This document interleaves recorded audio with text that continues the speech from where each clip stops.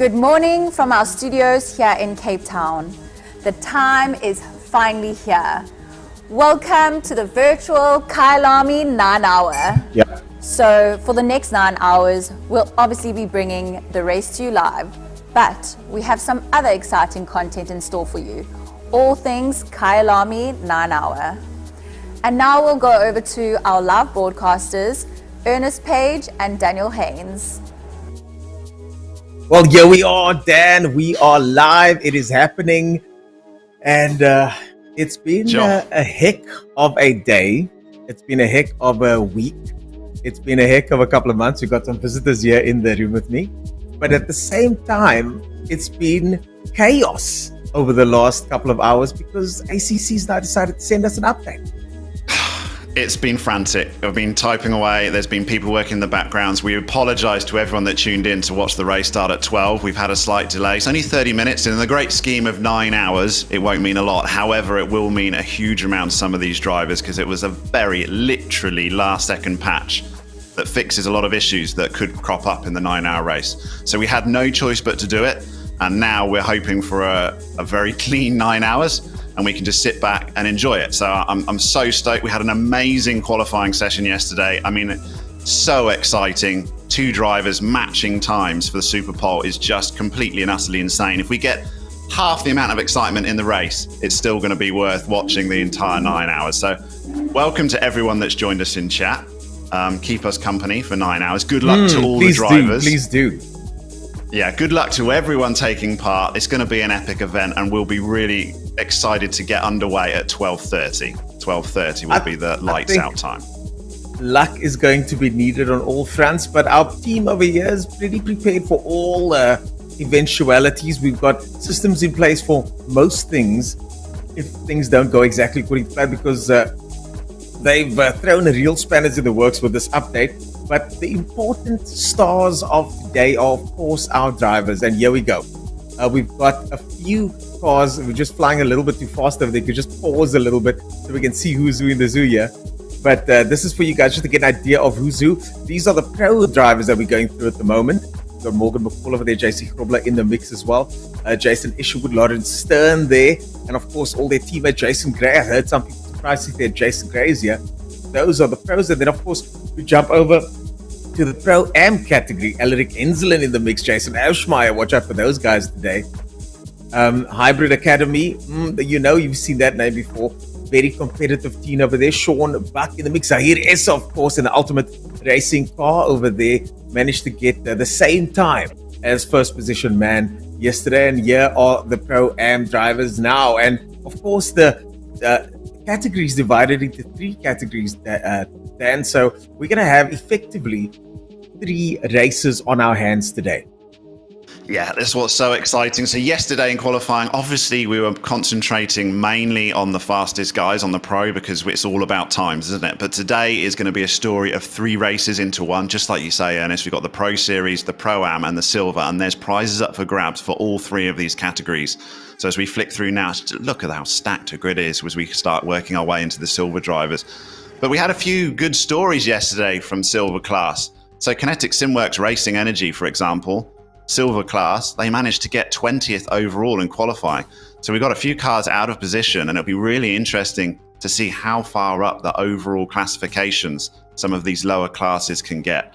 But that's the story today. Who can win Silver, who can win Pro-Am, and obviously who can win overall. It might even be a Pro-Am driver, it might be a Silver driver, who knows? We don't know it, and that's what you're saying. Kinetic Simworks, they are 17th position in the 488. And I mean, they should be theoretically in 21st position. So they're right up there. We got Kinetic Silver in 20th position. So I mean, the Kinetic Simworks Racing Energy, there's Vibe and Energy, the Silver category, and Vibe in Pro-Am. So I mean, that is an incredible turn of events for them. And then, of course, you got a couple of other Pro-Am cars making up the lineup. Above Racing is second in Silver at 25th. So there's a whole bunch of mix-ups going on over here. But then at the same time, you got 3 Pro-Am cars in the lower 5 positions, or at least 3 Pro-Am cars in the lower 5 positions. So they're going to be shifting their way through, and the lowest placed Pro cars are in 44th and 45th position. That's Hybrid Academy and Odin Racing in 44 and 45. So they are going to be trying to shift their way through the pack. And I see someone commented on the live stream there that 50 into the first corner. I mean, can you imagine 50 cars going into that first corner? I just hope these drivers know that they shouldn't be trying to win this one on the first corner or even on the first lap. Just get settled in and then sort of figure things out and make sure that 50 into 1 does indeed go. 100%. I mean, the first hour in a 9-hour endurance race is just, am I still in it? Have I survived? And it's going to be stressful for some of these guys. You mentioned Hybrid Academy, X4, Odin Racing, Grumpy Monkey Racing 2 are pro drivers that are starting from the back. Can you imagine how stressful the first hour of theirs is going to be? They've got to try and get through the entire field to join back up into their pro class. But yeah, I think guys will go in slightly different mentality in such a long race compared to a sprint race. Just get around that first T1 safely, please. Exactly. Fingers crossed. Yeah, I see Grumpy Monkey over there in 49th position. I mean, that is a tough spot for anyone. I mean, these guys are not going to be happy with that.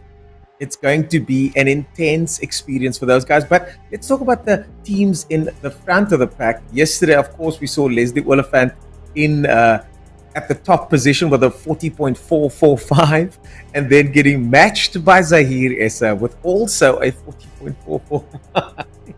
I mean, in the great scheme of things, it's almost irrelevant. They're fighting over a couple of meters of track position in a 9-hour race. However, I disagree. You think the bragging rights is enough? No, I don't think it's the bragging rights. I think it's the mental advantage. I think it's the fact that you're in first position. We discussed this yesterday with the fact that the first corner at Kyalami is effectively a right-hander with the king. So they're based on grid position, they're going into that first corner. It's tight left-hander. There are certain advantages to be gained with being in first position. So I think there is a notable advantage and psychological advantage for first place. Yes, you're right. It is a tiny piece of tar, but if there wasn't a fight over a tiny piece of tar, then we wouldn't be having qualifying. And like I said, motorsport is a dumb sport in the first place. We're going around in circles over and over. It makes no sense, but we love it anyways, and here we are. But by turn 2, if Sim Racing Masterclass happens to be in the lead, it'll all be forgotten about, won't it? So that's still going to be interesting. They're gonna be there to try and poach it. You might have matched me on time, but it's who's going to come out of turn 1 ahead. Yes. Yeah. And who's going to be driving first? We've got all these teams with all these different drivers. You've got Oliphant, Essa, Lewis, Patterson, Enslin, Adam, McCall, Van Rensburg, Bartel, and of course Isherwood. Those are your top 10. But who says who's going to drive first? There's going to be this weird overlap. It's up to us, you and I, and the producers to try and keep track of that overlap, because that's, I think, is going to be one of the most difficult things, because we're going to see certain drivers that are maybe not as fast as their teammates falling back a little bit, but that's part of the plan. You may see certain guys getting a bit of a lead, and they're going to lose that lead based on an overlap for, as you said yesterday, the Porsche's inability to travel certain distances versus the Bentley's ability to do the same. So there's these overlap that's going to take place over 9 hours. And although 9 hours is a long time to be talking, I mean, I've got my honey tea at the ready over here. Although 9 hours, all day. I've got 1 cup scheduled for every hour. I think the time's going to fly by. And I think the time's going to fly by for us. I'm not sure for the drivers so much, but I definitely think this 9 hours is not going to be as long as it's not 9 hours of sitting at home being bored. No, Let's put it that way. And we've got so much to add that was missing from qualifying, if you like, yesterday. We've got the story of the classes, who's going to come along with that. But don't forget, we had fixed weather conditions for qualifying for obvious reasons. That completely changes today. And I have got the weather forecast in front of me. I obviously can't share it too much with the drivers because send it to my WhatsApp, please. Send it to my WhatsApp. I could have. I will do. I could have made a lot of money by sharing this, but I'm not going to. But what I will say is a lot of thought went into setting the weather up for the server. If anyone knows us ahead of course of competition, you know that you cannot specifically program it. But what we can do is simulate 1,000 race weekends worth of weather to get a good indication of the average of the sort of weather we're going to receive. So the settings that have been chosen, there is only a 10% chance that this 9-hour race will be entirely dry. only 10% chance. It's a possibility, but it's only a 10% chance. A 90% chance of a mixed weather session. To give you an idea of what that will be is that the average rain shower, if it comes, we don't know when it will come. Even the admins don't know when it will come. An average rain shower on the simulation is around 2.5 hours, and then 6 hours between rain showers. So we're expecting wet weather at some point. At the moment, they're going around in the practice sessions. I'm looking over my screen, and it's dry. In the wet? It's lovely and Oh, in the dry at the moment. Earlier on, it was wet weather the driving. We bounced the server and it's suddenly dry. So they're going to start most likely in the dry, but weather will happen most likely at some point. It's unlikely, only 10% chance of a full dry track. So it's going to be interesting. And that's so much about endurance racing, is how you deal with these mixed conditions. That the strategy will come into play when you come in for wet tires, and people will be taking gambles. People will be playing safe. It's all part of the excitement of endurance races, and I can't wait to see it. I can't wait to see what happens. I absolutely cannot wait. And although I myself prefer sprint races in certain settings, I gotta say the pageantry, the drama that comes with endurance racing, you can't find it anywhere else. And that's what we're going to see today. That's what we've already seen over the last day or so, with qualifying happening yesterday, with seeding happening the day before, and with all these guys frantically trying to get their teammates together to try and win this thing. I think that this is going to be one heck of a competition, and I cannot wait to see what happens. I cannot wait to fast forward 9 hours from now or thereabouts to see you sitting on the top spot of that podium. And as you say, man, this is 50 of the best teams. That means you've got at least 100 drivers, 125 drivers or so, that are the best sim racers in the country, trying to position themselves in such a way that they can win this thing overall. Yeah, I don't know who's going to win it. We saw yesterday that the driver lineup is just totally stacked. I mean, it really is. That there is the possibility of a whole dozen drivers running away with an overall win here. And we're having another look for all these lovely cars with their liveries flick through our screen as we fill out a grid of 50 cars at Kyalami. It's going to be super special, and it's something we're going to have to try and keep a hold on as this 9 hours goes. The stories that come and progress as the silver class works its way through, as the Pro-Am class, see who comes out on top there. It's going to be really interesting, and we're hoping that as many people join us. If you see a story that you would like to be foretold on screen, then let us know in chat, and we'll make sure we cover as many drivers as possible. It's not just all about who's going to get the overall win. We've got stories all the way through the grid. 50 cars, everyone's up. There's prizes up available for everybody. It's it's going to be, if you're in 30th place, you're still racing with something, and that's what's so epic and separates this endurance race from the regular sprints that we're used to. Yeah, I definitely think that any drivers, I've got some information over here already. Some of the drivers have sent me some info. So drivers, please feel free to send some info. Stephen Koenig from Team Heaped Together, interesting name, they sent me some information. So we'll be dropping that info later. And more drivers, if you want to get mentioned, if you've got sponsors that you specifically want to mention, please send us that information. I mean, it's important that we push your sponsors. It's important that we give you guys the platform, so that in future you've got the opportunity to discuss it with your sponsors. In this current climate, it's very difficult to secure sponsorship, isn't that right, Dan? So if you do have someone that you need to look after, whether it's your mom making you tea across the span of the 9 hours, or it's a big company getting behind you and your professional drivers, let's give them a shout out, let's give them a mention. There's 9 hours to do it, so there's plenty of time. And this is, of course, a community sport. One of the things that I learned over the last couple of years from people in the community was that this is a community sport, and we need to take care of the community. So yeah, send us those updates, and we'll be sure to mention them as the race progresses. So we're really close to the start of this race now, but we've all had a very disappointing week, let's be honest. The official race next weekend, Kyalami, has been postponed.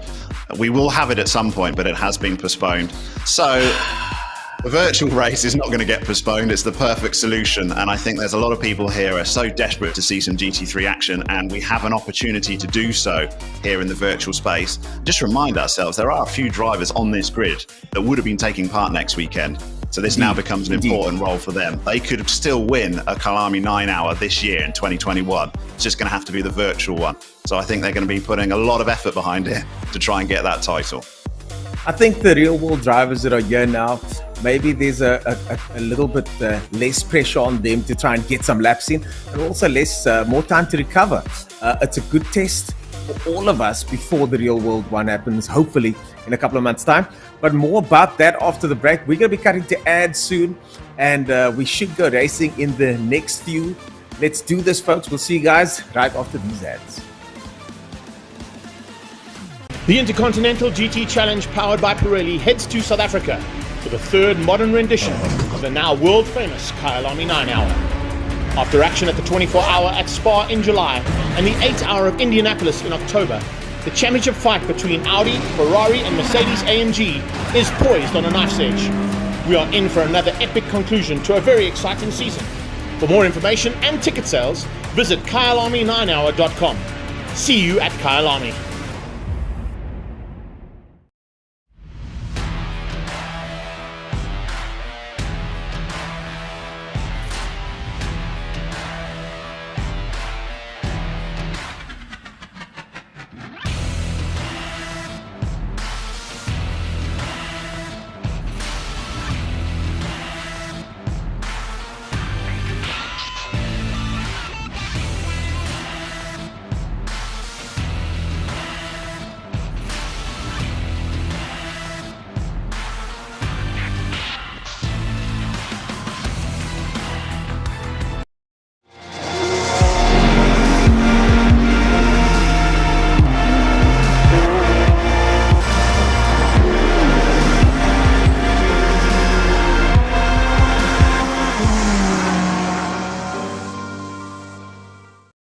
The 2022 season is upon us, and South Africa finally has an FIA-approved GT3 series.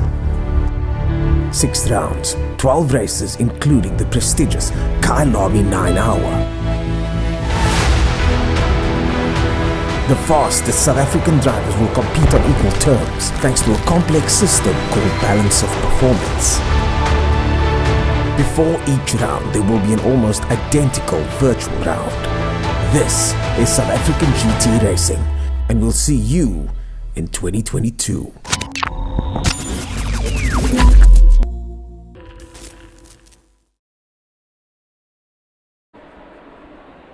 Well, folks, as is customary before any big event of such magnitude, let's now put our hands on our hearts and listen to the South African national anthem.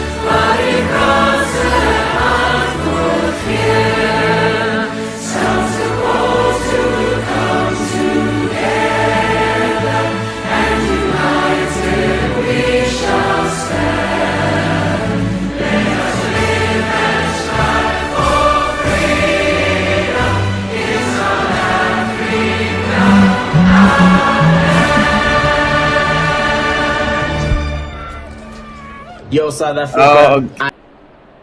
Gets me fired up every time, and I'm sure the drivers can agree.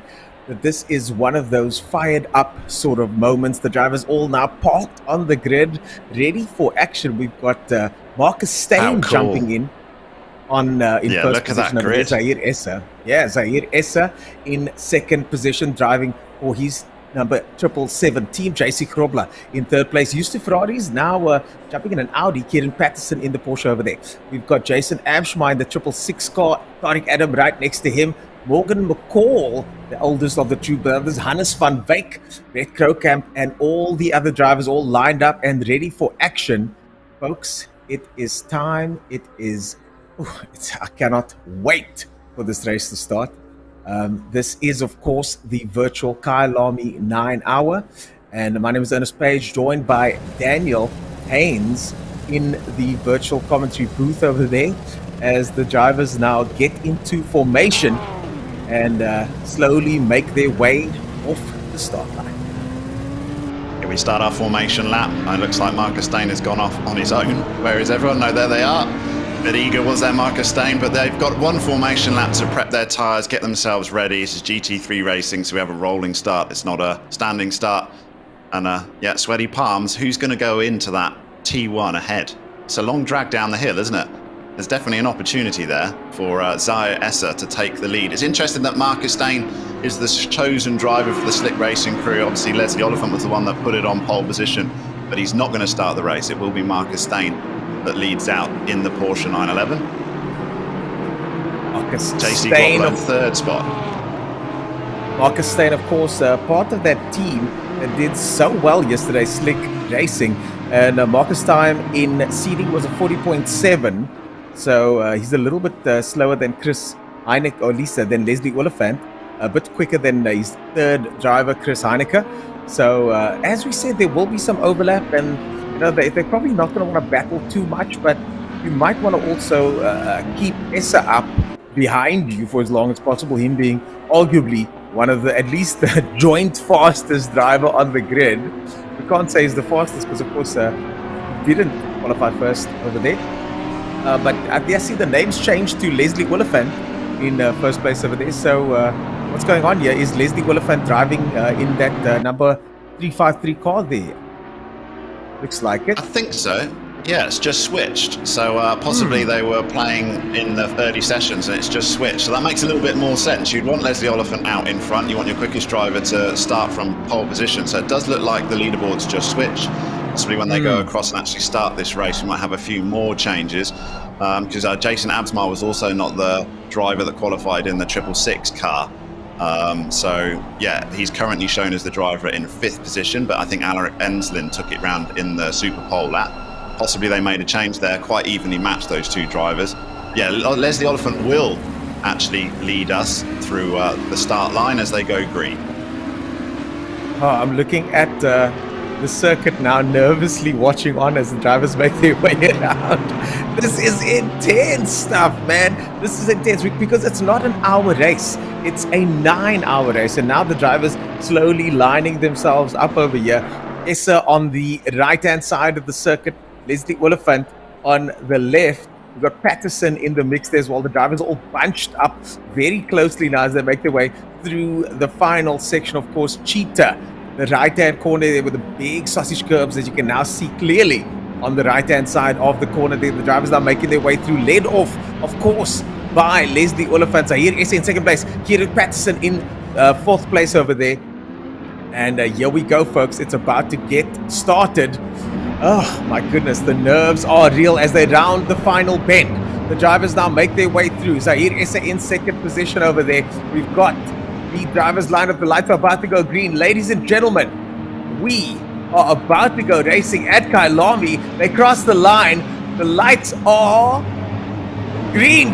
We are green flag racing. Leslie Oliphant in the 2nd position over there, in the left-hand side of your view over there in 1st place. Essa now trying to go down the outside. Essa having a look down the outside over there. Oliphant keeps the inside line. The driver's going through. Oh, Essa goes around the outside. Essa might have snatched the lead. Patterson looks on. Patterson now in 3rd place. Adam slots into 4th position. Blue right behind him. But the order has changed as Essa snatches the lead from Oliphant. And so far, I don't see much argy-bargy going on further back, we got Volkswagen having a bit of a mix-up with McGregor over there. But other than that, I haven't seen much go wrong. The lead back now, racing it out. A super clean start there from Zaire Essa, exactly what he wanted as he goes into the lead of this race. Unfortunately, I think we may have a little issue in the background with second drivers not being able to join the server.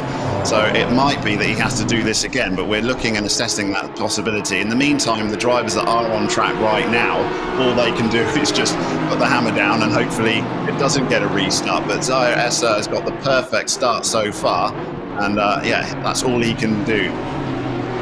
Tariq Adam in fourth position over there, having a look on Patterson. Patterson doing well to slot into third place, but so far they are all lining up one behind the next. Adam having a look at Patterson. He's going to try and go down the inside. Yes, he does.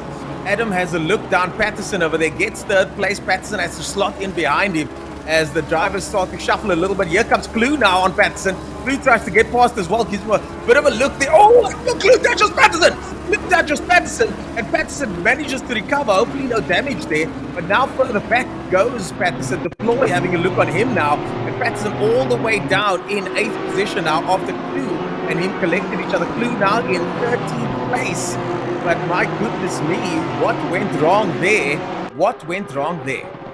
At least Patterson did manage to rejoin pretty safely. I don't think there'll be any damage to those cars, but yeah, not what you want at the start of a 9-hour race as he sends out the inside again. Kieran Patterson's got to work his way back up through the field to get back into his position. Overall, it has been a very clean start throughout the grid. I'm looking and I haven't seen any major incidents in the 50 cars that are on track. We've got Tariq Adams in the pits at the moment, yes. That's interesting. What does that mean? Is there something wrong with his car? Did he have an issue earlier on? Tariq Adam now in the pits. Very strange turn of events now as the drivers make their way around in this lap now. Sorry, Ennis, I've just got to cut you there. It looks like our production team have told us that, unfortunately, there's a whole group of drivers that cannot enter the server. Looks like every driver too can't get there, so we're going to have to restart the server and restart this race. It's exactly not what we wanted. It looks like it's going to have to restart, I'm afraid. So these drivers are going to have a second opportunity to do this. Some will be happy about it, and some won't be happy about it. But yeah, we need to do that, I'm afraid. Yeah.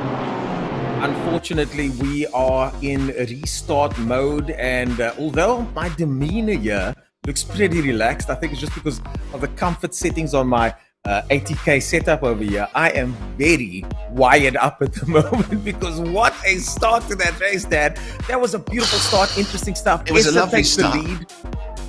Yeah, a lovely start, clean, through the field, it all looked good. Essa did everything that we thought he might do, send it around the outside. Look, Leslie Oliphant put up a fight though, didn't he? They were side by side through turns 2 and 3, but and then the pass was made for barbecue.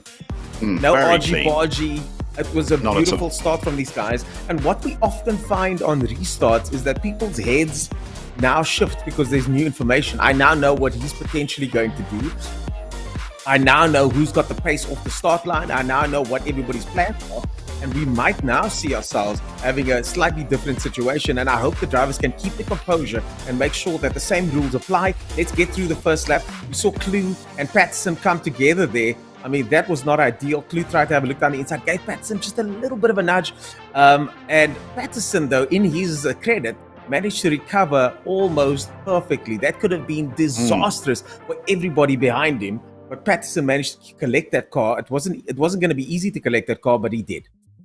Yeah, he did well, actually. He did well. He didn't have damage. He'll certainly be happy with a restart, though, won't he? So you're going to have one driver in Kieran Patterson quite chuffed that he gets a second opportunity, and another in Zaire Essa thinks, I did an unbelievable pass around the outside.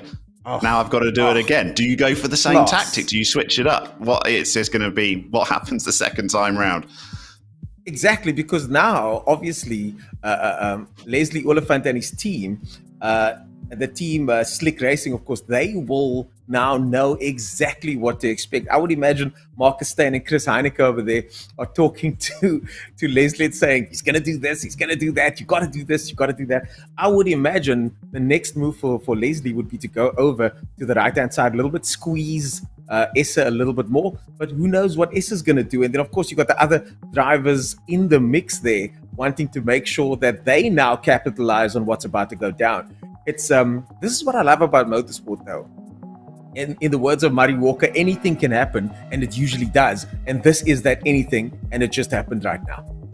Yeah, I mean, you can have a real start in real race conditions because of a pile-up into turn one. Unfortunately, we didn't have that. We had a pile-up on the server, so it's it's a little bit unfortunate that people can't join. However, in a 90-minute race, when these guys need a second driver, the first driver doesn't want to do 9 hours on his own, does he? So I think in the long run, when they discover the reason for the restart, they'll be quite happy that they don't have to do 9 hours. They're going to have some partners to join them later. And that was the issue, which has just been resolved. The server's now gone live again. If we carried on, we would have carried on for 9 hours with the same drivers in the car. We'd have had some very weary drivers as they get into the night session. Also, new restart has a different ability for weather as well. So it's going to be interesting to see what the next server starts. It isn't ideal, I appreciate that, but we're going to get every driver back in as soon as we possibly can, and we'll kick off again. I cannot wait for that. But what a start to the race. We've got the lineup of the cars back on screen now, and I mean, just incredible that we have to have a restart. Unfortunately, that is the where we're at now. This is the current lay of the land. As you see the drivers' screens come across there, and there was a little bit of a shuffle, but not too much. Nobody made up incredible amounts of positions, but a few drivers did manage to gain 1 or 2 positions here and there. That's exactly what we wanted. It's what the driver's briefing said. It was like, look, guys, we appreciate your racing, but just in the back of your mind, bear that in mind. It's a 9-hour race. You're not going to win it on lap 1, and it was a very good start. It's exactly what we want, and we just hope that the second time around we get the same again. So on our screens now, we'll just flick through the cars again as we go through the Pro-Am section. We've got plenty of cars to get familiar with over 9 hours, and also some amazing looking liveries. All of these liveries, or the vast majority of them, all been designed by the teams themselves. And they've got some cracking looking cars, and we'll look into that a little bit more detail later, as we also discover who won the design competition for the best livery, and go through some of the contenders for that competition. A lot of effort has gone into making this grid look as spectacular as it does, and we appreciate it as spectators for sure. Yeah, of course we do, and I mean it's always nice when drivers and everybody puts effort into the way things look and into the way these cars are presented. As I mentioned earlier on, the drivers it's important for them to get the message of their sponsors out there, and it's important for us to try and help you guys get that message out there as well. So we've already got a couple of drivers that have sent a couple of messages to the Discord, and keep those messages coming, guys. We've got Ulti over here from 666 team, Exalted Tauro Audi, I apologize, and he wants to give a shout out to our sponsors. His sponsors are over in France, if you can believe it. Kappa, Nugo, and Trevi Sports, and he started this team in January and already getting fantastic results. So well done to Ulti and the boys. And it's as I mentioned, it's way about the community over here, and this is a community sport. Yes, motorsport is also an individual sport, but we're also about the community. And speaking of community, the guys are still in the chats over here.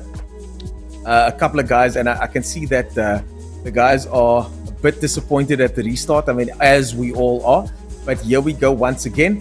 Stiganator, shout out to Stiganator on the stream over there. Peter Oosthuizen, Stephen Berry also in the mix there as well. CR Fenter, Raymond Mooney. Some of the guys are suggesting maybe grab a beer and get settled in. I think that might be a good suggestion. Might be the case. Yeah, that might be the case for many of the guys, but I think the number two and three drivers need to maybe not take us up on that offer, maybe skip that beer. We've got 47 drivers in the lobby at the moment, and waiting for the last couple to join, and once they do, we'll be green flag racing once again. Yeah, we've got a lot of people in chat, and it's nice to have them. I'm just looking through a few names. There's a few names in here that you would expect to see on the grid, actually. Some quick drivers. Nick Hodgson joining us, a good friend of mine. He can't make the race, but he's going to be watching. Nick Hodgson, he's a motoring journalist, if that's the same Nick Hodgson that I'm thinking of. He races Lotus as well, doesn't he? He does indeed. And he's incredibly quick in the sim race South Africa scene. He's a champion, multiple champion in Assetto Corsa. But he'll be joining us and watching this race. He's excited to see the start. A few other drivers as well. Roman Mooney's a very, very quick driver. Couldn't, unfortunately, qualify for this race because it's South African drivers only, and he's an international driver. But I think he will be supporting kind of like you. team. Kind of like you. Hey, I live here now. I can't race in it because I'm too slow. So I have to sit and talk about it for 9 hours with you. Yeah. Those that can do, those that can't talk. That's it. That's why we're here. But we're very much looking forward to watching those that can do. So Yes, we'll see indeed, 141 drivers that can do. Yeah, I'm a fan of the sport, so I'm a fan to see how these guys do. I'm a fan of how these guys get on. It looks like we're about to get going. Still 5 minutes to go. Just waiting, and we're trying to. I'm trying to connect here myself. I'm in, so I think the vast majority of the grid are in, which is good. They're sat there waiting on the grid, and the clock's at 4 minutes 30 seconds. Sure, you think you've psyched yourself up. You've already gone through this once. You've psyched yourself up, ready for a start, and now you've got to do it all again. You've got to hit reset. But I think over a period of a whole 9 hours, all of these teams are going to have several things they're going to have to deal with that would be unexpected, not just a random restart. And at any moment, you could come across a back marker. You've suddenly got a pit stop you weren't aware of. You're going to do a driver change that wasn't scheduled.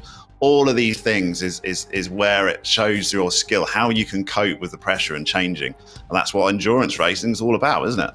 Indeed. I am having some issues on my side trying to get in on spectator mode. Are you in, Dan? Yes, I am. I'll send you the change password. Okay, I think I've got the change password already. But some other reason I'm getting kicked out here. So I am having issues, but that's not about me today. It's about the drivers. As long as the drivers are in, then we can get cracker lacking. And looks like we're about to get started over here. It's racing time, folks. It's finally time to go racing. I mean, this is what we've been waiting for. My nerves can't take another situation like this. I don't think we need the national anthem again. I think we've sung it once enough. But it's nice to see the grid, isn't it? Look at this camera view. Awesome as we slide through the middle pack of 50 cars at Kyalami. That's the most cars you can fit on this circuit. In fact, there isn't even 50 grid spots in the pit lane. There's 10 teams sharing a pit box. It's that full. So we couldn't get any more cars on this circuit if we tried. And they look brilliant. Look how good they are. All the sponsors, all their skins, all the drivers ready to go for the second time, this time hopefully without any issue. So we've got, I think, 2 minutes to go until the formation lap. 2 minutes to go until we start the formation lap once again.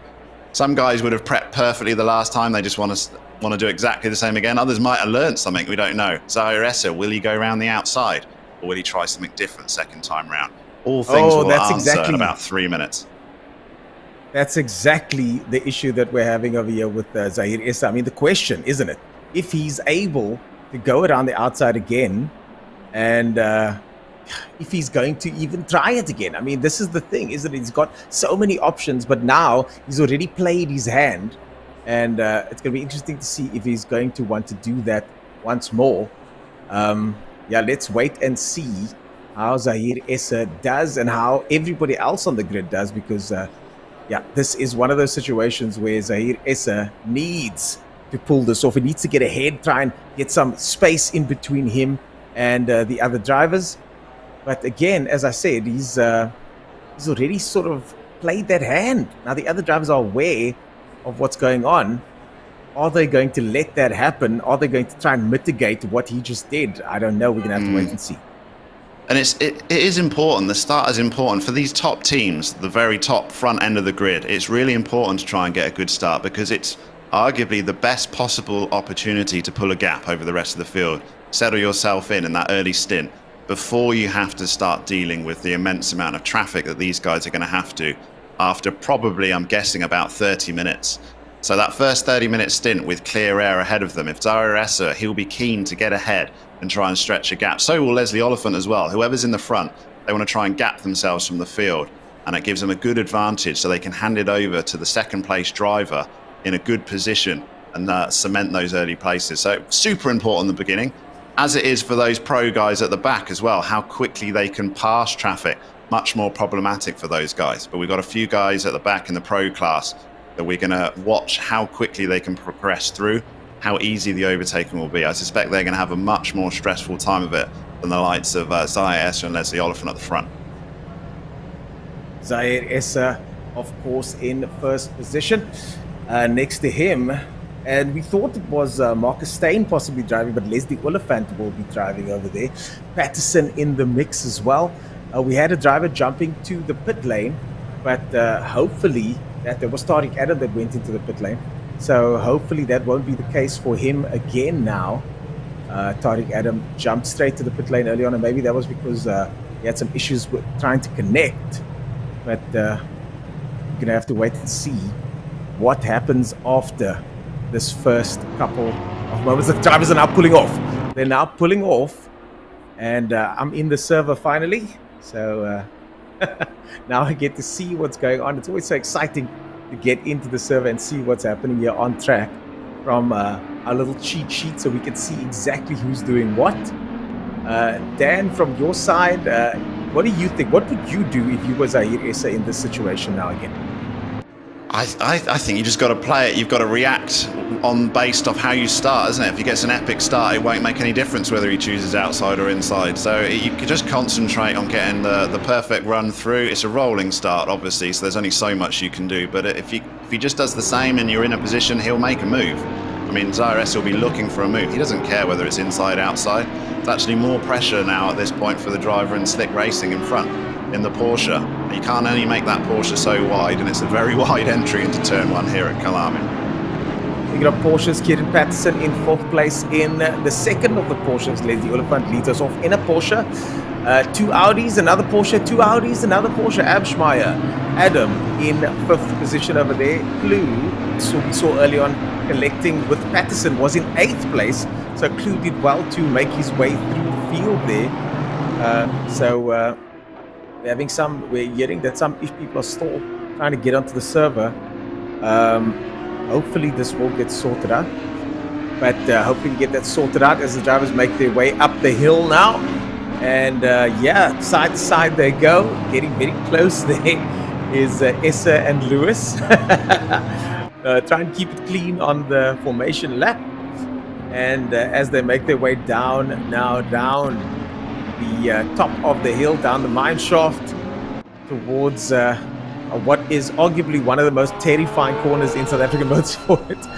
The Porsche going all the way through the Audi over there. Let's keep it clean. A little bit of intimidation tactics happening over here.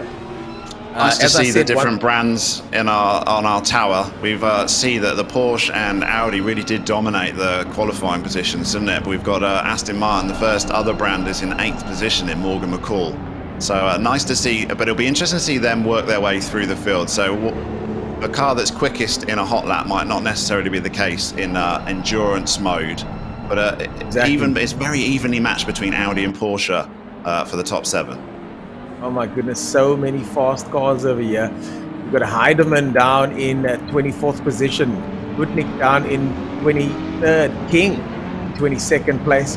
Further up, Waberski's in 15th. Deploy in 12th. We've got Clue, as mentioned, in 8th position as they now make their way around the final bend once again. This is the second time we're going to be trying this, folks. We've got Oliphant in the left-hand side of the circuit. Essa on the right-hand side of the circuit as they make their way towards the light. Lewis in 3rd position, Patterson in 4th, Ashmeyer behind him, Adam right behind him. They go towards the lights, they cross the line, wait for the lights to go green, and so it does. The lights go green, and Essa once again with a fantastic start. Adam with an even better start. Adam trying to sneak up behind Patterson, goes around the outside of Patterson now. Patterson trying to squeeze, but doesn't do so. Essa around the outside, Adam all the way around the outside. There's going to be a little bit of a tight racing section over here, very tight, but this time Adam runs wide. Patterson holding his own there. Adam has to back off. It looks like Essa has to back out as well. Issa still around the outside. Willifant down the inside. Willifant's in the lead with Lewis now trying to go for second place. Lewis alongside Issa. Lewis sneaking up behind Willifant. Will Issa heal? Will Patterson be able to make his way further through? Patterson right behind him, watching on, waiting for disaster to take place. But so far, so good side by side. Issa now makes his way back into second place. Issa slots into second place, has a look down the inside, but Willifant maintains first position. What a fantastic start by all drivers. Tariq Adams had a blinder of a start, but then went in a bit deep into turn one and had to drop back, and I think he's back where he was. But Essa and the Slick Racing crew and the Porsche were side by side for half a lap, basically. And Essa's had to drop back into second place. Brian Lewis putting a lot of pressure on Essa. Essa didn't quite have it all his way this time in the restart, so he's going to have to try and find another opportunity to get past that Slick Racing Porsche.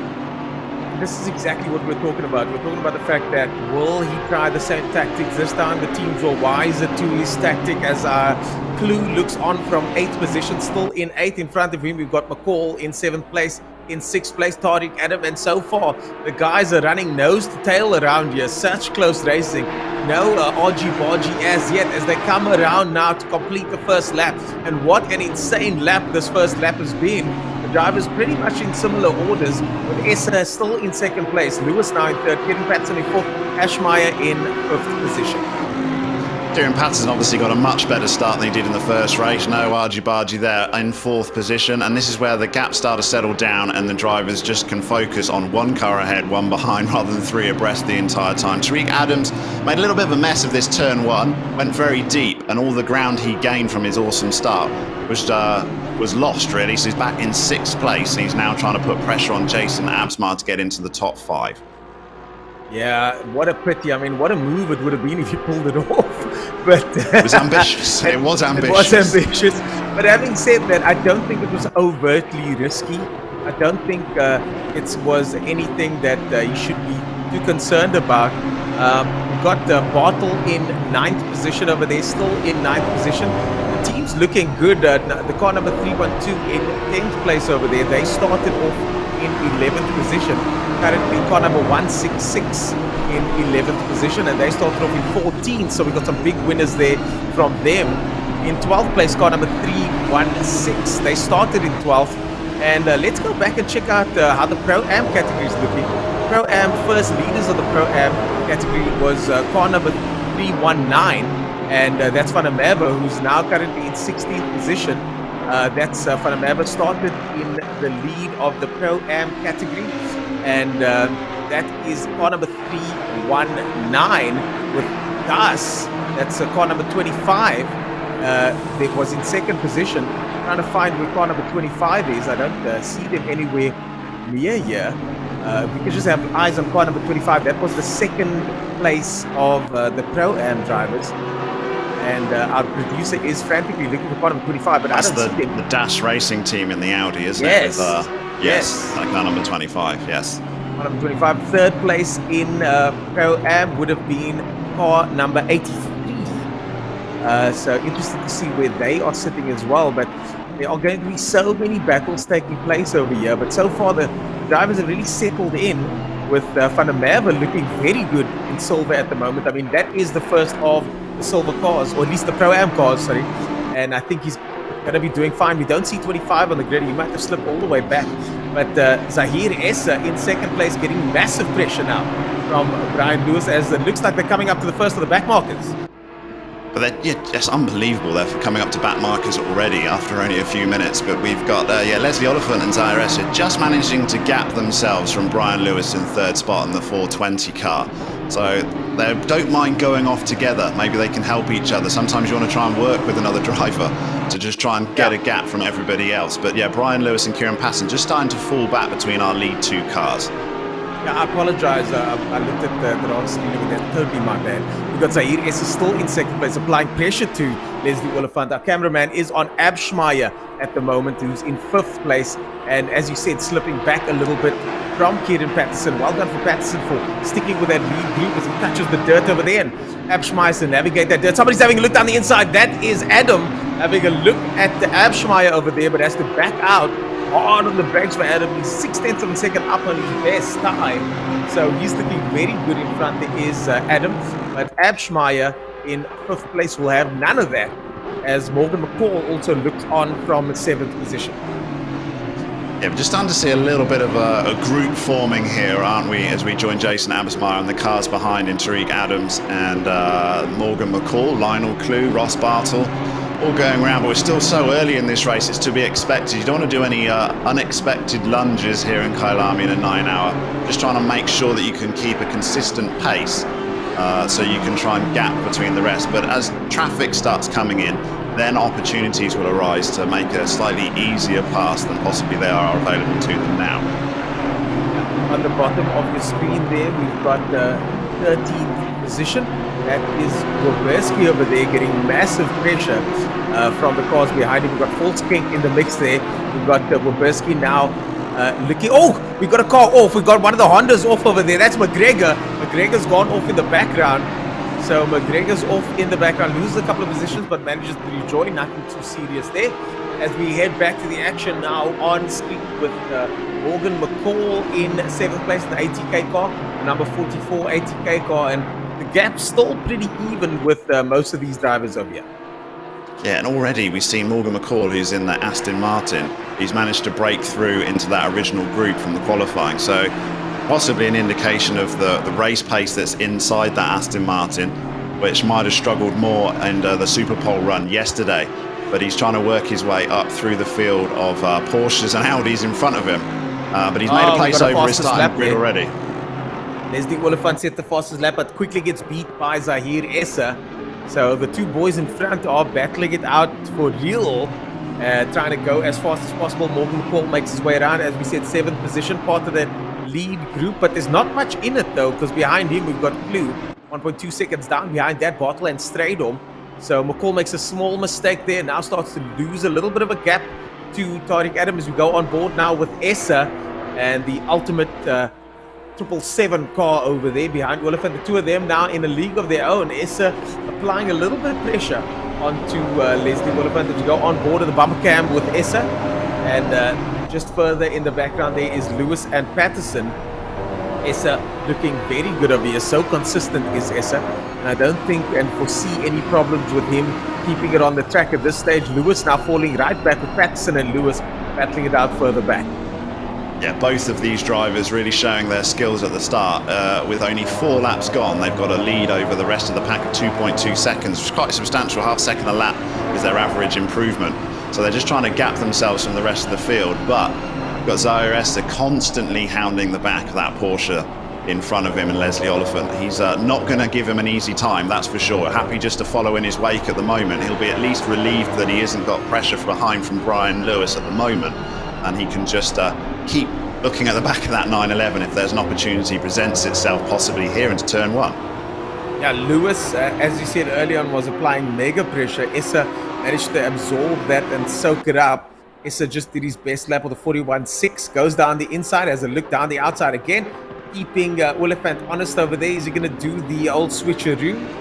As they come through this complex section here, this section really is one of those sections where you can pull that move off, and I think he's going to try and do it. Does not, thinks twice of it, and Essa still just making sure that Oliphant knows that he is all in that rear view mirror, that big Audi R8 behind him. That's definitely his chance though, isn't it? Through braking zone of it's technically turn 2, we've been calling it turn 1, but turn 1 is called the kink. It's a non-event in the middle of the pit lane straight, and then you go into the turn 2 Crowthorne. That's where he's looking. If he can get side by side through the Juxie Sweep and then trying to cement his position by turn 5 Barbecue, that's our opportunity. The rest of the lap he's just going to have to sit behind and just wait for it to roll through. So we're back on board with Kieran Patterson, putting a lot of pressure on the back of Brian Lewis now in the 420 Audi. 420 Audi in 3rd position over there, and we've got the group starting to form behind Lewis over there. This is one of those not so good positions where even though he's in 3rd place, he's seeing the lead group pulling away, but he's seeing the group behind him start to pile up. So Lewis in the least enviable position at the moment, in 3rd place, touches the dirt that time, and has Patterson all over the back of him. Both these drivers taking a solid line through. They're not touching too much curb as they make their way down the main straight now. BMW comes into view. that BMW, of course, belongs to Bartel, the first of the BMWs in 9th position. And further forward from him, we see Clue in that Porsche. In front of that, Morgan McCall in the Aston Martin. In front of that, Tariq Adam in the Audi. Jason Ashmeyer also in an Audi. Kieran Patterson in a Porsche. And Kieran Patterson applying massive pressure now to Brian Lewis. I think we're starting to see a battle going to unfold there for 3rd place, certainly as Patterson starts to apply more and more pressure. It looks like Lewis made a tiny mistake there, another mistake, and now Patterson getting closer. And you've got to ask yourself, at this early stage in a 9-hour race, we're only 12 minutes in, do you keep soaking up pressure, losing time, or do you let the guy behind you go through? I mean, if this was only 20 minutes to go, obviously you're going to be defending for your life. But I'm not so sure he wants to defend. He just wants to concentrate on his own lines. And if Kieran Patterson happened to send it, perhaps in the long run, you're best just letting him go. Yeah, I agree. I think you're best just letting him go past. But at the same time, it depends on who's the fastest in the team, what the team orders are. We don't know what Patterson and the guys from the number 101 team, PWSR, who are, might I add, very popular on the stream. I saw a lot of shout-outs to Team PWSR. So, we'll have to wait and see. Zahir Essa still applying massive pressure further down the road. Leslie Oliphant, used to this kind of pressure. I think someone that's seasoned in absorbing this kind of pressure is, of course, Leslie Oliphant. He's no stranger to taking in this kind of pressure. Not at all. And we noticed after lap 4 that our front leaders and Leslie Oliphant in the Porsche and Zahir Essa in the Audi, they had gapped 2.2 seconds, but that's stabilized now. In fact, it's dropped. So they have not been able to pull away any more in the next 3 preceding laps, as we've seen Patterson still constantly fighting with Brian Lewis here. Abschmeyer is getting held up by the back markers over here. Van Zyl gets a drive-through penalty immediately. Maybe that's for holding up the back markers, but Abschmeyer, the big loser over there, drops all the way back and lost out quite a bit of time there on the pack because of that back marker. Adam now applying pressure to Abschmeyer as we look on at Patterson in 4th position. Still nothing much has changed, but this, people look at this in motorsport and think, but nothing's changed. It's boring, line astern sort of racing, but that's not the case at all. These guys are soaking up pressure, applying pressure, waiting for the moment when somebody gives, when something breaks, and that's what this kind of racing is all about. 669 gets a warning. Car number 45 also gets a warning. I think it's because of the back markers. The guys have now officially caught up to the back markers. And it's tense out there, man. It's very, very tense out there with a big differential between the drivers when it comes to pace. It's much earlier than I was expecting them to come across back markers, but I think the field spreads out so much on a rolling start already that it was only really half a lap with 50 cars there. They've caught them much, much quicker. That lightning pace that we saw at the start from Leslie Oliphant, Zahir Essa, 141.6. They matched their best times, but they're lapping considerably slower now, a good half second slower than they were, and that's because they're already having to deal with these back markers. Minard gets overtaken by McCall. McCall now slotting back onto the back of T. Adam, with Adam applying pressure to Abschmeyer. Abschmeyer, as I said, losing out a little bit to those back markers, and here comes Adam now. Adam having a big look at Abschmeyer over there with McCall right behind him. Minard in position number 44, just behind that in the 923 Audi. The 923 Audi in, as I said, position number 44.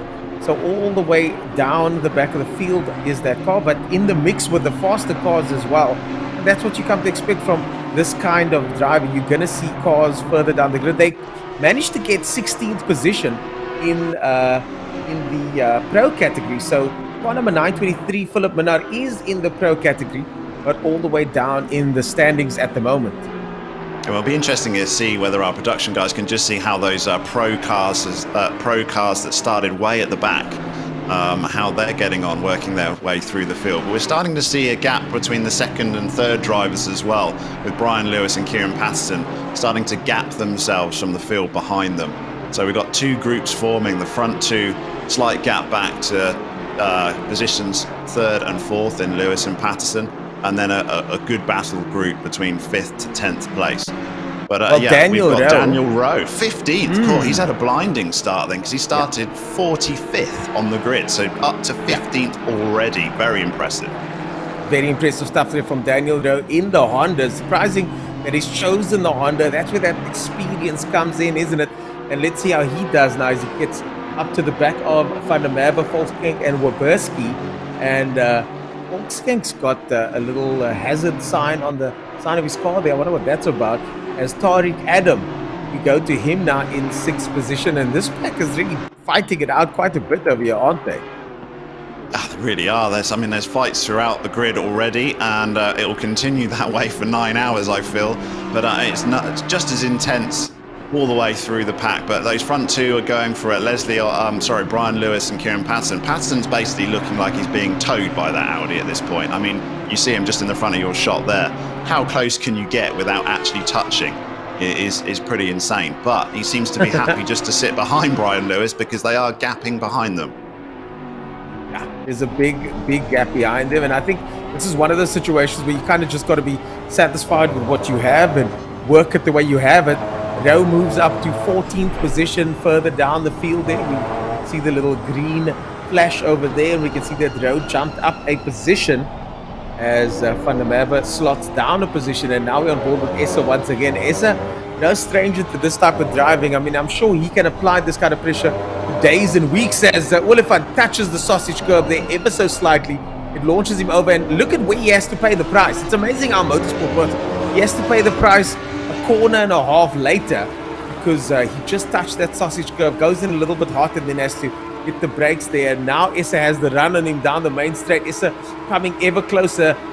Oliphant defense. Essa goes around the outside. Is this going to be the same move that we saw earlier? Essa all the way around the outside. Oliphant defense. Oliphant has the advantage so far. He's going to cut back across. It's very close. Essa yields and pulls back, and I suspect that if Essa didn't yield there, that door would have been shut firmly in his face. But Oliphant playing it by the book there and shutting the door as we look back on the field. I'm looking through the field here. Rowe once again now. Great driving from both of those two, though, isn't it? Oh, yes. That's the third time they've gone through turns 2, 3, 4 to side by side, and Essa hasn't been able to come out of barbecue ahead. But he's just happy just to wait, slot back into his position, and run for the next lap. But that's definitely the spot where he wants to make a pass. We've got eyes on Tariq Adam over there now in 6th position. And Rowe made another pass early on. So Adam is in 6th position with McCall behind him and Abschmeyer in front of him. And these boys have been going at it for a long, long time. So interested to see how they do. Tariq Adam in the number 33 car started in 6th position. Morgan McCall started in 7th. So these guys are as ease with Jason Abschmeyer. The 666 car started in 5th. So these guys are pretty much as they were earlier on, and now they're trying to change that any way they can. The team that isn't as they were is Team 319 in the Ferrari, and they're currently leading the Pro-Am class up to 17th place overall in the Pro-Am. So they'll be very happy with that early start. I think we might see a few Pro-Am cars if we see Cyressa now looking this is the best he's ever had round the outside. But I'm just so happy to block that inside line is Leslie Oliphant in the Porsche, and Essa has to drop back. It's a long way round that outside of turn 2. The nice thing that Essa doesn't have to deal with is any pressure from behind. Him not pulling off that move doesn't mean that he's going to have to deal with a charging Lewis behind him, and that's going to give him some sort of consolation, because at least the maneuver is, and it's a failed maneuver, but it doesn't mean it doesn't put him in any sort of jeopardy. It doesn't put his team at any sort of risk, as he just keeps looking down the inside, doesn't he? Just keeps letting Oliphant know that he's there, and that he's not afraid to do something about it. See the They are names on the losing side of the time, car though. It is costing them time, this battle. The last time through the gates, they were 3/10 slower than Lewis and Patterson behind. So if this carries on for much longer, that gap back to the 3rd and 4th position will not be there anymore. So I think S is starting to feel like he needs to get this pass made, so he doesn't get sucked back into the group behind. I see what you're saying. And 2.7 seconds the gap at the moment. Let's see what happens with that gap. Essa gets a little bit sideways. You can see Michael Stevens' name over there. Michael Steven, Stuart White, of course, very seasoned racer. Oh, deep braking there from Essa, gets up very close and personal to that Porsche. And we're now sensitive, Assetto Corsa is, to that type of maneuver. The tiniest of touch will send the car spinning in front. So Essa managing to stay on the brakes there. And he's going to have a go here, though. Lap 12, Essa's looking. He's going to be around the outside once again. Finally, when he managed to make it. No, he's going to cut back, possibly, try and get the inside. He's got his nose just there, but not enough. So, Slick Racing Crew and the Porsche 353. Up barbecue. He sends it. Essa's going to have this done. Gets up alongside the Porsche now. It's 1/10 of a second between them. There's nothing in it. Who's going to go into the right-hander first? The Porsche's got the line. Essa back around the outside. But the Porsche, if Essa stays around the outside, he could have the line for the next corner, but he doesn't manage to do so. In the S's, you're not going to pass in the S's, Essa. So he had a real good look and sunset, but they run out of grip there, and then you just got to regroup. They're going to work their way down now to Leerkop. And you believe this is a battle for the lead, folks. The gap now to Lewis down to 1.5 seconds. And you were 100% right, Dan. That is going to cost them. These shenanigans are costing both of them. But I think the biggest price to pay at this stage is Essa. We got the speeds into turn 1. Essa with 240 kilometers an hour. Leslie with 235. No surprises because of the slipstream that Essa would no doubt have gotten into that first corner on that main straight. Yeah, extra 5 kilometers an hour is basically meaning that S is getting an opportunity into that turn 2 Crowthorne every single lap, isn't he? You just feel like it's inevitably going to happen. This pressure is really starting to mount. 12 laps of it, and S is now starting to lose a little bit of patience, I think. He wants to get that pass made. He wants to get on. Rowe takes another position, and he's now in 12th place. I mean, just fantastic performance from him. Unbelievable turn of events from Rowe. He's gained 32 positions, if you can believe it. Crazy. Yeah, that is right. That's Alonso sort of style, isn't it? Lap 1. Oh my goodness, He's got the fastest lap. Daniel Rowe is on an absolute charge over here. A man on a mission, coming all the way back from, I'm not even sure, 32 positions further back. That's 45th position. And now finds himself in 12th place, applying pressure now to Waberski. Demonstration of how unimportant qualifying is in a 9-hour race. Possibly Daniel Rowe would have been in a good position even in a sprint race, but he's still got 8 hours and 37 to go to just try and get another 11 more spots. Should be easy, shouldn't it?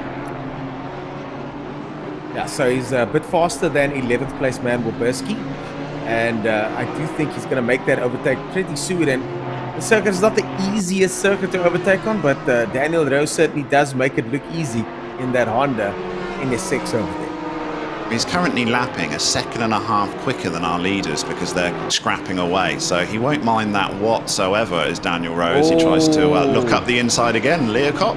Waberski, I think, let him go there a little bit. I think Waberski let him go. I think Waberski knew that that this was a exercise in futility to try and to give him the old hip and shoulder there would have been a bad idea. So I think Waberski let him through on that one. I think so as well. There's no point fighting, as we said earlier. Sometimes if you know a car's coming up and lapping a lot quicker, these drivers will know that in their live relative deltas on their HUDs. So you see a guy closing the gap super quick in a 9-hour race, you're not going to defend, are you? You might try and keep your position, but you just won't bother defending that position. So if someone sends up the inside, you just let them go. Here comes Morgan McCall in the ATK car in 7th position. And that little purple sign on your screen over there, that is the fastest lap. And that fastest lap currently belongs to Daniel Rowe in 11th position now, all the way from further back, 41st position. I mean, that's frankly unbelievable. As we he's seen a lot of good racing already, hasn't he? A lot of passes that he's had to work his way through to get up there. That he's going to be race crafted out already, but also super confident that he knows that he can do it. Jason Abschmeyer now, looking back on Jason Abschmeyer. He's got Tariq Adam and Morgan McCall behind him. And these guys are so incredibly consistent in the way they drive, as Leslie Oliphant further up and Michael and Zahir Essa come up on another back marker. That's Phil Yoon in front of them in the number 86 car. And hopefully that doesn't cause any issues. But on board at the moment with Abschmeyer looking back at the action right behind him. And the top 10, just looking at their last lap times, very consistent. Everyone seems to be lapping close or thereabouts in the low 42s. We have seen the odd 41 second lap go through, but it's a little bit unusual. So they're just starting to get a little bit more comfortable in their pace. I don't think Leslie Oliphant's feeling too comfortable, though. He's got Zaire Essa through Ingwe. Super close here. I think we're going to see another pass opportunity. Comfortable isn't a word I'd use to describe Leslie Oliphant's demeanor. Oh, tries to sell him the dummy there. Tries to stay on the inside, does Essa, but Oliphant is wise to it. That was some really amazing racecraft from both of them there. Essa tries to sell him the dummy. Oliphant isn't buying it, and Daniel Rowe sets another fastest lap as the two front runners battle it out, and giving Rowe the opportunity to ease closer towards them, because a situation now where Essa would get away, Essa's clearly got the pace. He would have run away with this and set himself maybe a 5-10 second gap, but Daniel Rowe now in a very interesting position where he just gets to slowly, hand over hand, hand over fist, get closer to the lead pack. Yeah, very possible, isn't it? We're seeing Leslie Oliphant, he just knows that he has to at all costs defend that inside line into Crowthorne. So, I mean, he was very, very defensive on that lap. We're only on lap 15 of a 9-hour race. That's not really sustainable, I feel, but he's desperately trying to hold on to this lead, is Leslie Oliphant. And he knows that Essa's just going to sit behind him for the rest of the lap. So he has one little nervous corner every single lap. Will that 5 km/h advantage being in the toe, but round the outside it's not been enough yet, has it? It's not been enough. We're seeing Essa desperately trying to get his nose on the inside, but there's just not space left for him to do so. Essa currently 0.3 of a second back. That's absolutely nothing in it. 14.3 seconds is the gap to Daniel Rowe. Daniel Rowe, Arno Fasaki, and Bagel Grobla, teammates in that NSX GT3. I'm sure his teammates are shouting from the rafters at the moment, as the Audi now once again has got incredible speed down the straight here. 237, 240 kilometers, 239, goes around the outside, has a look deep around the outside, but will he be able to keep it there? I think this time it's a bit closer than most. Has to back out. The Audi not so comfortable on the curbs there, looks like it. And as soon as he touches the curbs, Morgan McCall now having a look on Tariq Adam over there. Tariq Adam managing to defend Morgan McCall. As mentioned, McCall started in 7th position, still in 7th position, trying hard to get past Tariq Adams, and this could be the move.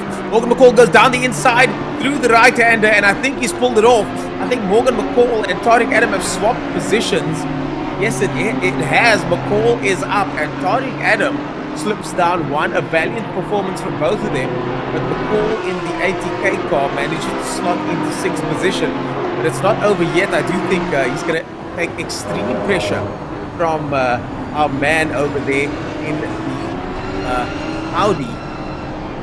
It's a great pass made, though, in an unorthodox position from Morgan McCall. He poached that one, and he'll be pretty chuffed. Going back to our leaders, Leslie Oliphant, he's positioning that Porsche perfectly.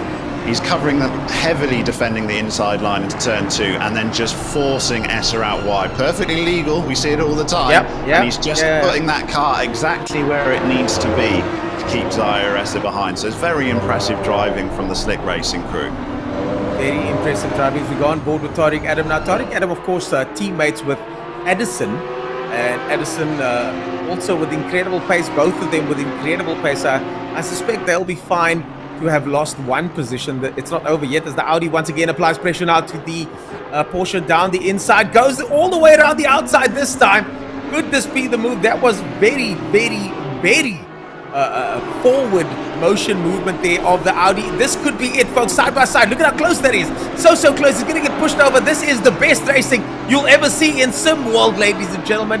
This is sim racing at its absolute finest. And Tahir Essa snatches the lead finally gets the lead in the ultimate car, and now Zaire Essa has clear air in front of him. Can he start to eke out a gap on our man in second place over there? And he was running out of time to do it, wasn't he? Because look at the gap back to Brian Lewis. It's less than a second now. Zaire Essa, you felt like that was coming, and Leslie Oliphant just did everything that he could to keep him behind for 17 laps. But now Essa's got clean air. Will he be able to gap? I think he probably will. Bit of relief from Oliphant as he can drop back and try and be the hunter instead of the hunted. And we've got an Audi in the lead of this race in the 777 Masterclass car now, instead of a Porsche that's led for the first 17 laps of the virtual Kyalami 9 hour. Virtual Kyalami 9 hour. If you've just joined us, folks, this is the virtual Kyalami 9 hour, the premier event when it comes to esports sim racing. My name is Ernest Page, joined by Daniel Haynes. And if I get Daniel, if I pause off the Daniel's name, it's because our producer's name is also Daniel. And but there's only one man on the mic, and that's my man Dan over there. Dan, what an event so far. What an incredible event so far. Oh, it really is. We've had a great start. It's the second start. We've had a great start already, and we're starting to see just a small amount of a gap between Zaya Esser and Leslie Oliphant, bearing in mind that there is an advantage in the tow. We saw that 5 kilometers an hour that it was worth in the tow. So we want to try and break that as far as Esser's concerned. He wants to try and gap a good second, almost think of it as a DRS zone, if you like. Just trying to get out of that tow, break the tow. In the meantime, Brian Lewis has closed the gap substantially and will be piling pressure on that 353 Porsche in the next few laps. So Oliphant's not going to have time to breathe here. He's held back one driver for a good 17 laps, but he's going to have another Audi behind him looking to make a pass into turn 2. In the meantime, we're also not sure exactly what the tyre situation is for these cars, how much of that Oliphant has used to defend so far. Zahir Esser's best time is 141.6. Oliphant with exactly the same best time. Brian Lewis with a 141.9. Kieran Patterson, Jason Abschmeyer, Morgan McCall, all with 141.9s. So the packs are so evenly matched. Yeah, they really are. It's not. You're never going to have chance. You're never going to have a gap in a 9-hour race at all, are you? You're always going to have cars around you. Look how tight it is here with Tariq Adams and Morgan McCall in front. McCall got the pass done, but now he's run up against a bit of a brick wall in Jason Absmeyer. Look, he's a sandwich between two Audis here is Morgan McCall. He wants to get his Aston Martin clear of Jason Absmeyer. It's not going to be easy. Very formidable opponent is Jason Absmeyer in the 666 Audi in front. Yeah, the 666 Audi, of course, belongs to Exalted Powder Racing, and I was chatting to Uti earlier on. I think it's from Exalted Powder Racing. These boys formed the team early on in the year, and it's interesting to see how far they've come. They've actually got international sponsors. I mean, that's just incredible stuff. That's impressive, isn't it? Impressive. To this point, isn't it? It's Joe is further back and looks like he might take even more positions. Daniel Rowe, of course, a works driver for VW Motorsport, and someone that's no stranger to pressure, someone that's no stranger to applying pressure. And he's got to try and get past Sean Stridham in the Aston Martin, who I'm very familiar with. There's been much improvements at a course of competition only this year. In league races I've witnessed, he's had some great results. So he'll be happier than he would have been a little while back, coping with this pressure. But it's got to be a little bit overwhelming when you look on the sheet and you see Daniel Rowe is the driver behind you. That's not just he's that. Very well known in sim racing, in real world racing. You start sweating a little bit more than anyone else, don't you, when Daniel Rowe's hunting you down in a Honda. And also the fact that Daniel Rowe has got the fastest lap on a grid of world-class drivers. I mean, he is absolutely no slouch at the moment. And now he's consistent as well, Daniel Rowe. I see his fastest lap was a 141.557, but his last lap through was still a 141.9. So he's consistently quick in the 141s.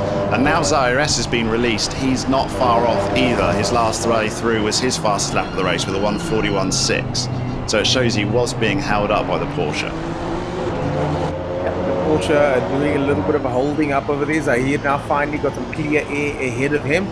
And as I cycle through the packs, the grid's starting to separate a little bit more and more now. And the man to watch. Oh, Daniel Rowe has a look down the inside. Big time has a look down the inside. Takes the position. I think he didn't fight that Stridham, did he? No. Yeah, Stridham didn't put up much of a fight there. I don't think that would be necessary. I think that's exactly how you want to drive, isn't it? Concentrate on your own line, and if a driver happens to send it up the inside, let them go. No point fighting them. If you're quicker, you'll get past them eventually on strategy, or you'll get past them eventually on your own pace if they're pushing too hard. So I think don't blame it at all for allowing Daniel Rowe through there. Yeah, straight on gave him a little bit of the old flash of lights there. Maybe they know each other. Maybe it's just like, you go get it, boy. He knows that he is on the hunt. Wants to give him every opportunity to get that hunt complete. Robert van der Merwe now in 15th position, down 2 from his starting position of 13th place with the 333 car. They started in 13th place in Aston in the Pro category, down 2 positions at the moment. And looking good in 15th, applying some pressure now to Paul Skenk in the number 404 car, and they started in 18th position.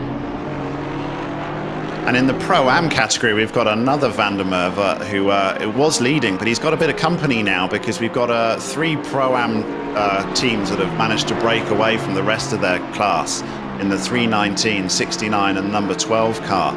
So we'll have a little fight there between who can be overall leader of the Pro-Am, as we need to mention the silver class as well in the 320 car. So we're starting to see a few. They're working their way up in their own overall classifications. It's a good result. It's an unbelievable result. The 319 car over there, as you can see, in 18th position.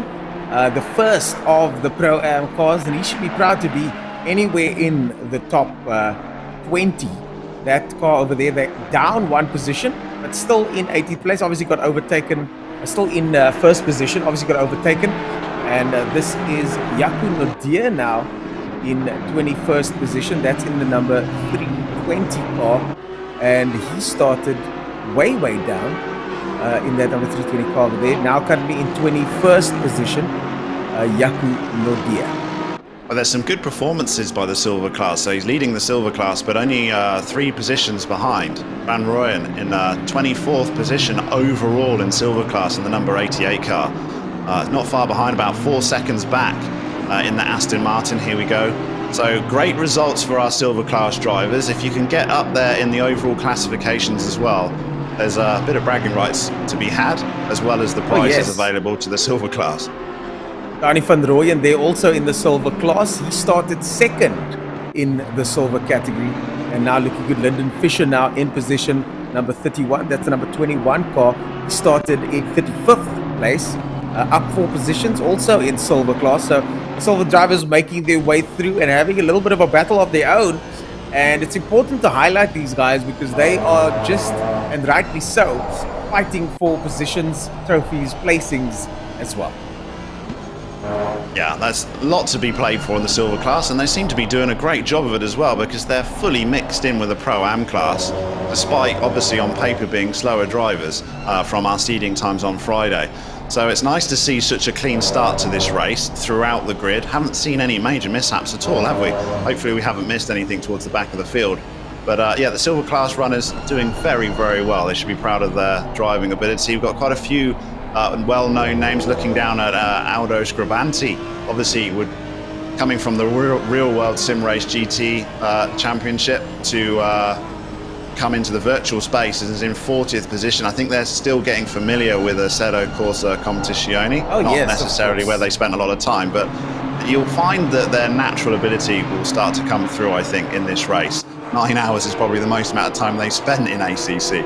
So by the time of this race, I think they'll be more and more comfortable as they go on. So I'd expect to see them moving their way forward and not backwards, the Scribanti crew. Yeah, Team Scribanti in the silver class. I think they don't spend their time racing on the sim. They spend their time on their own circuit. So exactly. You know, so nice if you can do it, isn't it? I would love to be able to do that.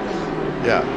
Exactly. So this is a day out for them and practice for the real Le Mans, and it's just a pleasure to have these guys here. Oh, Scribanti having a bit of a tussle there with Minna, looks like it.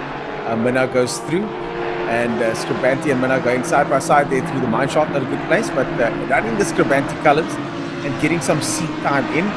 But no stranger to very fast laps is Team Scribanti with Aldo now currently behind the wheel. And Philip Minnaar is one of those pro drivers from the Grumpy Monkey 2 team that started back at the back of the field because of having a driver missing during qualifying yesterday, but they found it much harder than the likes of Daniel Rowe to progress through this field, so they would have lost a lot of time. Still in 40th place is Philip Minnaar in the Grumpy Monkey 2 car.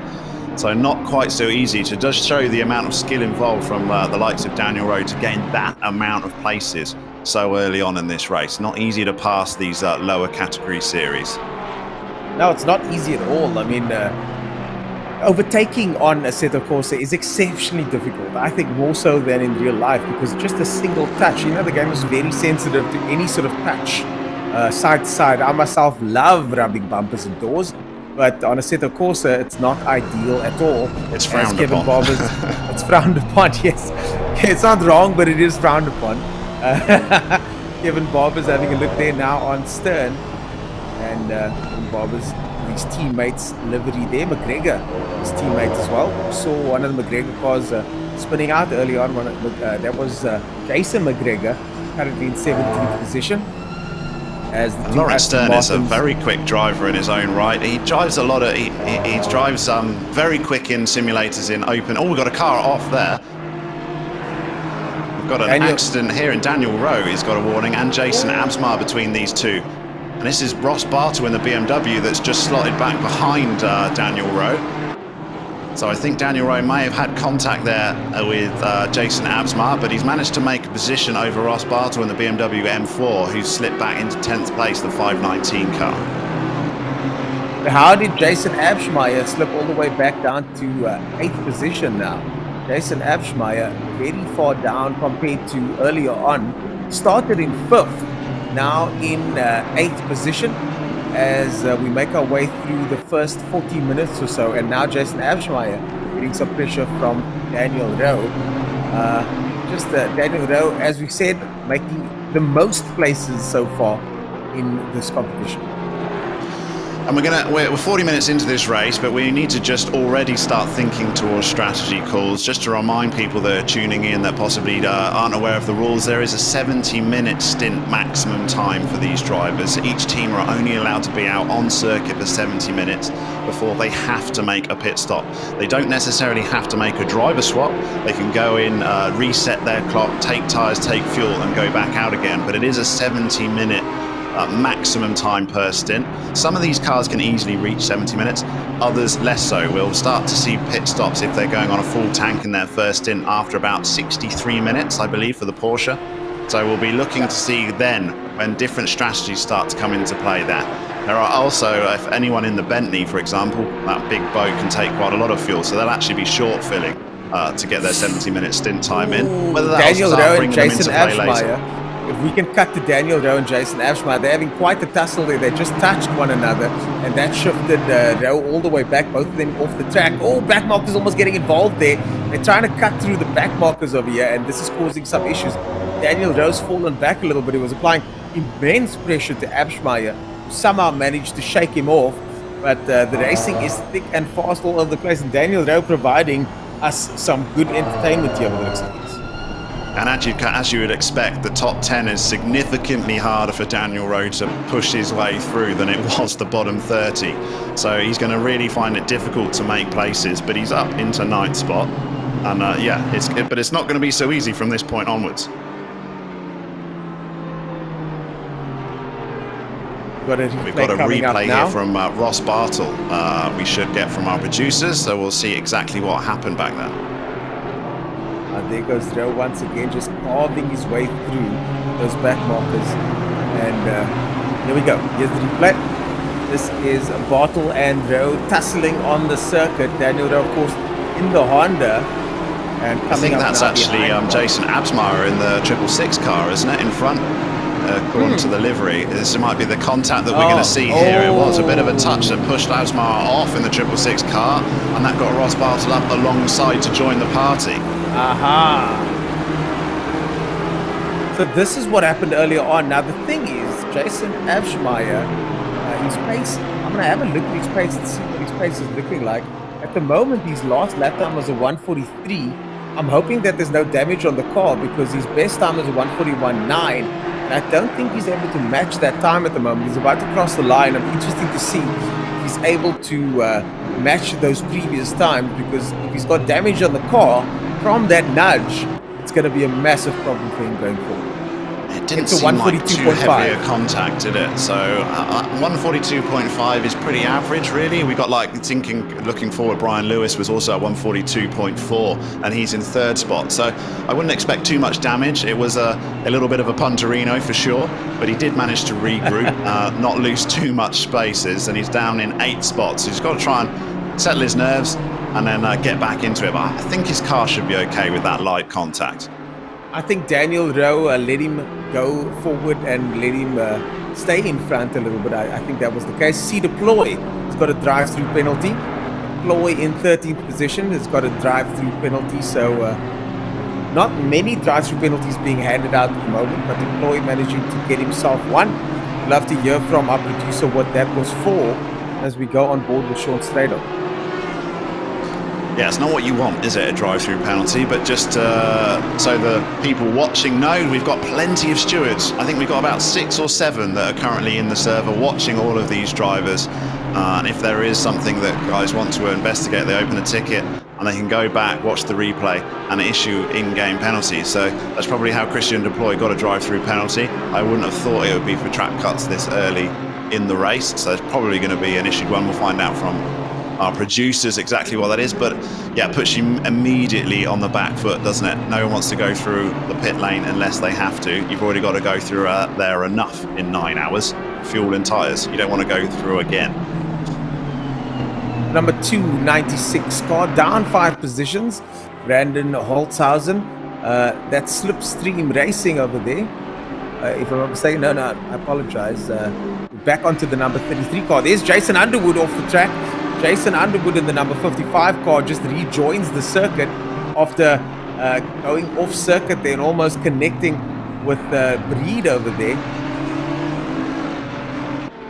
Yeah, it's Corne Breed's car looks pretty. That is definitely the spirit of Africa, isn't it? With the zebra skin roof and the gold and green livery in the Audi. Know him well. I've actually done a few endurance races with him myself.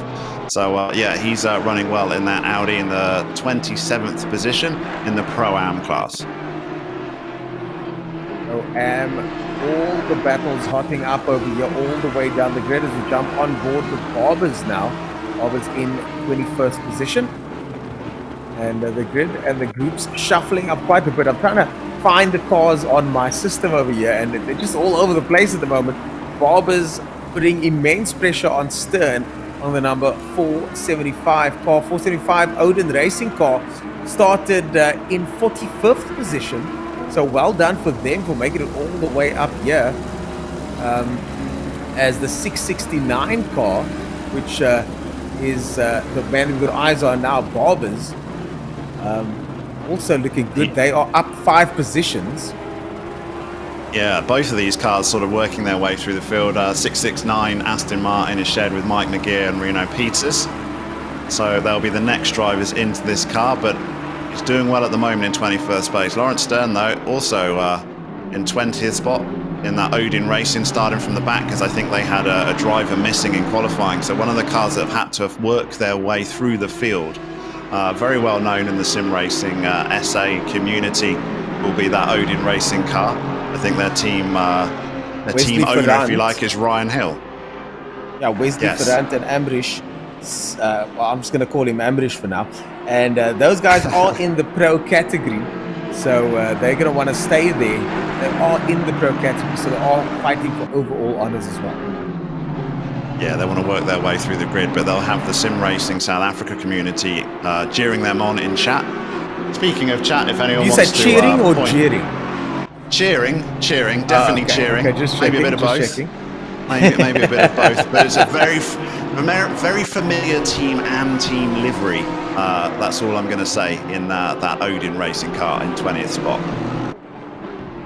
Back on with Daniel Rowe, who is carving his way through. Yeah, 9th position. Still got that lovely little logo next to his name saying he's got fastest lap. I think there'll be people fighting for that through 9 hours. But it's been stuck with Daniel Rowe for quite some time. Just going to go and check on his last lap time. It was a 1:42.2. He's just relentlessly fast, isn't he, Daniel Rowe? He's not letting up whatsoever. But now what's happening is Abschmeyer and Daniel are catching up to Clue in the number 32 car. Number 32 car started 8th position in 7th now. BWR Vipers, shout out to the BWR Vipers guys. I know they're quite popular on the stream as well. And I got to be honest with you, Dan, I was hoping to have been more settled in by now. But the action is just so thick and fast everywhere.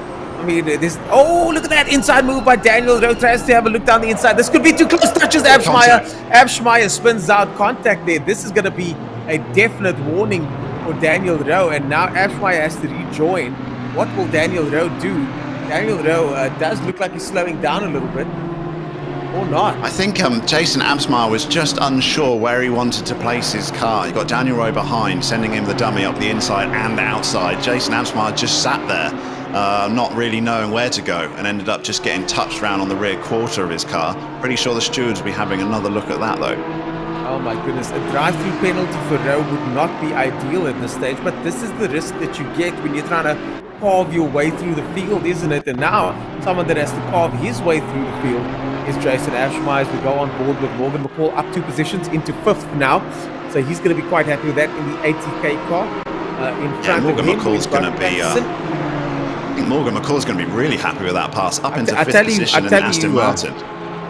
Tell you what, the McCall household overall is going to be happy 2-1 because Junior McCall, I'm sure he's not happy not being here at the moment. It'll be nice to see him mixing it up here, having developed a lot of maturity over his time in the 80k Pro Series. But Junior McCall, unfortunately, writing exams at the moment. Yeah, that's terrible luck, isn't it? What sort of timing's that? I'm sure he'll be pretty gutted that he's not part of this race, being such a quick driver, but he will be cheering on his brother. I said cheering again this time, just to remind you, but cheering he will be. Morgan McCall is having a great start. Daniel Rowe is in the pits, and I'm not quite sure if that's his drive-through penalty, but he's going into the pits now. And here it is, Daniel Rowe down the inside. Let's see where in the pillar he is. Nope, that's on the back. That's on the back. Almost gives him another one in the front there. And I think Daniel Rowe serving a drive-through penalty now. I'd play devil's advocate there and say that Jason Abschmeyer didn't particularly give him enough time to... or enough space, sorry. I think maybe possibly not enough space. He basically swung across the front of him there, didn't he? So Daniel Rowe will probably have a little argument in his behalf, but it looks like Jason Abschmeyer is also in the pit, so perhaps this is just their pit window, as we're only 50 minutes, just past 50 minutes into this race, but Daniel Rowe's been going so fast through the field that it might be possible he's just pitting slightly earlier. He also might have short fuel for the start to allow him a little bit of extra pace to get through all those back markers. Exactly, and now Rowe rejoins, and Abschmeyer will rejoin soon as well. Car number 58 is under investigation. Car number 58, that's Daniel Rowe, gets a final warning. So no drive-through penalty there, but gets a final warning, and I think a lot of people are going to have a lot to say about that one, because that was, in my opinion, a little bit of a robust move, but as you say, it could be the case where he had his nose cut off on that instance. But just so people are aware, the way our warnings are working, obviously in the sprint races, we would possibly add 5 seconds, 10 seconds, 30 seconds even to the end of the race. But there's no point in doing that in a 9-hour race. So if you get caught up into incidents like that, you get a warning, then you get a second warning, and then you'll be issued with a drive-through penalty. So if you're already on your final warning, you're only 55 minutes into this race, it's going to be a very long 8-hour conclusion, isn't it, without getting a drive-through penalty. So Daniel Rowe needs to be super careful and make sure he only makes very clean passes. Otherwise, he'll have an extra drive-through in that pit stop. Yeah, he doesn't need that. Nobody needs that. As I said, because this is a 9-hour, I think the judges are not as harsh when it comes to these penalties. So no drive-through penalty for him there as we now go on board with Barbers in 18th position. Yeah, Barbers trying to do well. He's in 18th spot and he's got a Pro-Am driver behind him, but he's still fighting Lawrence Stern, 17th position in the 475 Aston Martin. 2 Aston Martins here, sandwiched between our Pro-Am drivers. Scott Heidemann in 16th place and Van der Merwe in 15th in the 319 car. So this battle between our 2 Pro class drivers in 17th and 18th set to go on for a long spell. 2 Aston Martins, same machinery. How are they going to get on? I think Barbers is just going to be happy to sit behind Stern and they can push their way through. We've got joining Alaric Ensslin in the 666 car and looking up the inside. He's all the way dropped back into 27th spot, but obviously they came into pit stop So we've had a driver change here from Jason Absmar to Alaric Enslin.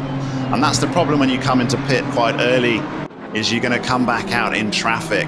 And it's not blue flag situation. You actually have to get through on your own pace. So those drivers that pitted earlier in Jason Absmar in the 666 car is got to work their way back through the field. It'll be less of an issue as this race goes on in a 9 hour, but a bit of more of an issue now. So we'll see how Alaric Enslin in the 666 Audi and also Daniel Rowe in the Honda NSX. We see that Rowe didn't have a driver swap, so they just did a regular pit stop. Yes. And that's possibly why they came through a little bit earlier. The 58 car is in 21st spot, so they've gapped quite substantially back to the 666. I've just got a message now, just saw a message now that Shiraz Dada in the team Slipstream Audi. They've got a 15-year-old driver there, joined by Brandon Holthosen, who's 31, and then Jude Neville, who's just 15 years old. So he might very well be our youngest driver over here. That is team Slipstream Racing, the Audi. Yeah, it's nice to have I think we've got a huge age gap on this grid. So nice to have all sorts. But a 15-year-old, how cool is that to be being able to compete in the virtual Kyalami 9 hour? I think he's going to be pretty stoked to be here. But now we're seeing Alaric Enslin struggle to get past. They're not back markers. This is for position. He's got to get past Jason Underwood, take that 26th spot. He doesn't want to be losing too much time here. This is the problem with pitting early. Going to send it around the outside into Crowthorne. I think, he's had contact again. Oh no! And hit from big the front. Incident there. Oh no! I think he went round the outside and he Enslin. cut across too early, didn't he, Alaric Enslin? That's the way I viewed it. I think he thought he had the pass made, but he still has Underwood in front of him. Oh, that was a silly move. Alaric Enslin, so much experience, so much pace, and then makes that move. And the 666 car now clearly will have some damage on it, and I don't think Abschmeyer or Enslin are going to be happy with that outcome. Unfortunately, the passenger side rear quarter's been hit twice and the front quarter's been hit once, so definitely not ideal. You would expect some damage on that car. But that's it. Trying to get through traffic, got to do it cleanly. It's not clear cut at all. It's not easy. So when you come into pit early, that's something you got to deal with. What a pity! What an absolute pity for the team over there as we go on board now with Van der Merwe in 14th position. Over the Pro-Am trying to take on the Pro Jason McGregor over there, and this is what we're talking about. The Pro-Am drivers coming into its own over here, coming into their own. Ferrari has a look down the inside, but well done on that Honda NSX there, keeping him honest. And as we mentioned, this is a Pro-Am versus At the barbecue, they've come into contact there, haven't we? So the Pro-Am driver and the Pro driver, and I was just about to comment how well this Pro-Am driver has done to get up to 14th spot, but he's sending up the inside. Hopefully he's not going to leave his car there on barbecue. Get it off the racing line.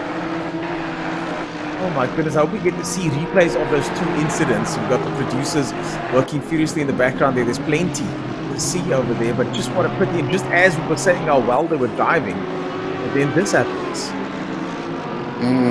Yeah, that was starting to see a few errors creep in as we've gone past or just coming up to the 1 hour mark of this 9 hour virtual Kyalami race. We're seeing some great driving. Here's some more from Morgan McCall as he looks around the outside of Kieran Patterson. We didn't see a lot of Kieran Patterson for the last half an hour. He had a very frantic start fighting with Brian Lewis, but appears to have dropped back now, and he's gone into the clutches of Morgan McCall, who's a driver who's worked his way through the field and up into the top 5. Nice to see an Aston Martin break up this Porsche and Audi fest that is the head of this group of cars. And Morgan McCall's going to be pretty happy with his first stint, I think, already, 1 hour in. This is when we're going to start to see a few more cars coming into the pit stop, next sort of 15, 20 minutes. Morgan McCall up 2 positions, so I think he's going to be quite happy with that. And it's kind of also what you want to do in a situation like this. You're starting in the top 10.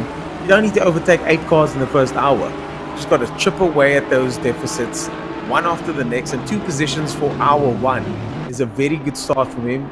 He's not going to be happy about the fact if he's getting held up at all, but at the same time, 2 positions, not too shabby at all. Speaking of positions, Daniel Rowe now in 17th position, with now looking at Scott Heidemann, who's up 10 places in the number 14 car over there. Scott Heidemann in the number 69 car, looking very, very racy over there.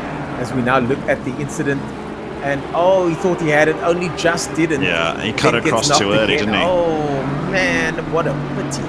What a He should have kept his on line, that Alaric one. Ensign, there. I think he Should have thought he kept had his the line. pass made, and it just wasn't there. But as we get to very close to our 70-minute maximum stint time, the pit lane is about to get incredibly busy in the next 10 minutes, and we'll see whether pitting early for Daniel Rowe was a good choice. And there we go. Leslie Oliphant is our first leader into the pit lane. And this will be the first of many. We're going to see a lot of cars coming in. The Porsche can't even get to 70 minutes, so all the Porsches are going to be starting to come in. Expect Kieran Paston in the next lap and Lionel Klug. Scott Heidemann in the number 69 car there in 14th position. And he is in the Pro-Am category and manages to get 10 places since the start of the race. A fantastic performance from him. Brett Krokam down 12 places there in the BMW as the first drivers make their way out of the pits. That's Marcus Steyn over there making his way out of the pits in the number 11 car. So they've had a driver swap then. So Marcus Steyn is going to take the realms of that slick racing Porsche 911 off of Leslie Oliphant, who did exceptionally well the first 17 laps to hold Zaire behind him. And he placed that Porsche in the perfect position, but it was just too much pressure to keep behind in the end. Now they can concentrate on their own race. 17 laps could be enough. 17 laps could very well be what was needed in order to create the overlap for the other drivers, because of course Zaire Esser driving with Stuart White and Michael Stephen, Leslie Oliphant, Marcus Steyn and Chris Heineke. Marcus Steyn has proved very fast as well, so I'm looking forward to seeing how he does over the next couple of minutes. Yeah, overall, that's a formidable team, isn't it? Chris Heineke, Marcus Steyn, Leslie Oliphant in the slick racing crew. They've had a clean sweep so far this weekend, topping the seeding times on Friday, and obviously Super Pole yesterday. And now they're going to work their way and see whether they can get the full clean sweep and be the winners of the virtual Kyalami 9-hour. But we're going to start to see the pit lane very, very busy. Morgan McCall is coming into the pits in the 44 Aston Martin. Will he have a driver spot? This is going to be interesting. Nodbia in the pits as well, Strabanti in the pits as well, Van Rooyen, Erasmus, Volksking, a few cars now in the pits, Carr in the pits as well, and this is going to shuffle things up quite a bit. We're going to have to wait until that 70-minute window passes, and then we're going to have to learn all these new driver names again, try to figure out who's who exactly in the zoo here. And then after 9 hours, we won't have a clue who's where or what. But we can bring up people's stint times, so that'll be a factor once we get, I don't know, into hour 3 or 4. We're going to want to see those to see when to expect pit stops. But this is the first time we're going to actually see, after the pit window, the first set of pit windows, where cars start to settle out. And we're particularly looking at where Daniel Rowe, who's currently in 15th spot in the 58 Honda, where he comes out, whether pitting early was a good tactic for him, whether he can jump a few more spots that way with the undercut. Issa still leads us off. Issa hasn't pitted yet, and he still leads He's got us 6 off, minutes to go until he has to pit, yeah. Exactly. So I'm quite keen to see how that goes as he comes up to a few back markers here, overtakes Ferrari as Ferrari exits the pit lane now. Zaire Esser, and he's got Alaric Enslin right in front of him by the looks of things. Yeah, and they're trying to regroup, aren't they, on a little bit of a recovery drive here in Alaric Enslin. And we've got Adams in the pits now, and Brian Lewis in the pits as well. No, Tariq Allen's got a warning next to his name. We've got Brian Lewis who's in the pits, so he was 3rd position if I'm not mistaken. So where he comes out, will Daniel Rowe be able to poach that much up? I think that'll be too much. The undercut is very strong in Assetto Corsa. Taking tyres, we had a massive advantage. I'm going to go and have a look at some lap times while you carry on, Ernest, and see what sort of lap times he's doing. Oh yeah, Zaire Esser looking very good in front there with Lewis in 8th position. We've now got eyes on Scott Heidemann in 13th position, 11 places up. That is just unbelievable. The number 69 car over there, 11 places up from 24th place in the Pro-Am category, as looks like Scott Heidemann now comes into the pit lane and finally now makes his mandatory pit stop. They've got until 70 minutes to do that. So looking at lap times, I've got Daniel Rowe, just shows you how strong it is. He was straight into the 141s. 141.8 he was last time through the gates, which is actually quicker than the leader in Zaire Essa. So this undercut here from Daniel Rowe, I'm expecting him to gain places from it. It's just how many it will be. And in the next 5 minutes, when everyone served their first stint maximum pit stop, we'll find out for sure. But this Honda NSX, and you can't rule it out. It's going to be right up there. It's destined for the top 5. It does look that way, doesn't it? But I'm wondering how this affects, they're only 1 hour in. Does the Honda have 9-hour pace? Car number 9 gets a first warning. Car number 9 gets a first warning over there. We just got that flashing up on the screen at the moment. And that is the Racing for My Boot Porsche 911 in the silver class. They just got a warning now as Zaire Essa still piling his way through the field here and constantly applying pressure, gets past Breed and Enslin. No problem now on Brett Crocamp in front of him. Brett down 5 positions from 14th place, and that's in the 519 car. And this is a brand new car that's only been released, 4 days ago in Assetto Corsa Competizione, the BMW M4 GT3. How would they have gotten the setup right for that car?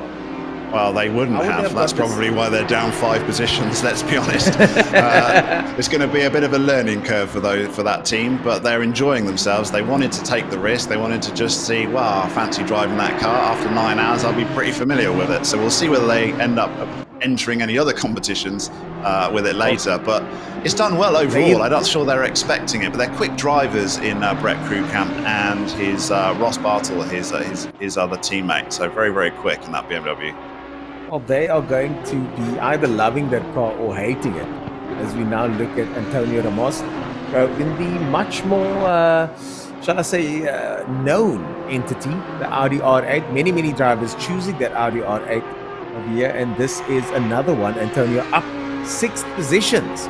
Incredible stuff from 20th place. I mean, well done for him. That is number 26 car over there. So look how many cars are in the pits though. Tariq Adams in the pits, Lionel Clue is in the pits. This is going to be a lot of cars flipping positions now, as we're only 2 minutes before they have to make a pit stop. So maybe one more lap and we'll see Zaire Essa and Kieran Patton go through that pit lane as well, and where they'll come out. Haven't been keeping an eye on Essa's front gap, but when he comes out, he should keep his position. He wants to go as long as possible, doesn't he? So he doesn't have to come out in traffic. Zaire Essa is still out there. Morgan McCall still out there. Daniel Rowe took a pit stop earlier on, and now Daniel Rowe in 9th place. I mean, where is Daniel Rowe going to end up after this next round of pit stops?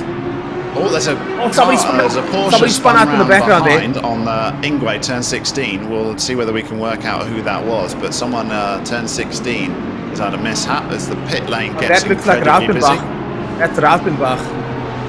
Rautenbach spun out there, now gets overtaken by Strabanti. So Rautenbach with a spin there, but there were other cars involved as well. I wonder what went down there. Yeah, here he is as he's recovered and going through turn 2, Crowthorne, behind Scribanti Racing in the Lamborghini. Down 11 positions now. So this is for position, isn't it, between Morgan McCall and the Custom Car IT Solutions car. So it's a real battle here between Tariq Adams and Morgan McCall. Morgan McCall swerving, looking left, right, trying to send the dummy up this Custom Car IT Solutions car.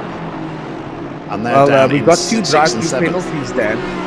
And Van Wyk and Ali's got drive-through penalties, and I suspect that's for what happened early on with Rautenbach. I suspect they were involved with that incident. Oh, Tariq Adam now tying it up there, getting tussled up there. Tariq Adam and Rowe looks like, that McCall over there. Tariq Adam getting very, very close and personal. Yeah, so our leaders are now coming into the pits here. We've got Esther in the pits, Kieran Patterson in the pits, Stridham in the pits. So this is really going to see whether that undercut from Daniel Rowe, I think he's going to jump even more spots. It was worth pitting early from Daniel Rowe. He's going to jump. Definitely. He's going to jump a few spots, man. But the thing is, does that mean he has to pit more over 9 hours, though? That's the big question. But man, that he is going to leapfrog these guys once they go in now again. I suspect Daniel Rowe currently in 8th position, having started all the way down in 45th. And I mean, that is a fantastic performance. Now in 7th. Daniel Rowe in 7th place now. He's got an AT car, Aston Martin. What a great camera view we've got here as we look through the rear wing of that custom cut IT Solutions car in... and then we've got, Tariq Adams, and then we've got Morgan McCall. He's looking for any opportunity to put a pass in on Adams. I'm not sure he's going to do it here through sunset. He's going to have to wait until that pitch straight, I think. Crowthorne is the natural overtaking. I say that, but we've seen Morgan McCall have a pass here already today, and he was side by side there for a little while. Going to reassess his situation, work his way up to the S's. Then we get that real difficult complex we were talking about yesterday. Learcott, a completely blind double left-hander. Not easy at all. Hardest corner on the circuit, completely blind. You point at that tree, you can just about see in our shot now. That's your line. And you pick your brake marker, and you just hope that you brake right. And before you get into the very, very steep mine shaft, come down the hill. Then you come down through the mine shaft to Crocodiles. This whole section of this track is difficult. You're not really concentrating on a pass, you're just concentrating on surviving. Get back to that pitch straight and try and put a pass on the right-hander turn 2 in Crowthorne. We're waiting for some feedback from our producer, but I do think Zahir Essa is still out there. Zahir Essa might still be driving at the moment at this stage, but he is still comfortably in the first position. With, he had a pit stop, but he left it so late that he kept his first place, didn't he? He was basically one of the last pitters. Yeah. Yes. Steyn in 2nd position, Lewis in 3rd, Tariq Adam in 4th, McCall in 5th, Patterson in 6th, and Rowe now in 7th position. Looking through times now, we've got our drivers that have gone through their pit window. They've prepped their tyres. Daniel Rowe now is struggling with back markers, I think. He's just a little slower on that lap, 142.7. But in 7th place in the 58 car is Daniel Rowe. Kieran Patterson ahead of him is still on his first lap, so we haven't got a time for him. Morgan McCall did a 142.4 despite all that battling. So I think Morgan McCall has got some very solid pace in race trim, even if it was slightly lacking in qualifying trim yesterday. Morgan McCall certainly looking good over there, and currently in 5th place. They start him in 7th, so he'll be happy with that. We've got Morgan McCall on screen now. We've got Alaric Enslin on screen over there, and started off so well in that car. Jason Absman was doing well in the 666, wasn't he? But Enslin just had that mistake that cost them, and they're going to be a bit of a recovery drive. His last lap was a 143.6. We still don't know whether that 666 Audi is actually potentially carrying a little bit of damage, possibly. Morgan we've got McCall a pass here. Morgan McCall just got past Tariq Adams, and well done for him. Morgan McCall now finally with some clear air ahead of him. And I think that's going to make all the difference. He's been pressurizing him for lap after lap after lap. And finally now, it's past, and can he start stretching those legs? McCall now in 4th position. Yeah, Tariq Adams here is trying to stick with McCall. He got the pass made, but that Aston Martin's looking so solid in race trim. Really, really is. And he's now going to be looking at Brian Lewis before, who's so strong at the start. And just dropped black slightly. I'm just wondering on my timesheet where Kieran Patterson is, because he was bolted behind Brian Lewis at the start in 4th, and he's down in 6th position now. So he's lost a little bit through the pit stop window, has Kieran Patterson, but he's still racing in his 2nd stint. So we've got a few teams that have kept their same driver for stint 2, and a few that have tried to change early. It's always unknown. Sometimes a bit of advantage, you get a feel for it and you want to stay in the car. When you just get in for the first time, it takes you a few laps just to settle down. You've been watching, you've been getting nervous, watching a teammate, and then you've got to jump in there. So there's definitely some strategy involved when you choose to take your driver swaps. Well, look at the pace of some of these drivers over there. We've got the times on screen at the moment, and you can just have a look and see what the fastest laps are of each driver. Of course, Daniel Rowe currently at the top of those standings. It's so close. The top 7 drivers, all in the 41s over there, all in the mid to high 41s, with Daniel Rowe being the fastest of the lot.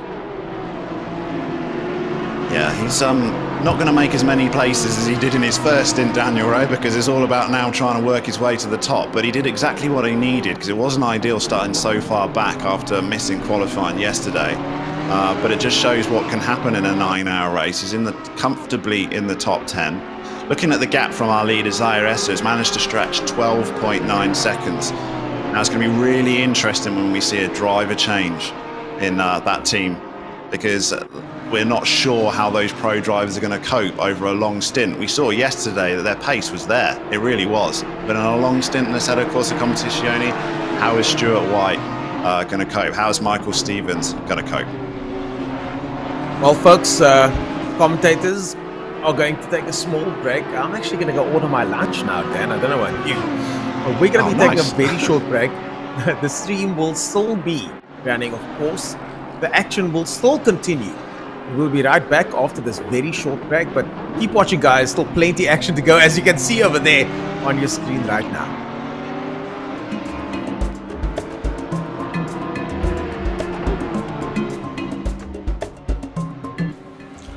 Yeah, my name is Xolile Litlaga. I was born in a small village outside Mthatha called Ngambeldan on the 22nd of September 1973. That is when I was born. That makes me 48 years old. Chopsepuga, age 43. I was born in Gumbo, a small village in the Transkei, situated on the N2. Hasiboni, Philip Kekana, my age I'm 55. I was born in Soweto, South Africa. I am honored to have this opportunity to participate and race in the Kyalami 9-hour with my racing partners, Chopsepuga and Philip Kekana. The goal here is to probably thank them for what they endured, what they've been through, and as heroes, give them a standing ovation of saying, we recognize you, the kids of the future know what you've been through, and the motorsport fraternity, thank you for your contribution during those days, and heighten the awareness of saying, if we want to be better as a society, we must not do this. Your kid, my kid, the guy next door, if he's got talent, let's support him. Well, I've had quite a number of moments which I would deem as the highlights of my racing career. Because from where I come from, the background of growing up in a rural village, so everything you achieve in life becomes sort of a highlight. So winning a championship was a highlight. Racing the Mercedes-Benz Super Truck was a highlight. Going overseas and doing tests in Snetterton was a highlight. Being part of the first 25-hour endurance race in Spa, Belgium was a highlight. And also testing in America, the Indy Lights, was a highlight. We just never seemed to have that breakthrough or somebody just willing to take a chance and be betting in your corner. Well, I always knew that in South Africa it was always going to be difficult at the time in which I came into the sport to make it a full-time career and use it to give you the earning capacity to propel you to the different levels and different heights you would want to achieve in life. And I knew then that it was never going to be something that you would look at and think you'd wake up every day and get good earnings out of. It was just a situation where I needed to make the best I can with what I had at the time. The biggest championship I went through is production cars. 2002, I won the championship with Toyota and Sasol. I think after I won the championship, I should have gone to, I was supposed to race one of the PMs in the touring cars, but they stopped me from doing it. And then I think it was just politics that I didn't even want to get involved in. And then I was like, I did have an opportunity also to race in the States. Also, that one was stopped. I had so many opportunities to go overseas, but because of politics in the country, it stopped me from doing it. My famous saying that we must always lift as we rise. The more I spent on the sport, the more I started seeing the unfair inequality in the sport. That's when I started seeing the hugely missed opportunity of living as one. That's when I started recognizing, and it was glaring in my face, how we were so divided but one in this country. And I then thought to myself that what can I do to bring this to the fore and place the glare of this injustice to our faces. I said, the best thing to do, let me find out some heroes and heroines that have walked the journey before me, that had the first taste of this injustice. Let's support people, because all of us deserve a fair chance. This year, I was honored by the Stuart White's family to help place Stuart White in a GT car in Europe. I jumped like a kid and went to my wife and my kids and said, look, Stuart, who's in our development team, has an opportunity to go to Europe. With our little contribution, we can put him there. And I thank him for this. And we sponsored Stuart and to go and live his dream. This is the heart and the consciousness that I would probably ask all of us to do for each other. We are a continent of over 1 billion people in Africa. How long and what would it take to be recognized by the world as deserving to have motorsport? To have recognition that we deserve to be given a chance, not just as racers, as kids that want to be mechanic, media people, artisans, Formula One drivers. How long would the world sit and ignore this? How long will our consciousness not prevail to say, there's a continent that we've taken so much from. Let's go back and give. Because the giving is not about the racing. It is all the spin-offs that come through the racing. When? What would it take? What would it take for motorsport to recognize the contribution that they can do in society in order to create change and opportunity? Here we are, crying to the world to say, come help. Come help. We here. There could have been a Stewart out of jobs. There could have been a Hamilton out of jobs. If we just cared. I just think we don't care enough. So that is basically my dream. To be recognized, to have this country recognized, this continent recognized. Fair chance, we race as one. We do matter. We are here. That is just my vision.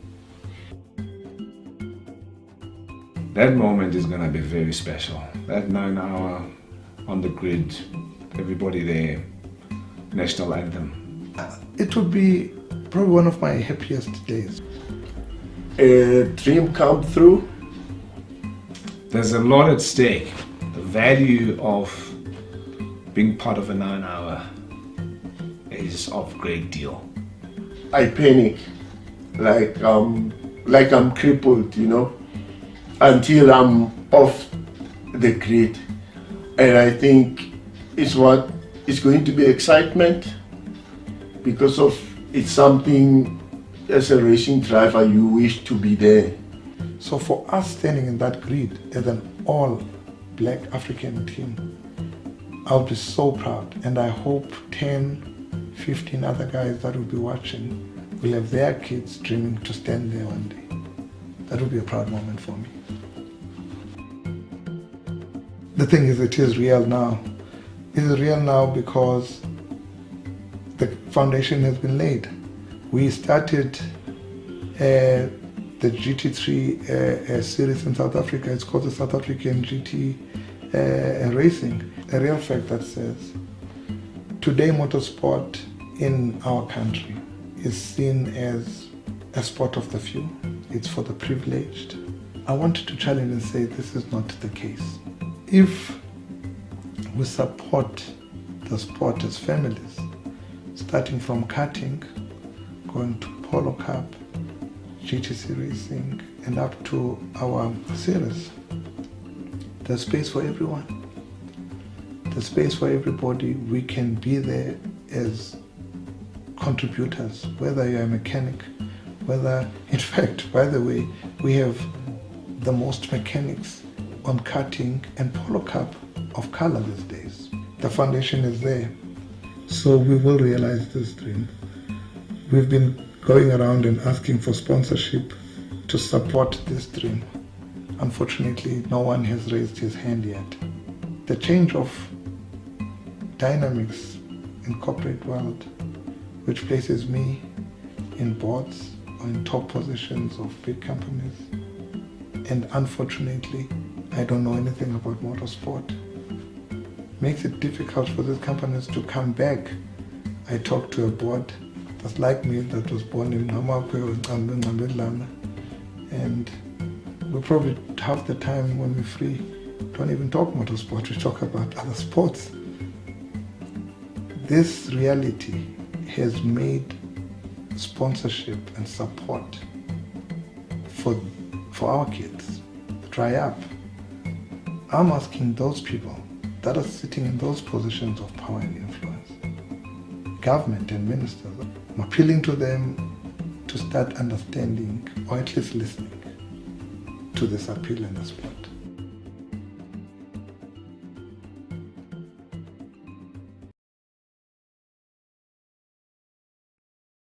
And we're back, folks. We're on Martin Rautenbach over there, flashing lights ahead for the Audi in front of him.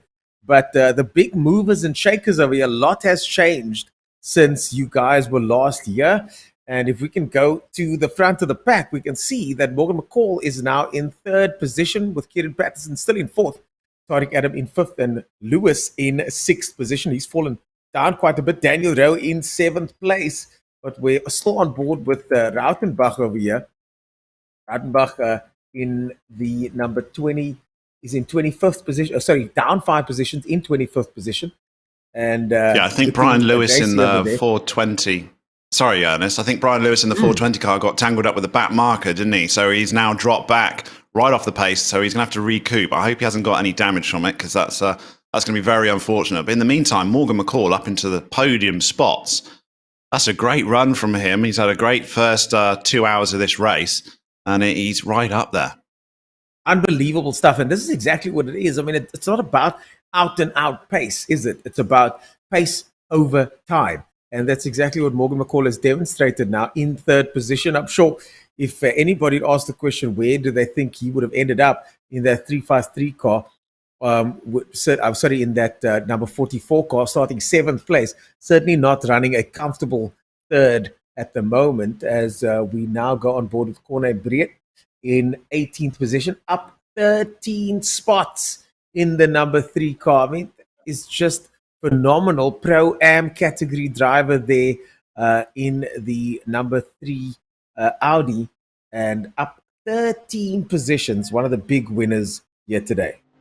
Yeah, that team's going to do well because they're very experienced in endurance racing. So Corne Breed and Raymond Duggan, that's basically what they do. They do a lot of endurance racing. So although the outright lap pace might not be there, consistency over 9 hours is what's key in an endurance race. And I'm not surprised to see them working their way through the field. They'll be super chuffed getting up into 18th place. They're in the Pro-Am category. So overall, that's a good run for those. Well, we've got a disqualification, the first disqualification. That's car number 86. They had 10 incidents in a few laps. And unfortunately, that car is no more. So we got our first disqualification. Car number 86 has been disqualified. And what a pity. Just our stewards, they are on top of things, and our stewards are making sure that all these drivers behave themselves as is customary in any motorsport. That's, of course, Afric Water Racing. Marco Viljoen and Davy Viljoen, unfortunately, they are out of the running and out of the Silver Cup. It's difficult on a circuit such as this with 50 cars. I mean, they're probably trying their best, but getting incidents one after the other is it cannot be accepted. So, right to get them off the circuit, so other drivers don't have their race compromised. I think potentially that might have been why Brian Lewis has dropped back into 6th from his podium spots. But yeah, hopefully won't get many more of those. Daniel Rowe still got fastest lap of the race, but Morgan McCall, I think, probably equally had the most important first stint of this race. An hour and a half in. We're only an hour and a half in, and we've seen so much already. Zaid Essa, though, just to remind us, is leading this Kyalami Virtual 9 Hour with an 18.4 second gap to Marcus Stain, who led for the first 17 laps. Yeah, we can't forget, but that's a nice, hefty chunk of time that he's eventually going to hand over to his other pro drivers to take the rounds. But you couldn't ask much more from Zaid Essa in the 777 Audi. Managed to finally get past the Porsche on lap 18, and since then has managed to gap quite nicely. Yeah, and with regard to this is a pro-am passing a pro driver over here. It's Corne Breed over there getting past Lotus over there. Oh, they switch again and going around the outside on the top of the hill. Now down the mine shaft. This is going to be side by side. This is going to be a very brave path. The helicam comes into view now, and he wonders if he's got enough space. Oh, runs wide there. Corne Breed's going to have to maintain. And a brilliant performance from Corne Breed, number 3 car over there, working his way all the way up the field. 14 positions in the bag. And currently leading the Pro-Am class, if I'm not mistaken, the number 3 Audi. So, yeah, that wasn't the case before. I think we had Van der Merwe in the 319, who's dropped back. He's in 19th position, but 17th place overall, Corne Breed in the Audi, with a very classy African livery. He'll be really happy with that. Obviously, all you want to do is win your class, and so far, hour and a half in, they're leading the Pro-Am category. Yeah, looks like we've got Van Rooyen there. Leading the silver category over there. So Van Rooyen now in Danny Van Rooyen, up 9 positions in the Aston Martin over there, in what looks like old school Castrol colors, making his way around the left hand over there. Danny Van Rooyen up 9 positions into 20th, and he looks like the first of the Silver Cup drivers. Looking very good out there. Well done to him. He's got some space in between him and the other Silver Cup drivers that we now got on board with. Zaid Essa, our first place man in the 777 car. Just going back to the leader of our silver class, sorry, Ernest, I saw something's gone off of the back. Somebody's gone off of the back to behind here. I'm not quite sure who that was. Just a back marker, possibly. Yeah. But back to the silver class. The reason why he's managed to work his way at the overall classifications 20th is purely consistency, because his fastest lap of the race is only a 1:43.1, except he's going round at that sort of pace every single lap. So that's all you need, consistency. So 1:43 might not sound fast compared to our leaders, but if you can just do it lap after lap after lap, anyone else that makes mistakes not quite as consistent gets you up that overall classification. So silver class leader up to 20th overall. Well done. Well done. And this is what we knew we'd see today. We knew we'd see guys that are able to perform under these kind of conditions and do what needs to be done under these kind of conditions. And certainly he is one of them. Another person that's obviously been performing is Zaid Essa. Yeah, I mean, the gap's growing more and more as well. We said 18 seconds a couple of laps ago. It's now just about to hit 20 seconds. 19.8 seconds from Marcus Stain, who took over from Leslie Oliphant in the Slick Racing Porsche in the number 353. Sorry to break your word there. McCall is putting big pressure on Stain at the moment in second place. McCall and Stain are busy applying massive pressure over there. Stain and McCall navigating the back markers as is everybody. But someone that's down the road at the moment is, of course, Zahir Essa. Yeah, the 777 car, I'm expecting him to do a first driver swap in the next pit window. So that'll be a maximum of 140 minutes from the start. And it's just wondering who he hands the car over to. Will it be Stuart White or will it be Stevens? And I think both of them are quite capable. Arguably, Michael Stevens probably got more experience with an Audi. It's very smashed up in the middle of the road, yeah. Neville, that's Neville, smashed up on the side of the road. He's on the braking zone. He's going to cut across. Cuts across. Oh, here we go. Something to take though. Morgan McCall up the inside. It done to turn 2, go around King turn 1. They'll come up to turn 2. McCall clearly ahead though. What a great run McCall's having. He's got the pass made before he even gets to the corner. Slick Racing Porsche's dropped back. Marcus Staines didn't look like he was going to fight that too much. But yeah, he's down into third spots. Morgan McCall up into second position. Stain has another look down the inside there, but gets taken. And Stain now drops down to third place. Do you think there's an issue with Stain's car? I mean, the pace of Stain is unfortunately not as fast as McCall. McCall just running past him over there. Well done to him. But again, as we mentioned earlier, not all drivers are on the same pace. Not all drivers are on the same strategy. And just like with GT racing in the real world, sometimes you've got a silver, bronze, and platinum driver. And Morgan McCall certainly platinum driver in the mix here today, as he gets past yet another adversary into second position. And that ATK racing car, number 44, Morgan McCall, he's got a partner in Brandon Kruger. They're only a two-man team for this 9 hour. But I don't know that driver. So it's going to be really interesting when they switch. How does Brandon Kruger cope? He's got a bit of pressure built onto him with such a good start from Morgan McCall, getting up into second position after his first 2 stints. But Brandon Kruger is a bit of an unknown to me, so we'll wait until a driver swap happens in that 44 car and see whether they can hold and maintain position. Lewis and Tariq Adam going at it. Lewis also in an Audi, 2 Audis. Down 3 positions is Brian Lewis. He's not going to be happy with that. But not too far behind 5th place man, Tariq Adam over here. So this is the battle that we're currently watching, and Tariq Adam, I'm sure, will want to make sure that he stays ahead. Tariq Adam in the number 33 car, that started in 6th position, now currently running 5th. Ryan Lewis down 3 positions. They started in 3rd place. You know, fantastic qualifying from them yesterday. As we now go to Van der Merwe in the Pro-Am category. Van der Merwe in 2nd place in the Pro-Am category. And now applying pressure to Lotus. He is a little bit further back from Riet, who is the 1st place driver in the Pro-Am category. So he's got a little bit of catching up to do, about 30 seconds down.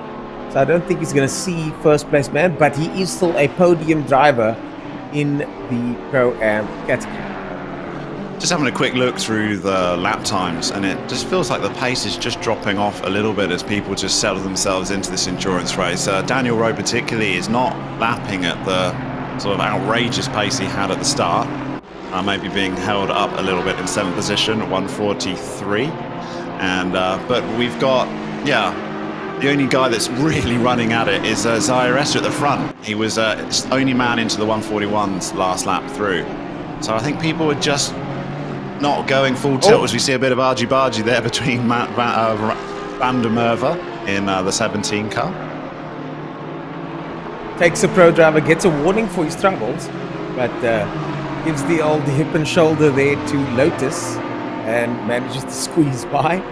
But Alaric Enslen unfortunately not having the best race in the 666 car, but now back in the top 10 after slipping all the way down early on. Now it's going to be all about consistency for Enslen as he started in 5th place. Now in 10th position into the hard braking zone with the right-hander now. And up behind Lewis, he's got a back marker in between him though. Had a difficult start, didn't he, to his stint, did Alaric Enslen in the 666, I think it's fair to be said. So he's on a bit of a recovery on his stint, but he got Brett Krukamp in the BMW in front of him. And here we are riding on board with Brett Krukamp. and then we just switched to Alaric Enslin. So he'll see whether Enslin can get a pass, and he's we're going to have a look on the inside, I think, on the BMW. Can he be late on the brakes into Crowthorne? I think he's got it. This time he makes it stick into Crowthorne. We saw earlier on him having a bit of an incident there, and Enslin makes it stick into Crowthorne down the inside and now into 9th position, slowly carving his way through. Alaric's always had the pace, hasn't he? He's always been exceptionally fast, so for him to have slipped down like that, I'm sure it would be quite disappointing for him and his team, but now slowly starting to work his way up and back. He's still got plenty of time though to regroup, hasn't he, that 666 Audi. I'll expect by the end of 9 hours for them to be right up there, probably slightly out of position now as he fights his way back before he hands it back over to Jason Absmeyer to have a go. Jason Absmeyer rubbing his hands together, I'm sure wanted to get behind the wheel earlier, and he did exceptionally well in Pro Series and in many other forms of sim racing. Jason Absmeyer, quite well known, but he's going to want to get it back, try and get them back into the top 5.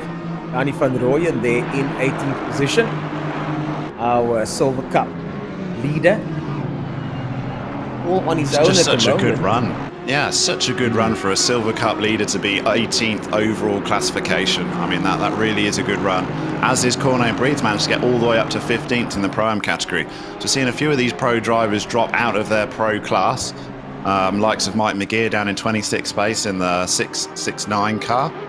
And we're arriving on board now with Stephen Koenig in a great looking livery. I like the crash test dummy of this Aston Martin in the Heat Together Racing, I think it is.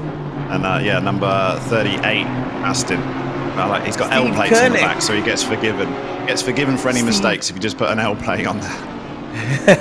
Steve Koenig, I gotta say, I'm a fan of Steve Koenig. Team Heaped Together. Steve gets a shout out from my man Dan over there. Team Heaped Together started in an odd way when one of the let's see, I'm trying to get past my Windows notifications here, but Steve sent me the breakdown of their team, and yeah, they lost one of their race leaders before the just before the event, so they are doing it anyways, and now they've got a mishmash of team members racing together. So Steve Koenig, good luck to you and the boys out there, and well done for making it to the start line. Scott Heidemann down 7 places in 31st position in the Pro-Am class. There's a whole group of cars here that are so close together, isn't they? Look at the gaps within 1 second between 28th position in SAS van der Westhuizen, all the way back down to 33rd. This is all for position. This isn't back markers at all. This is all for position. So we're nearly 2 hours into this race, and we've got like 5 or 6 cars all fighting for position in a group. So if you're coming up behind this is where it starts getting tricky, because no one wants to give up space. It's very well you got a back marker, you got a fast guy coming up behind you, and you're on your own. Then you're fine, you move out of the way. But when you're fighting for position yourself, you don't just hand it over, do you? Yeah, of course not. Of course not. Getting very up close and personal there. Crash test vehicle on Steve Koenig's car. It's a great livery. It's a great livery. It's got a strange sense of humor, doesn't it? I enjoy it though, I'm not going to lie. Steve Koenig in 29th position. Right behind him is Haynes in 30th. Haynes gets a look. Heidemann on the outside there as Haynes covers up. I think Steve Koenig just got overtaken there. Steve Koenig just got overtaken by Haynes. They're now side by side down the mine shaft. Steve Koenig and Haynes. Heidemann behind them. Haynes takes it. Koenig on the outside. Heidemann's going to now want to have a look as well as Kraus looks on. Steve Koenig takes it back. Koenig takes it back down the inside, 3 abreast now as they go through Crocodile into Cheetah over here. Heidemann slots in behind Koenig, loses some speed. Heidemann might have the inside line down the inside into the first corner. They touch. Koenig and Heidemann touch, but luckily that was almost disaster. But good driving, isn't it? Stephen Koenig, very good driving. He might have a crash test dummy livery, but he's avoided crashing there, and he could have done. And it was very, very solid driving, good positioning.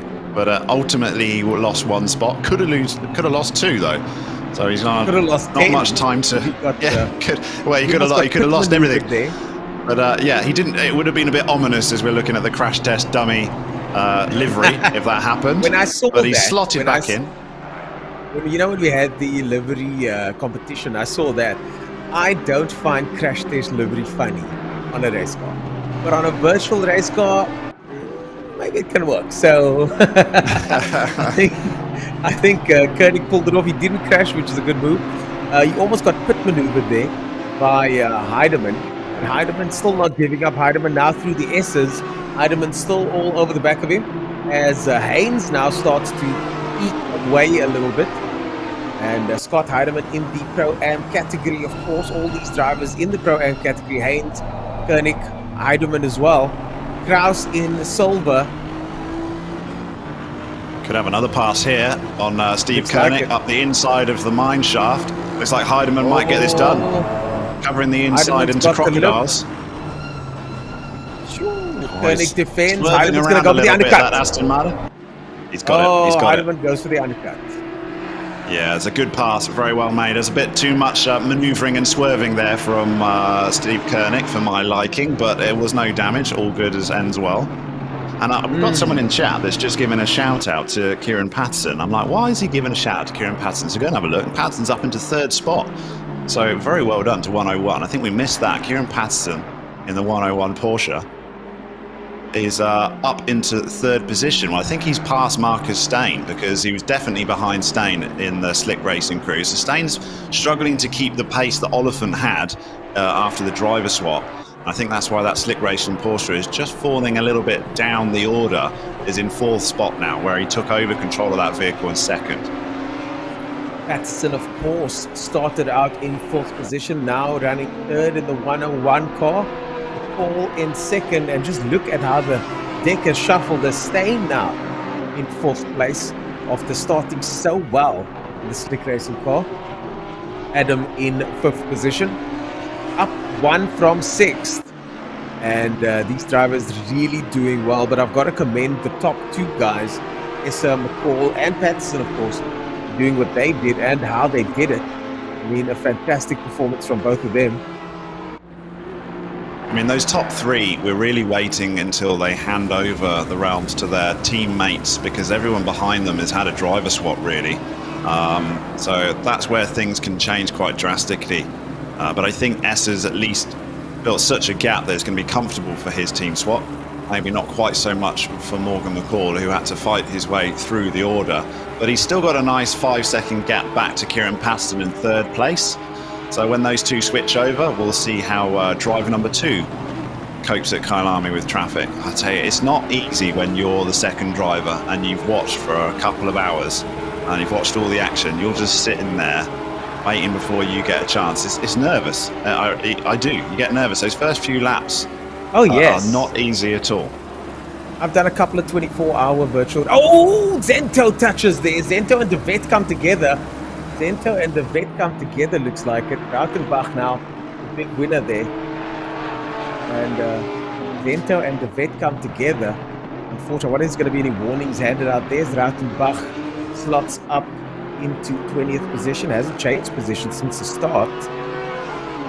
In silver cup over there. Yeah, I did a couple of 24-hour virtual races, and you think you can sleep, but you can't.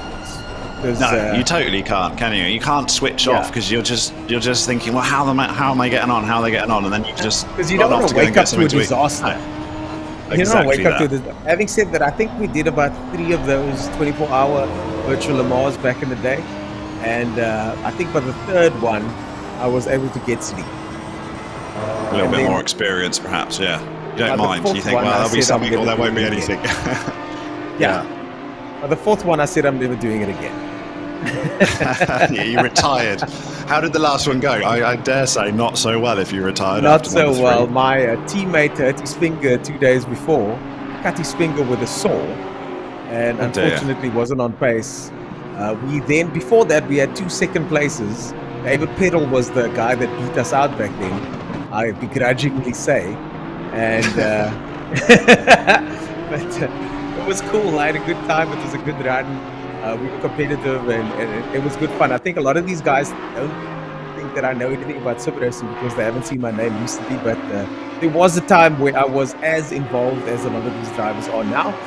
Just that time has come and gone, shall I say.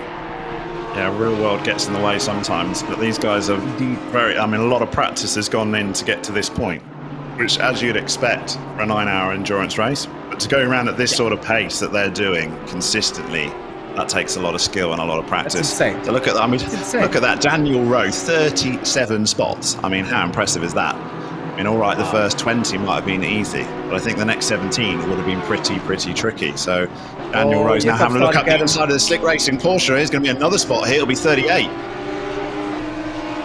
Wow. That is Tariq Adams, up the inside of Marcus Stain. Tariq Adams up the inside of Marcus Stain. So Adams up into 4th spot.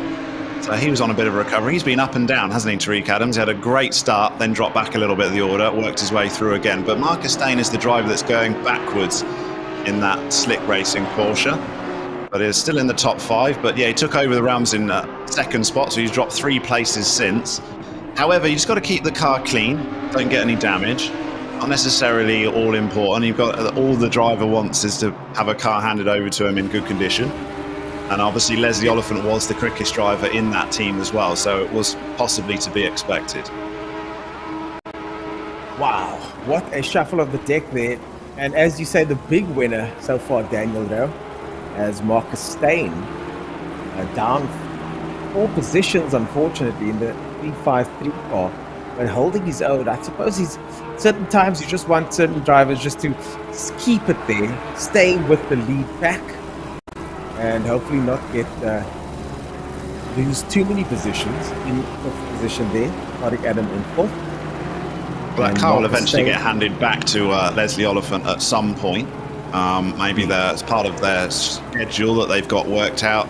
Also, the Porsche is one of those interesting cars where at 70-minute stints, if you want to try and push it, and if you've worked out you don't want to splash and dash towards the end, you possibly might be doing a bit of fuel saving in that car to try and push those stints to the maximum length. And overall, you may be losing places, but if you gain it back by dropping a pit stop at the end, it can be totally worth it. I can promise you some of these guys would have looked at that strategy. They would have scheduled that out and go, you tell you what, it's worth going a second lap slower for a stint if we lose a pit stop window. So already we've got to start thinking about that. Yeah, and these guys have all factored that in. Staines goes a little bit wide there. Stain gets a bit squirrely, and now he's starting to get pressure from Lewis behind him.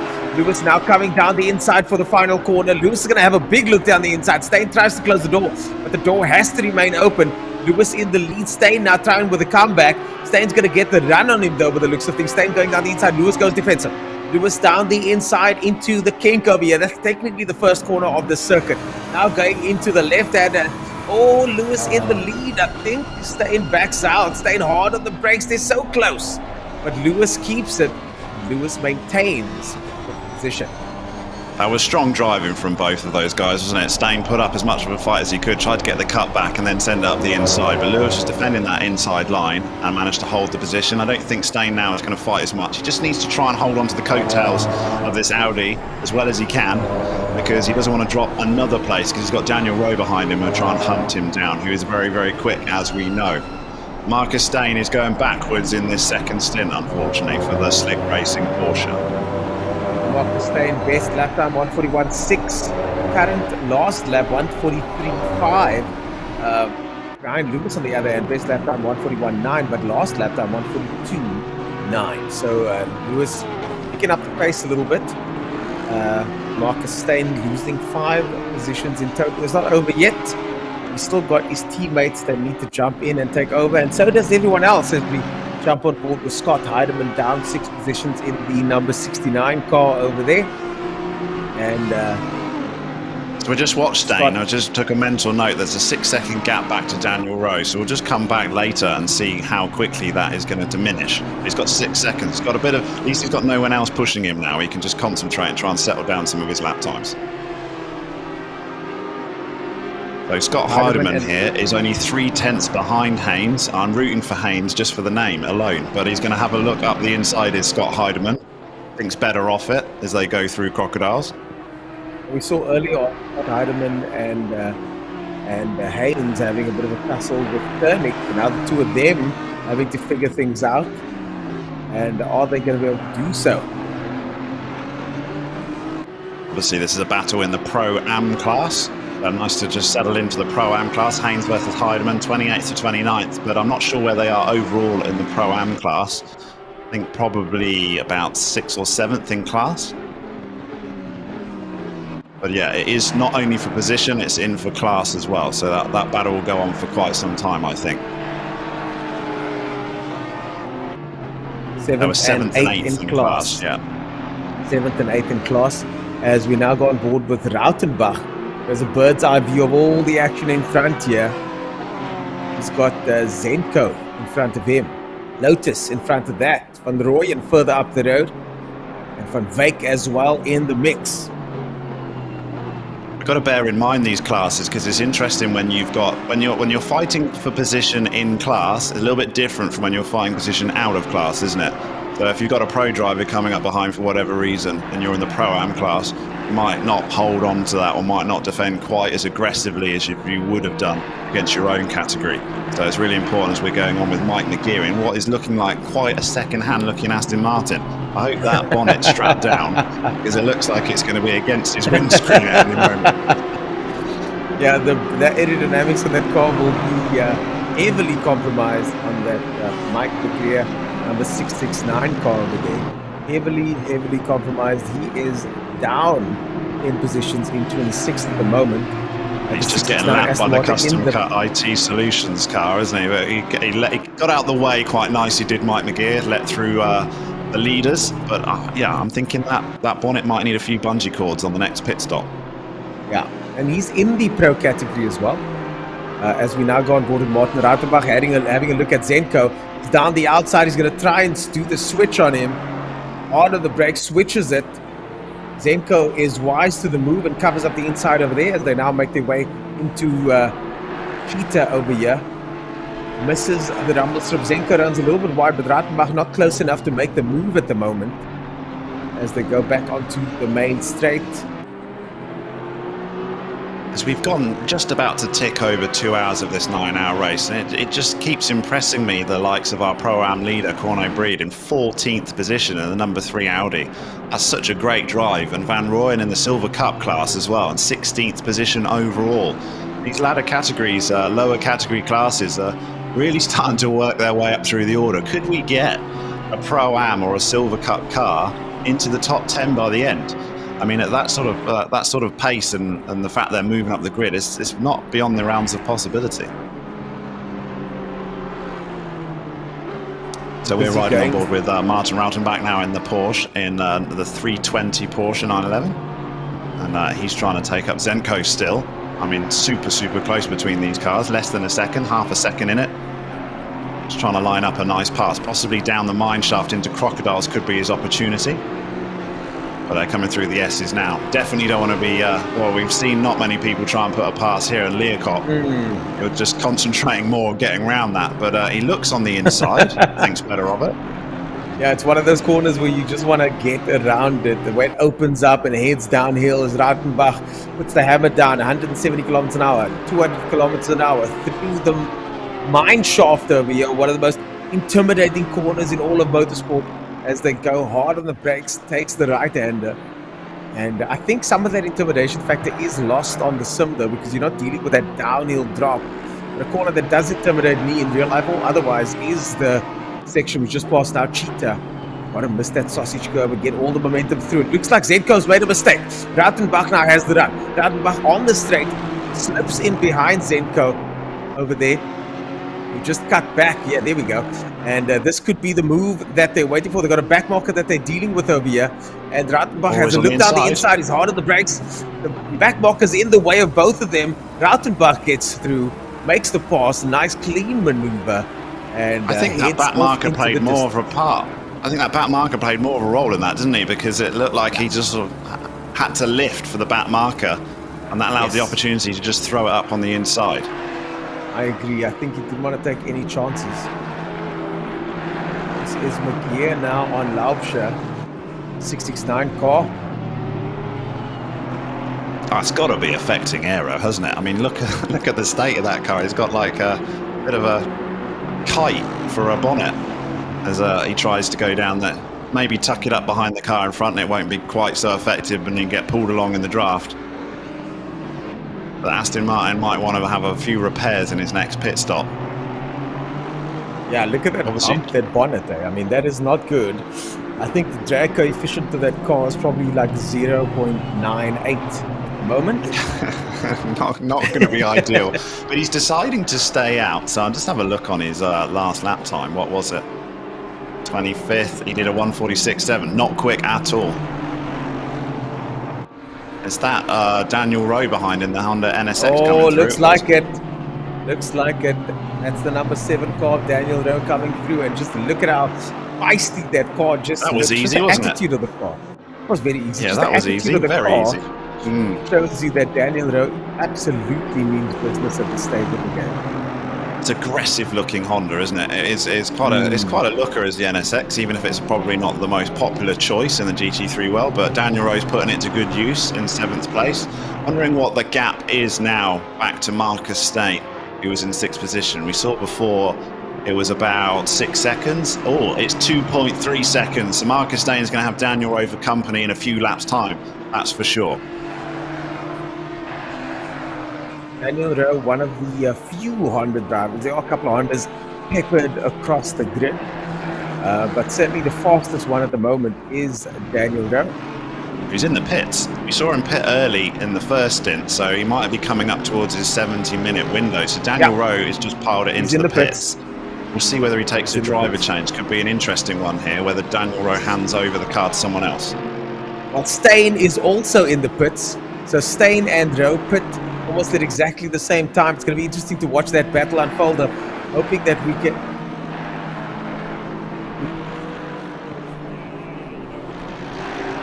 can just get eyes on Stain and Rowe. I think we might see the battle unfolding here as Stain and Rowe, both of them in the pits now. They've lost one position each, still in the pits. So down to 7th and 8th spot on my sheet right now. But I suspect they might lose a couple more as well. Brett Krukamp is currently in 9th in the BMW in the 519 car. Oh, Heineke's gone out now. Heineke is out, and Grobler is out for Rowe. So Grobler is taken over the reins now, with Heineke taking over the 353 car. So can they keep up the pace and the progression that their drivers before did, especially in the number 7 car? The number 7 car. No, 58 car, isn't it, in Grobler? So we'll see however they can keep those positions. Good work was done by Daniel Rowe, and see whether his next driver can carry on from there. Rautenbach and Scribanti now just came together on my screen over here. So Rautenbach and Scribanti with a little bit of bumping going on. As Volkskenk and Alexander, and they're getting flashed by the charging Honda in the back. He can't get past him. Rautenbach holding up that Honda a little bit there. And he's not going to be happy with that. That's Grobler now behind Rautenbach and Scribanti, flashing those lights brightly as we look on board now with Paul Gerber.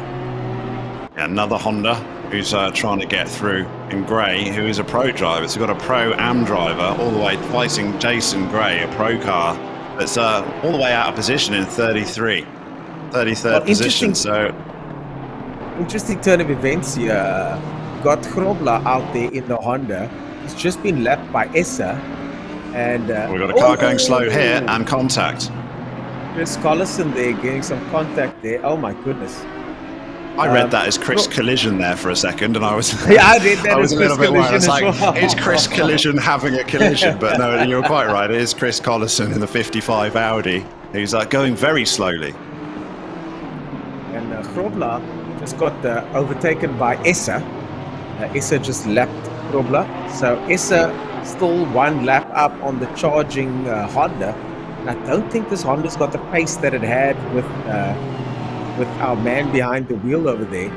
So it'll be interesting to see how Grobler does. Scribanti's just taken out Van Vieren. on my screen over here. Van Vieren and Scribanti having a little bit of a get-together there. So off-screen and on-screen, there's plenty action happening over here. Yeah, fights throughout the grid. Fights throughout the grid. We'll keep an eye on that number 58 Honda to see how Grobler puts his lap times in. Last one through was obviously just his out lap, so we'll just wait until he crosses the line again and give you an update. Now on board with Kalen Mauer. The first time we've seen Kalen Mauer. Kalen Mauer, the history in Gran Turismo, if I'm not mistaken, in the Pro-Am category. Number 12. Kalen Mauer, one of my You've watched him before in yeah. You watched him before in GT Sport, yeah. And fantastic driving in GT Sport. Kalen Mauer now currently in 29th position, 2 positions down, and that's the Pace Motorsport car. Pace Motorsport guys are quite active on social now, giving Steve Koenig, another driver, active on social, a little bit of the old this way and that. Is the learner sign on the front, on the back of the car there. Does that mean that that Steve Koenig drives K53 style? We'll find out soon enough as we go to the first corner. I don't think it's going to get him any extra leeway with the stewards, no matter how many learner plates you've got on the back of your car, but it was a good effort, a very good effort. I commend him for that. Kalen Mauer putting on some massive pressure now. And it's always interesting for me to see the guys that excel at the other sims coming over. It's a very difficult transition. But Kalen Mauer seemingly doing fine here in the Pro-Am category in the number 12 car. So Steve Koenig's getting quite a bit of stream time in the last sort of 30 minutes with his action and his livery. But he's still trying to defend as much as he can to try and hold spots. You don't want to keep dropping them. You can get a little bit out of rhythm if that's the case. But I'm sure he's trying his best in his crash test dummy vehicle. I'd be too scared to run a livery like that. You just think to yourself, it's an omen waiting to happen, wouldn't you? That's the problem. Yeah, exactly. No worries. No. I've got enough good and bad omens to yourself, yeah. Yes. Yeah, that's it. That and the number, use that livery with the number 666 number. It really would be. You know how superstitious race car drivers are? Some guys wear the same pair of underwear. Some guys get in and out the car the same way. The way I put my helmet on and fold my ears is something that I always do. So it's just kind of one of those things that helps you get in the game. Some people like to put crash test dummies at the cars, but Kalen Mauer having a look down the inside of Koenig. Koenig on the right-hand side. Koenig might not want to come over as they go through the kink, but he's got space now. Kalen going very narrow and tight on the left-hand side of the screen. It breaks very late there. Can he keep it, though? Can he stick it? And he does. Sticks the landing. That's Kalen Mauer. Good, solid, clean pass. Yeah, that's the sort of pass you want to see into turn 2, Crowthorne. That's how you do it. Send it up the inside, but I don't think possibly Stephen Koenig tried to defend that too heavily. Maybe he saw it coming as we got the Slick Racing and Porsche about to come and join them for a lap event. So Wesley Ferrant we've not seen so far. He's up into 15th place. This is one of the drivers in Odin Racing that started way down from the start. So he's also been on a recovery drive, but he's back within his pro driver group, apart from Corne Braid, who's even improved still up to 12th position. But yeah, Wesley Ferrant in the Odin Racing 475 Aston up into 15th. And yeah, he's looking to try and get lots of... Brilliant. That is just phenomenal stuff. Yeah, they're going to perform well in race trim, I think, that Odin Racing team. Very experienced drivers behind the wheel, and that's a lovely pass, isn't it? What a pass that is. A little bit too close for my liking, but I had a bit of a heart-stopping moment over there. It always seems more risky for the guys that have the most to lose, and if you've overtaken 31 cars already, the last thing you want is to have to go to the pits because you damaged your car. So Wesley Ferrant, well done for him. 14th position. I suspect we're going to be seeing them in the top 10 at some stage. Just like our man Probla and Daniel Rowe gaining 36 positions, I think, or thereabouts. 31 positions gained so far for Wesley. We're starting to get into the pit window for our leaders again. Ryan Lewis coming into the pits. So we'll start getting towards the second time that everyone piles into the pits. Should be a very busy period. If you're still on that first stint strategy of 70 minutes, It gets very, very busy on pit lane entry and exit, everyone going the same. That's maybe a little bit of an argument for trying to get off of that timing if you can. So guys might try and schedule it out, which has been the case. The Honda NSX team in Daniel Rowe scheduled that out with a very early pit stop. Gets him out of the window of everyone else. But whether that is advantageous towards the end, we won't know. We'll have to wait until we get there. But these guys would certainly have scheduled it out and worked out how many pit stops are required and what sort of time they've got to avoid that horrible sort of splash and dash at the end that can just lose you so many places. As you mentioned, the splash and dash at the end is what we're going to be looking forward to. I think we're probably going to have a grandstand finish of some sort here at the end of the 9-hour mark, but still plenty time to go. We're just past the 2-hour mark, and Dan, I know you're not at the arena, but from what I heard, at the 2-hour mark, my lunch arrives. Oh, you can't. You're not allowed to. You're not allowed to. You're not allowed to say things like that to me. I was not allowed to be at the arena because you took the one microphone spot. So I'm back here in my little studio, and I'll have to come up with something to make you jealous later on in the stream. But enjoy your lunch. You were talking about wine farms in your area, so.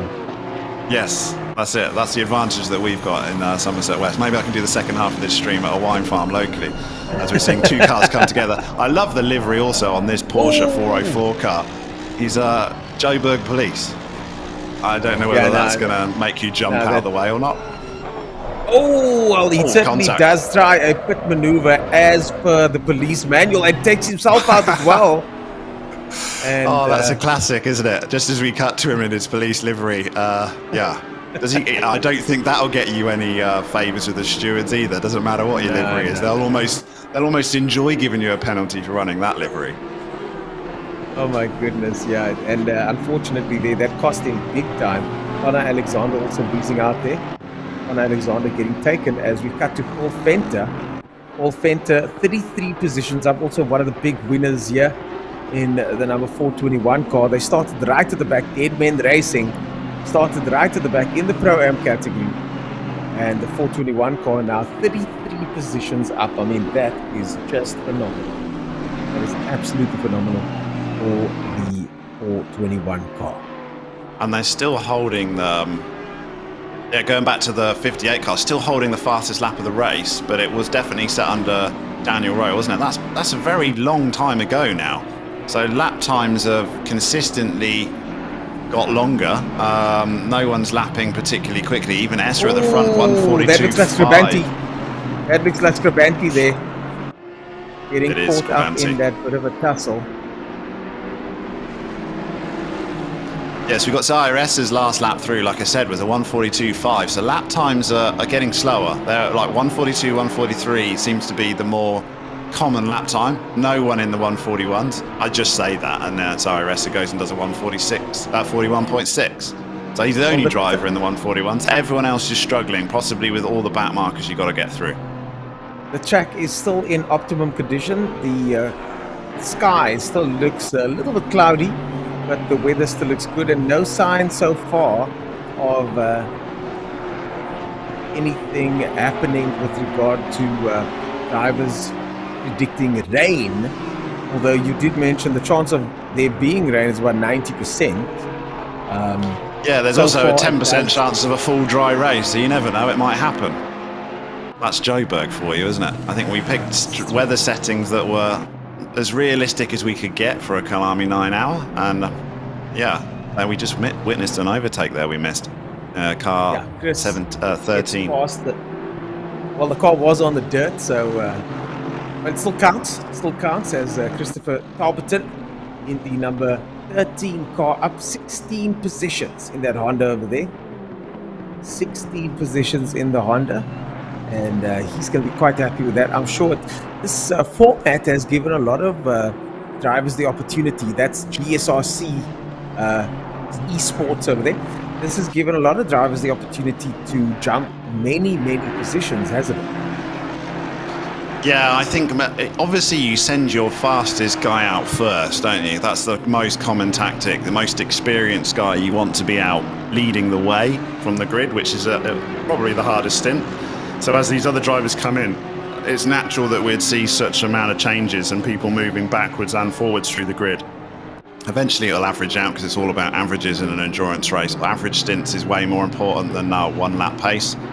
But here we go with pit stops. Grobler, you see, is taking 2 pits. JC Grop, the 2 Groblers taking 2 pits. But everyone else is pretty much at the front with, we're looking for our top 4 still to take their second pit window. So we'll expect them to come in shortly. They definitely pushed it late, haven't they? Essa, Patterson and Adams, we saw in the first. They were the last ones in. I think Essa was basically the last car in. So he's led the entire way, really. Once he got past, he come into the pits and managed to keep that first position on the way back. Didn't have to fight through some back markers. But a few of the others on different strategies already, even at this early start of this 9 hour. Well, JC Grobler here in 7th position. He's got the pressure from the Honda behind him. That is Grobler as well. 2 Groblers battling it out on the circuit as we cut to That's going to cause Adam problems, isn't it? Just for us. The 2 Groblers fighting it out over 7th spot. Tariq Adam now in 2nd and 3rd position, right behind Patterson over there. 1.7 seconds, gets past one of the back markers. And now he's got Patterson in his sights. Edith Patterson, fantastic drive from him over the last couple of years and has proven to be very consistent and just improved so much over the last couple of years. Now finds himself in 2nd place, just behind Zahir Essa, but also just in front of the hard-charging Tariq Adam. And if we look at the differences in time between the two of them, the gap so far is 2 seconds, but dropping. Yeah, but you're quite right. Tariq Adams sort of come onto the ACC not too long ago, but massively improved. He went through the field quickly, and then he picked up sort of a pro drive with an esports team, and he's under the tutelage of Jordan Sherratt. So it's not surprising that the quality that he's managed to show, and then it got noticed and he got picked up by a top-end team to go and race for them. And I think that experience is now starting to come through as well. He's no longer a rookie. He's got the pace, and he's also now starting to get the experience as well. Well, Tariq Adam just pitted, so he's in the pit lane at the moment. Went from 3rd, still in 3rd place. So 4th place, quite a way back. Let's see if he manages to drop down at all. Still in the pits he is, but still in 3rd place. Here comes 4th place now. Tariq Adam slots back into 4th. Here comes 5th. So not that many places lost for Tariq Adam.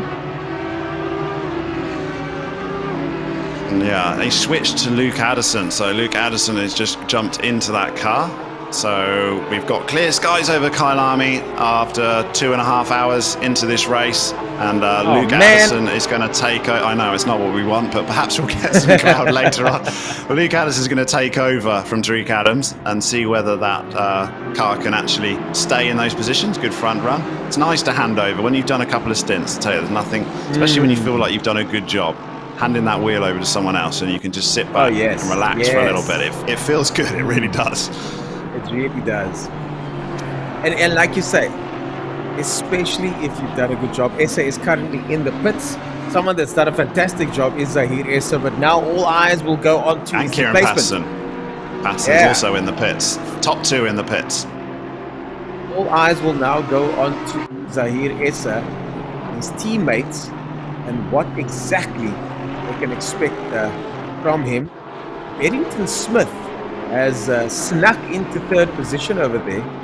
The number 312 car. That's a logistical nightmare. And they come all the way back from 11th position. They've now snuck into 3rd place. Yeah, just looking them up because I was also surprised, but that had Sean Stridham in it before, so I think they're very late into the pit stops. I expect them to come in. Michael Stevens has taken over the 777. Big news in Michael Stevens taking over the 777 car. So this is an important driver change. I mean, he's got a lovely cushion to work with, isn't it? I wouldn't mind taking over that car.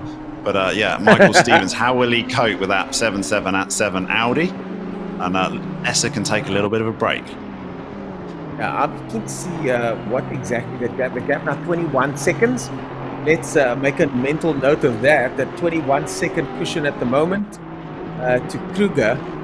And Kruger in the number 44 car from ATK Racing in 7th position. They started that is... well, there's something's happened there, isn't it? Because we had Morgan McCall in 2nd spot when he took over there, and we've had some pit stops, and we were questioning Brandon Kruger. I wasn't familiar with the name in sim racing. I didn't know what he would be, and he's losing places. I mean, his last lap was a 1:42.6, which isn't bad at all, but he's definitely gone backwards because he took over control of that car from Morgan McCall in 2nd spot.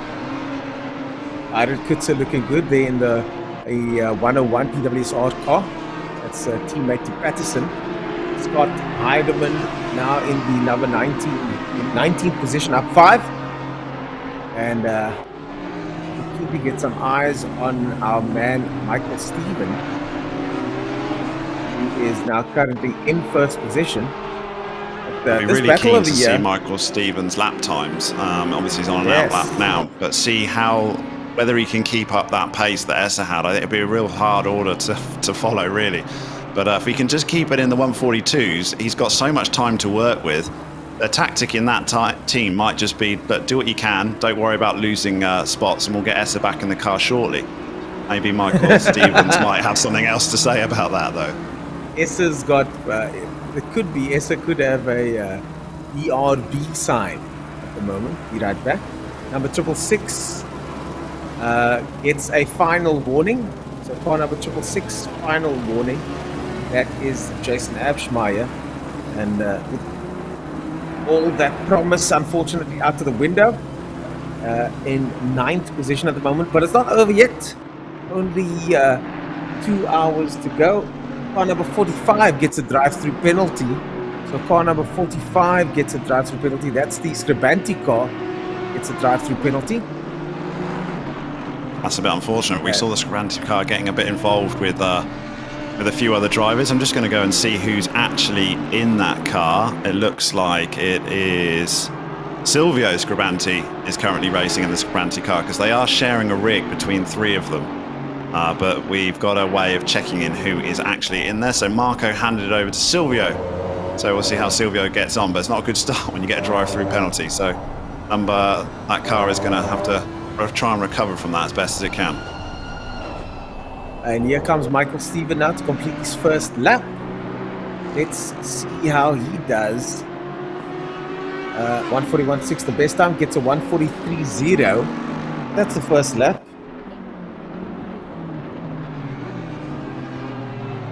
First lap of many, I'm sure. So Luke Addison, got eyes on him now. It's in 3rd position. Luke Addison trying to get a hold of that car. Luke Addison, the number 33. And he's fighting to get the 101 Porsche, where Kieran Patterson handed over the realms to Brian Coetzer. So, yeah, it's less than a second, and you've got a fresh driver in that car. Luke Addison's had a few more laps to get more comfortable with his 33 Audi in the custom cut IT Solutions car. And we'll see. That's always difficult when you switch drivers because Kieran Patterson piloted that 911 so well. But you get straight into a battle. I think whoever comes in, you're going to have a battle on this. The track's just too busy to try and settle down. We're not at Le Mans now, are we?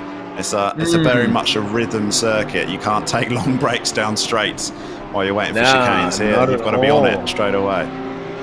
Not at all. Michael Stephen now 0.8 of a second up on his previous time. So he should be going into the low 142s. So Michael Stephen finding some pace. That's really all he's got to do, isn't it? He's got to get into a rhythm, find a decent lap time. And we'll keep an eye on the gap, though, because the gap back to Brandon Kruger of 19.3 seconds. That's a lovely position to be in, and he's got Zaire Essa to thank for putting him in that position.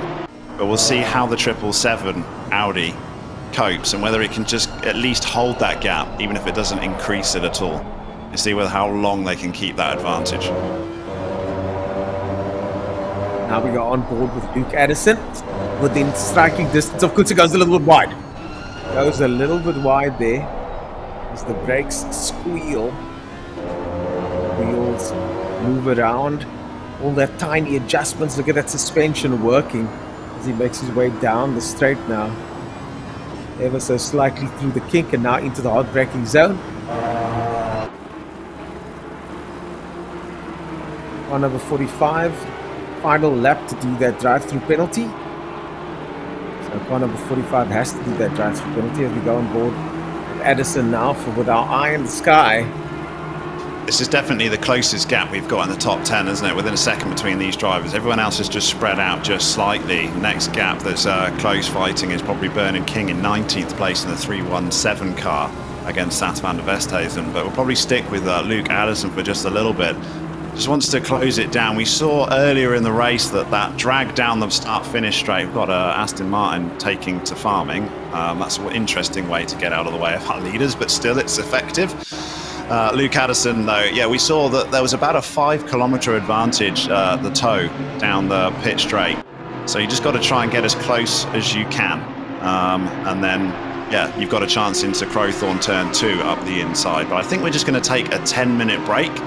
And we'll be back shortly and we'll see whether there's been any developments. No doubt there will be. And yeah, give us 10 minutes.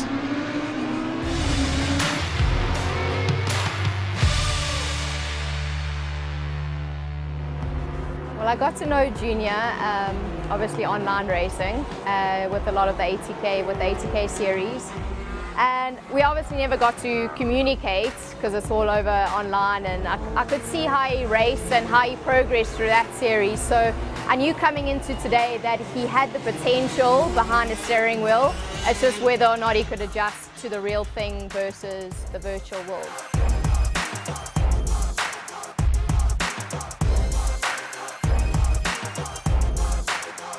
So our day started off with a track walk. Leroy and I took him around the track just so he could get an understanding of where he was going and in which direction he was heading. Showing him the lines for the first lap where we walked around the track, myself and Tasman, and I mean he got into it and he knew exactly what to do. He was very quiet on the track walk, which we noticed a lot about, but just to try and make him comfortable, we started speaking more about what he's done in the virtual world versus what he's going to be doing out here today. And I think we all got very comfortable together, so he kind of had an understanding from our point of view what we expected of him and what he expected back from us, you know. And at first when I came here I was a bit nervous because I've never driven a go-kart ever in my life or a real car.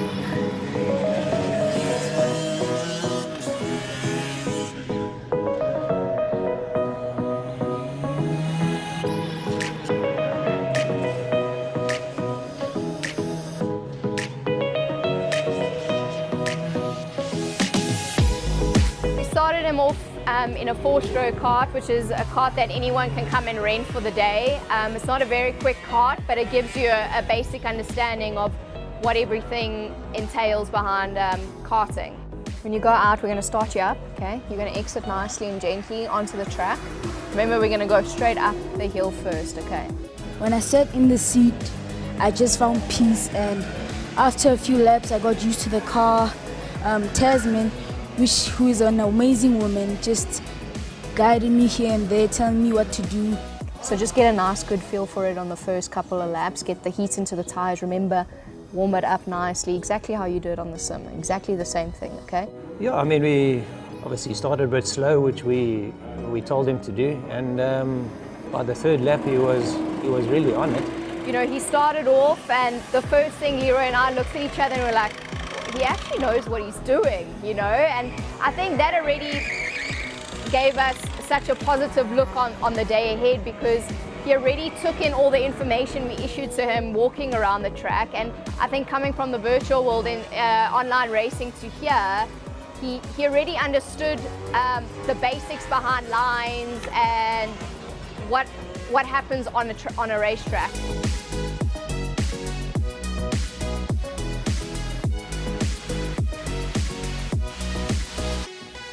Yeah, I think the whole purpose of today was to see the transition from online racing to real karting. And I think from Motorsport South Africa's point of view, we see the role as twofold. The one is to embrace online racing as a new form of motorsport. And obviously online racing has got a huge impetus now with the year that 2020 has been.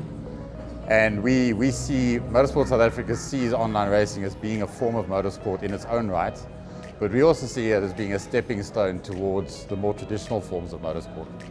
So today was kind of a test to see how the transition works, and by all accounts it seems to have gone well, and it seems to be a definite possibility that a youngster who does well in online racing can make the transition to real world racing.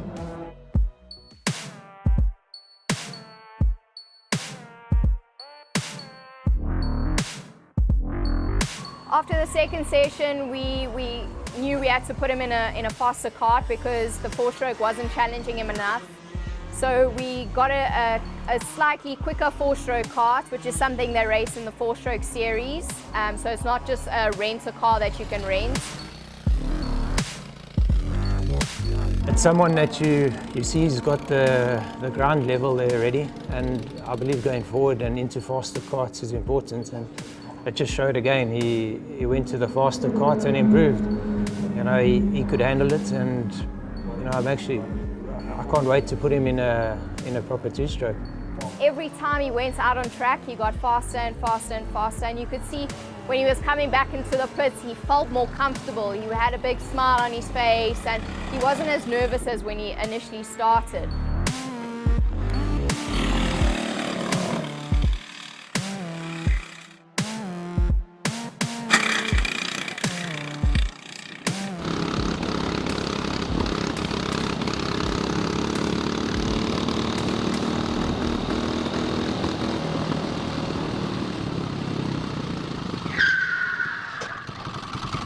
We had a small mishap today. I don't know, something just told me that something's wrong, so I just stopped, looked behind, and I went all Bruce Lee on the car and jumped out.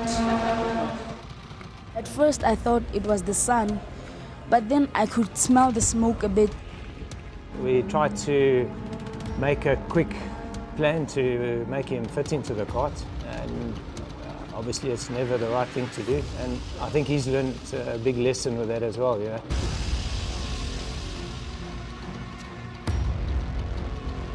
Going forward, he'll remember this, and when he has his first win, it'll probably be one of the stories he'll mention.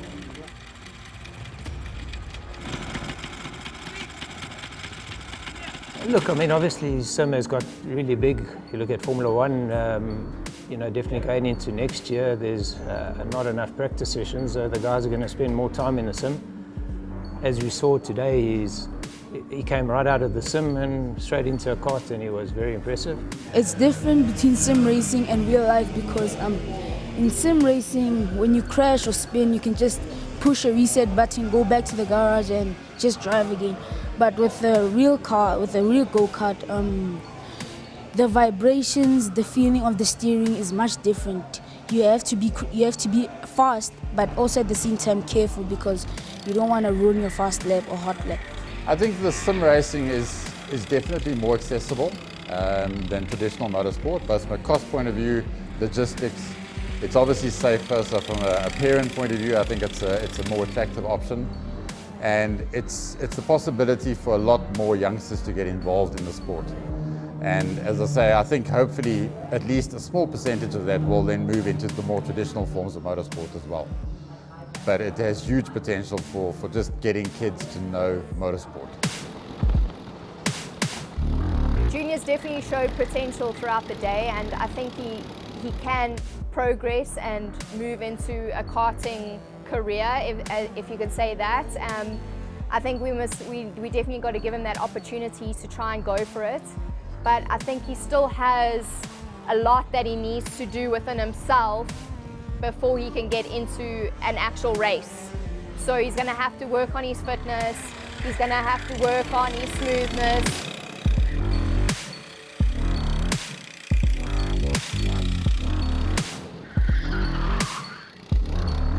How did spinning make me feel?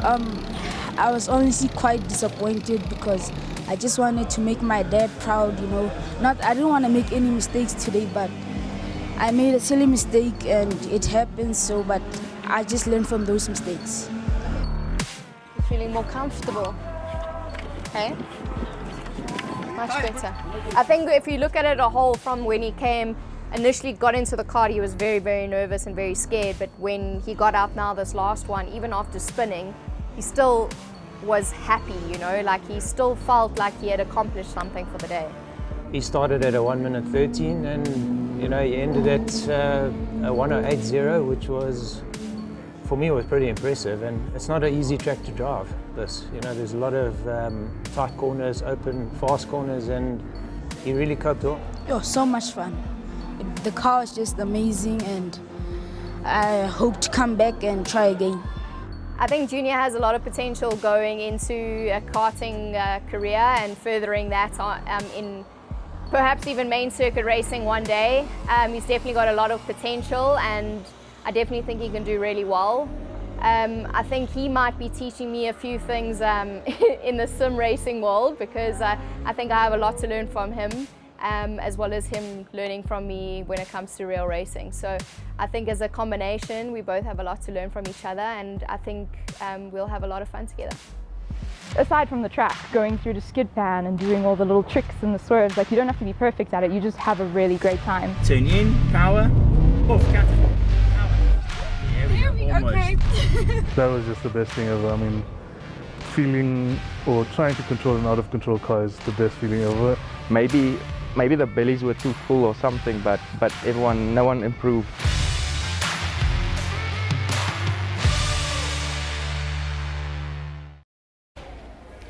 And now it's time for the results of the design competition. 3 weeks ago, we gave you the opportunity to design any GT3 of choice, as long as there was an African theme involved.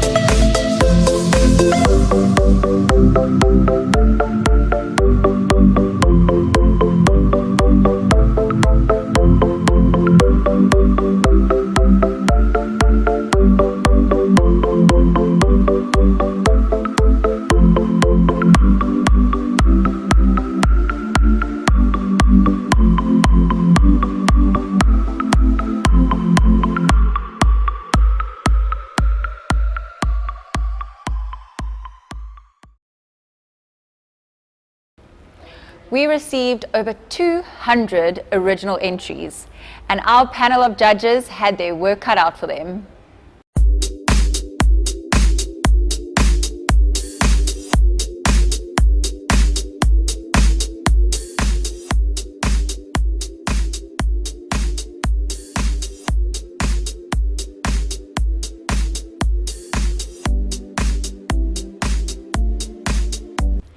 Fred Bridgens had one design in the top 3, and Jaco Nordia had 2 designs that made the top 3.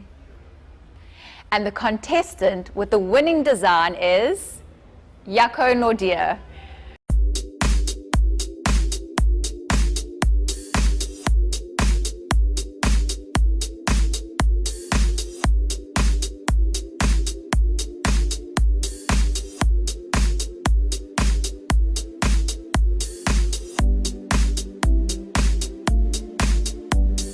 Jaco has won a Yotech rig to the value of 5,000 Rand. Well done, Jaco. But he's not the only winner for today. Jean Leroux will be receiving a SAGT t-shirt for his clever design. No worries if you didn't win the design competition, because next year we have loads more exciting competitions coming up. Stay tuned. I tell you what, the one problem with taking a little lunch break like this is that when you come back, everything's on its head. And I know, we've got some big action, and we've had some action in the design competition being announced as well. So we'll have a chat about that later. But the huge one, a big one, is that Luke Addison had a power failure at home and got kicked to pits. Oh my God. He was a top 5 runner, but thankfully Tariq Adams was on the server to take the reins of that car. So they got to fight their way back on a major recovery drive. They've got 6 hours to get back there, but that is the big change that we've missed in the last 10 minutes or so. Tariq Adams in the custom IT Solutions car, I believe, has got a long way back now. So let's see how well they can recover. Completely. At least they didn't get disconnected completely. And that's the nice thing. It's such a smart system that it allows the drivers to still, as you say, go to the pits. But, I mean, best case scenario, you lose half a lap still, don't you? So they've definitely tumbled way down the order. And there's been some winners as a result. As you were saying, Grobler is right up there in the 58 Honda. So Daniel Rowe's team that started so far at the back, we've been watching the entire time. It's a bit of a story of the first 2.5 hours of this race. Worked their way into the top 5 now. Yep, Grobler worked his way into the top 5. And as you say, I was watching earlier on, Jay Grobler and Grobler were battling it out, and unfortunately the Honda went off the track, but still manages to find himself in 4th position. Grobler, the other Jay Grobler, and more battles happening on the circuit now. We're looking at Sean Loretto, and they're now jumping to Grobler over there now in 5th position in that Honda, and I'm sure his teammate can't wait sink his teeth back into that car. What a pity for Addison though. I mean, that is so sad. Love to know exactly where he is now. Trying to cycle through the server here. I think you put it down to it's like a mechanical failure in the real Kyalami 9 now, isn't it? He had a technical issue at home that's caused it, but it's not worth giving up. I mean, I think they're still down there. They're happy to carry on, but they're going to try their best to recover as well as they can. And we've got Tariq Adams, who's certainly got the pace back in that car to see where they can hunt their way through the field. In 22nd place, they currently find him, though. Michael Stephen, after 93 laps, finds himself in 1st position. And as mentioned, the Adams now in 22nd position. Oh, that's a far way down for them. That's a far way down. The gap to Putzer, 2nd position in the number 101 car. That's PWSR. So PWSR find themselves in 2nd position now. Where is Team ATK, the number 44 car? ATK. We saw them in the other Grobler, wasn't it? We saw them drop down before we took a break. And the PWSR car in 2nd spot. No, they're in 4th place, are they? Are they 4th or? That's 420. Oh, Kruger, Brandon Kruger. Yes, so they've had an issue as well. You were quite right. Yeah, Brandon Kruger, who we're looking at, has took over from Morgan McCall. So all that good work from Morgan McCall is wasted. Oh my God, 44th. So we've missed something massive with the ATK team. How gutting is that? You do such a good run, Morgan McCall, and then something happens and it puts you right at the back. Oh, that is just absolutely a big problem for them. B. Kruger. I'll see if I can find that replay to try to figure out what happened there for them, because they were so far in the mix, weren't they? They were right up there. far. Driver disconnected, so another technical issue that sent them all the way back. So yeah, absolute disaster. So I think Luke Addison ended up relatively lucky that his driver one was sat there waiting to take the realms anyway. But if that isn't the case, you can be scrambling to get on the sim, get in the game, make sure you're there to take over. And you've got to be driver number 1 to do so as well. So it obviously didn't work out quite so well for 44th place in the ATK car. Yeah, what a pity. And this is exactly the kind of stuff that happens. B. Kruger now all the way down in 44th position of 47. I mean, that is a disaster for them. Staying Tehran there in 33rd place, down 3 places in the looks like Silver Cup car there. Number 99 car. Was that which our producer said 67 laps with the disconnection? Okay. So about 6 or 7 laps, not 67. But 67. Oh, 6 or 7 laps ago. Okay, sorry. We're talking over each other a little bit. Yeah, that was the total time, 6 or 7 laps that they were disconnected. I mean, that's going to cost you. So you're basically 6 laps. You've lost 6 laps.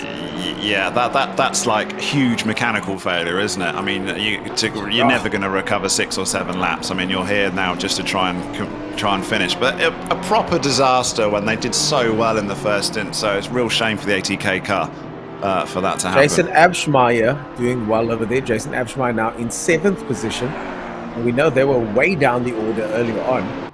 So Jason Abschmeyer in 7th position. Stein Theron now back on him. And this little battle taking place over here. And one thing we also missed in our little break period is the winner of our design competition, who we were riding on board with just for a second. Yes. And we were one of the people that were asked to select our favourite liveries. We weren't allowed to see who else was selected. We just picked our top 3, and they all went into the bundle. So all the staff here selected their top 3, and I must admit, one of my selections was that white Porsche. That was my 911. selection. I chose it first. Well, there you go. We're classy. We're classy. Because how nice was that car? That car was amazing. Oh, yeah. That cheetah looks fantastic. And we cut to him on circuit just now, and he's not using it. So it's a little bit of a disappointment. But no he did do ways. He's not. He's in a different skin right now when we just cut to it. So what a waste. But I mean, it was an awesome Porsche 911 and a very worthy winner of the sim rig that he'll be getting to enjoy. So hopefully that gets put to good use. And we got a special mention. We got a Sim Racing GT T-shirt, SAGT T-shirt for the Porsche one that had the police car livery on it. Police car livery gets a special mention. I don't know whether that was just worried that if he didn't get a prize, he'd get nicked for it, but he will get a prize anyway. So, yeah, well done to all those that contributed to the liveries in the design competition. Plenty to look through, took us a while, and there was a bit of arguing to go on there as well. It took me ages to pick 3 that I actually wanted. You got your 3 remarkably quickly. Obviously very decisive person. I know what I like.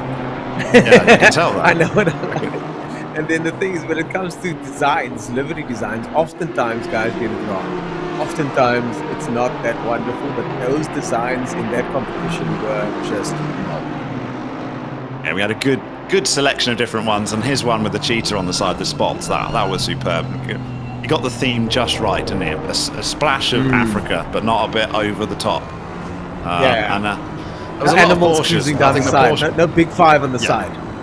No, that's it. A bit too much. It was just very subtly done. I wouldn't mind that on my daily, although I'd probably get a lot of looks. You need one of the 5, not all of them. Oh, Hall goes down the inside of Wilby. Hall goes down the inside of Wilby, makes it stick. This is for position. This is for 29th position. And Hall makes it stick down the inside. He's been wanting and working on that for a while. He's down the order from where they were. I mean, he was a top 10 runner, wasn't he, in the BMW? So they're struggling a little bit more in race trim. Wonder where the other BMW, Ross Bartle in the BMW 519 car, the only other M4. But he's doing well, though, still in the top 10, 8th position. So that BMW's running really well. Remember, these guys in the BMW are literally learning as they go. There's no way they had the amount of time to prep for an endurance in a car that's only been out for a couple of days. So they will be trying to cope with any surprises that come their way as far as setup goes. Very limited amount of things you can change here. The most important in ACC being tyre pressures as track conditions change. But so far, it's been very stable track conditions, hasn't it? Double check to make sure that the weather setting is actually live, and it is. Our server gurus assure us that it is. But at the moment, it's been very consistent and dry, and we're waiting for the Joburg shower. 6 hours to go. It's anticipated to come at some point. I'll be surprised if we have a full dry race. I'm a little bit disappointed that we haven't seen rain as yet, but I'm not disappointed in the fact that things have shuffled around as much as they have. I mean, you've got the Michael Stephen, who's just ahead of Tariq Adam now, but Tariq Adam is laps behind him. He's in 21st position. Michael Stephen still in front of Tariq Adam, so the two of them racing just 4 seconds apart on track, but in fact nowhere near one another when it comes to position. And when Michael Stevens took over that car, we made a point of looking at the gap, and it was about 19.2 seconds, and it's over 30 now. So 33.8 is the gap to second place. So that 777 Audi, we were wondering whether they would rely on their masterclass Zaire Essa, but it's not the case whatsoever. The guys following in behind have also got immense pace. And they're not just holding their gap, they're actually stretching it from the rest of the field. So they'll be feeling pretty comfortable with a 34-second lead, with 3 hours almost just coming up to the 3 hour mark. Yeah, coming up to the 3 hour mark, and that's only 1/3 of the race complete. And I mean, that is just an insane thought. They've only completed 1/3 of the race, and these drivers still have to push for another 6 hours. As another one of our nominees, Marcus Stein's design, comes into view. Chris Heineke over there doing really well to keep that car in third position. As he looked down the inside, oh, that was a bit close. That was a bit close. The Aston Martin, it was a back marker there, but a little bit too close for comfort there for Chris Heineke. You might want to watch out for that. It's always squeaky bum time going through back markers at Learcop, though, isn't it? You're a little bit concerned. They make sure they know you're there. But I think Chris Heineke, they dropped. Marcus Stein dropped back, didn't he, in his stint? And they've obviously managed to recover a little bit for the fact that like people in front of them have fallen down the order with disconnects in Luke Addison and the ATK car. So they find themselves back into podium contention in the 353 Porsche. And they've got Leslie Oliphant just sat there in reserve to release him very quick. Leslie Oliphant later on. It's in second position, the number 101 car, that's from PWSR Racing. Oh, that is Scribanti giving Chris Heineke a bit of a knock there. He's not going to be happy about that. Chris Heineke is not. That could have turned out a bit nasty. That could. I think he got away with that one in the Slick Racing Porsche, because you get punted from back in ACC and you're often spinning round. You did well to hold on to that. Hopefully, Scribanti gives him a little bit more space next time he's passing. Yes, Scribanti unfortunately way down there in 45th position. But I think for them it's all about getting practice and finishing today's race. Heineke. Yeah. So to remind us, that's Silvio Scribanti that's currently in that car, just in case anyone was wondering. Out of the three, we've got Aldo, Marco, and Silvio are the three drivers for the Scribanti racing team. Now that's very confusing that they've all got the same surname. I know, and the car's named after them, and the livery's got their name on it, and they've got their own racetrack. So it's very difficult. Oliver Carr in 38th position. That is the number 9 car over there. They've just down one position from their starting point, and they were in the silver category. Racing for My Boot is the name of the team, and they are chasing down Volskink over there. 17th. Just had word on sorry, and it's just had word on the Discord server that Luke Addison and Tariq Adams actually had to retire the car. So unfortunately, their technical issues are too severe that they can get over it, and that's one of the top runners that's out of the field, almost hitting the 3 hour mark, and we've lost one of the top guys that was right up in contention to win overall. So, but they've had to retire the car. What exactly was the issue? No, I think it's literally power cuts, power failures is the issue. And yeah, they've only got one driver, and they didn't feel like there was they could continue, so they've had to retire that Audi. Just getting some updates here from the live stream over here. Daniel de Villiers says, "I want to race." Cameron. Well, he shouldn't be in live stream then, should he? He should get himself into the. Exactly. Yeah, he should have signed up. Peter Geldenays says car number 88 had a pit stop issue and was leading silver. So car number 88 had a pit stop issue and was leading silver. And PWSR is doing well, says Devon. And he's not wrong. PWSR is doing very, very well at the moment. Very well, yeah. Yeah. So after a 4th place start for them, they are doing exceptionally well. Tariq Adams is sat in the pits, but I think that car's now been officially retired, so we probably won't see that moving from that pit box. What a pity, though. What a pity to see that happen. We go on board with Steinteron, battling it out here with, looks like, the vet. Steinteron, sorry, with Guetta, just in front of him. Down to first gear there, now onto the main straight. Steinteron in the number 99 car, silver.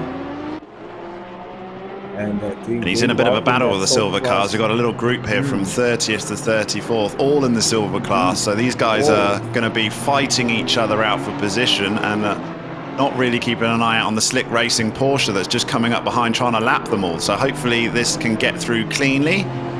And it is indeed nicely done into barbecue up the inside. How cool was that? Staying to run. We cross over to Christopher Pretorius. Number 212 car over there. In position 28. And look at this group of cars over here. I mean, this is just an absolute tussle. We've got, the 80k car. There's some avoiding action being needed. They almost touches the 80k car over there, which also slipped all the way back. 80k car number 44 in the mix over there.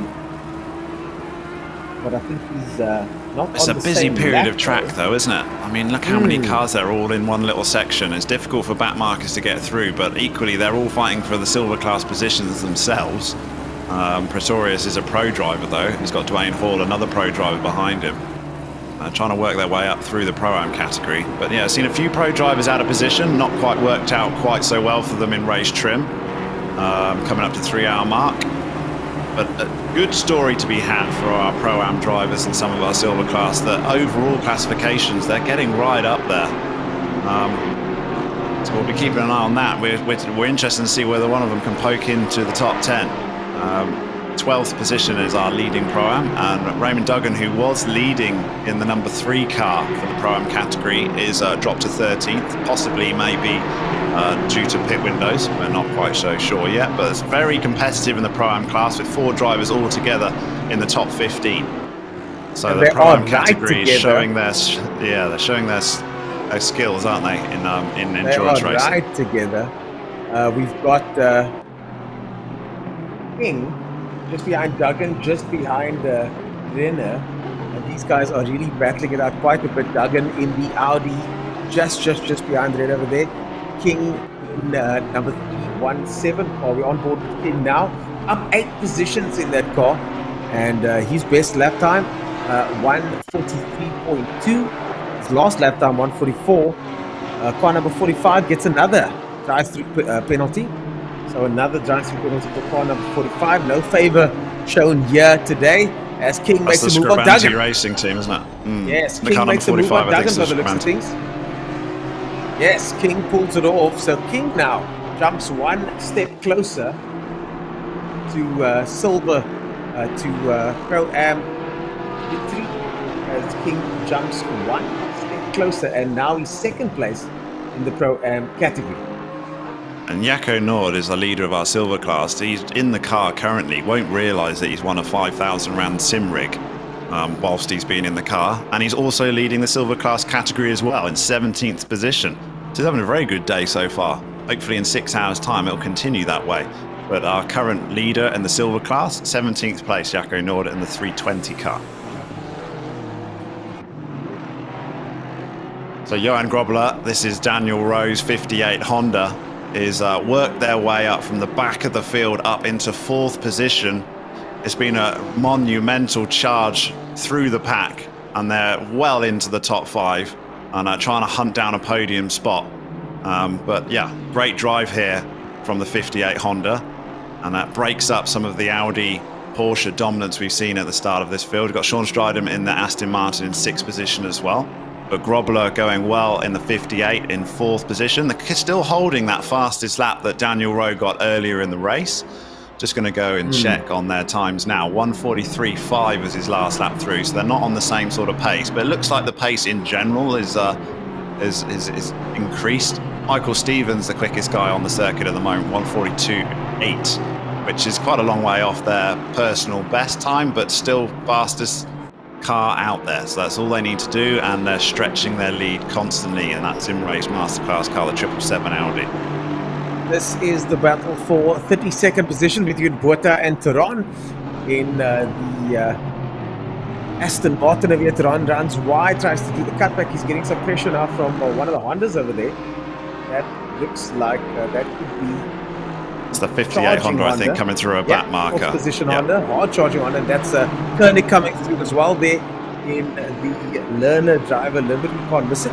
But that's now given Theron a little bit of a gap there to Botha. Botha's now managed to sneak ahead thanks to the drivers cutting through and staying Theron down 2 positions. but still in the mix here.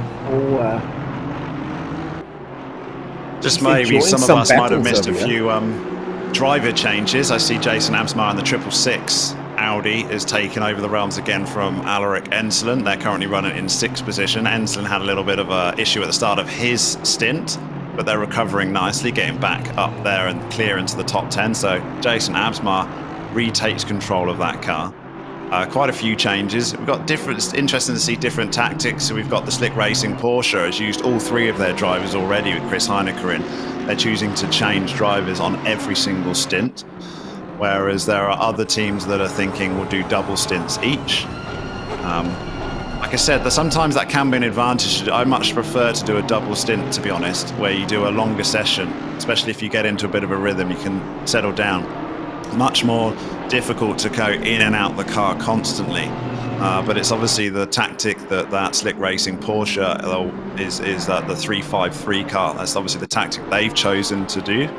But yeah, our leaders certainly seem to be doing double stints in Michael Stevens' IRS. I'm expecting Stevens to do another stint when he does come in to reset his stint clock, which is a maximum time of 70 minutes. Maximum time of 70 minutes allowed as we go on board with Kalen Mauer.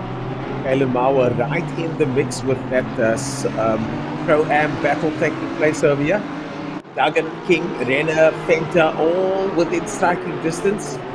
And in an endurance race, striking distance is anything less than a couple of minutes could be striking distance. Depends on what goes wrong or right.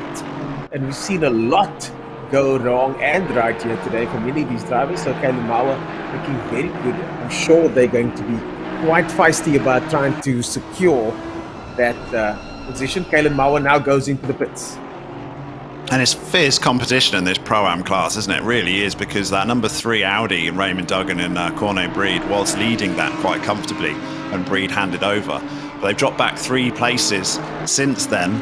So I think that fight in the Pro-Am class could go all the way down to the wire. Well, the silver category is a little bit different, and Jaco Norden 16th. He's going up to 15th place now as pit stops happen around him.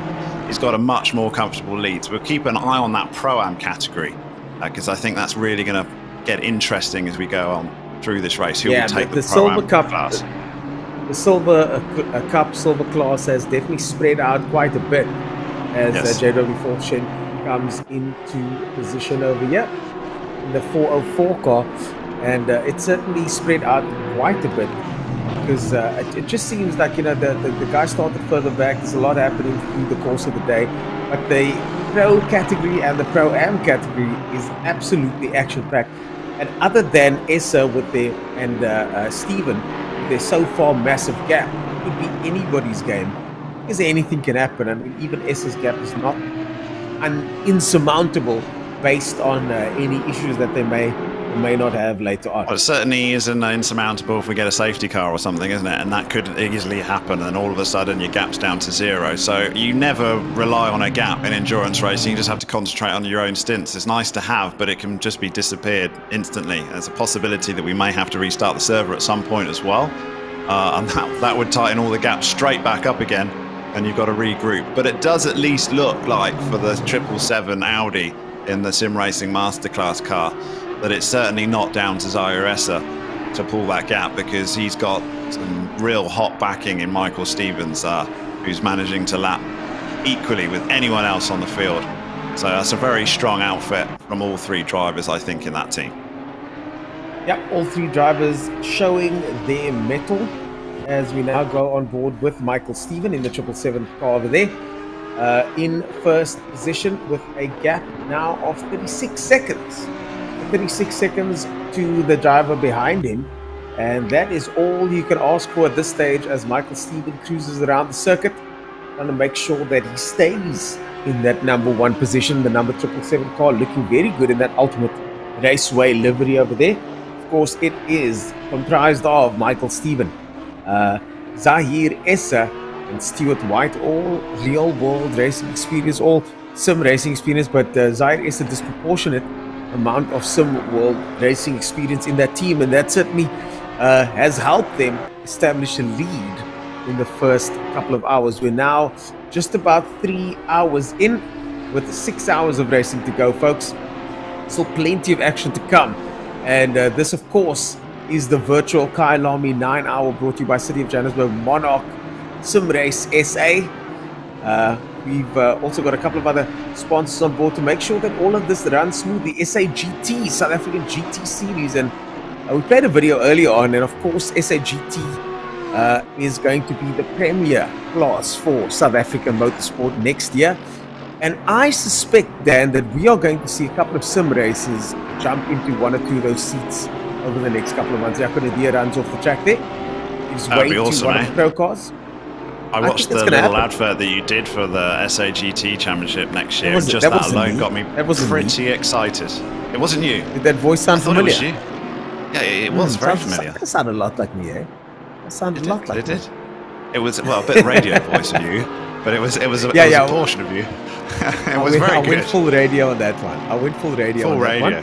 But how cool is that as an intro to a SAGT Championship in 2022 with virtual events in front of it as well? I'm super stoked. Yeah. I'm looking forward to that. And that's exactly. We'll start to get more familiar.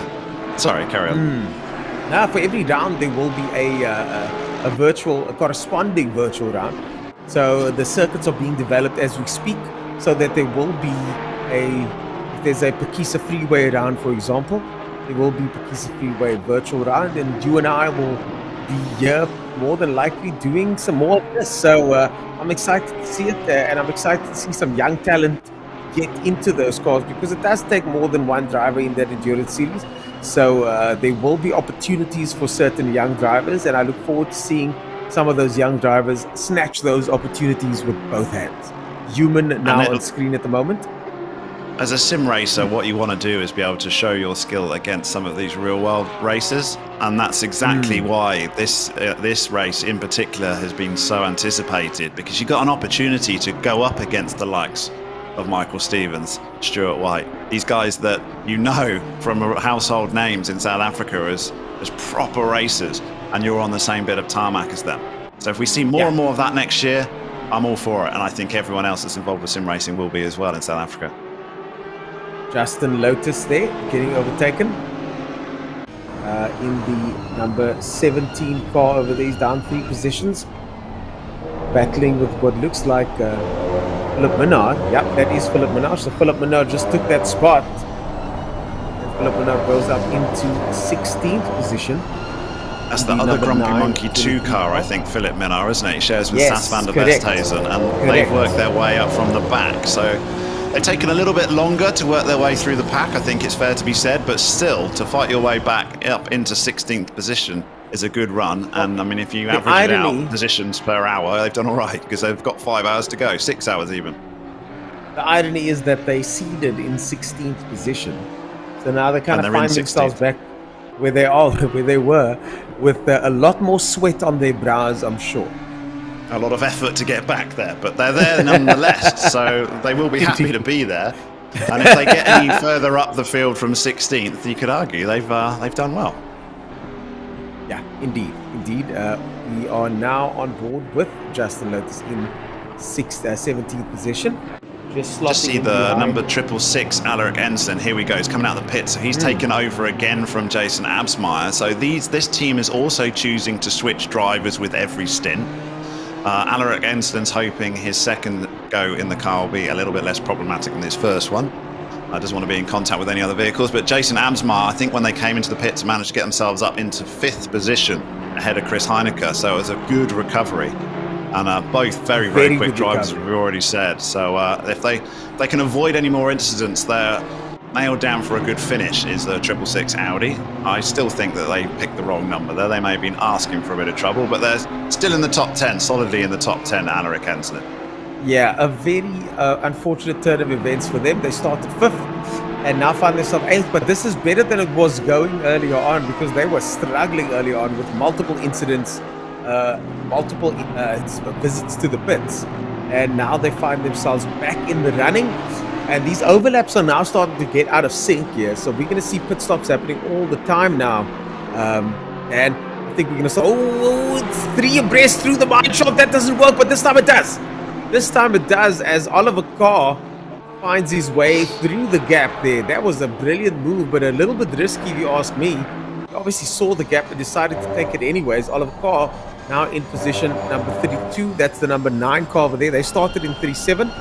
Racing for my boot. My boot, that was a bit close. I wonder who the boot is. Maybe we can have a name in chat if anyone knows.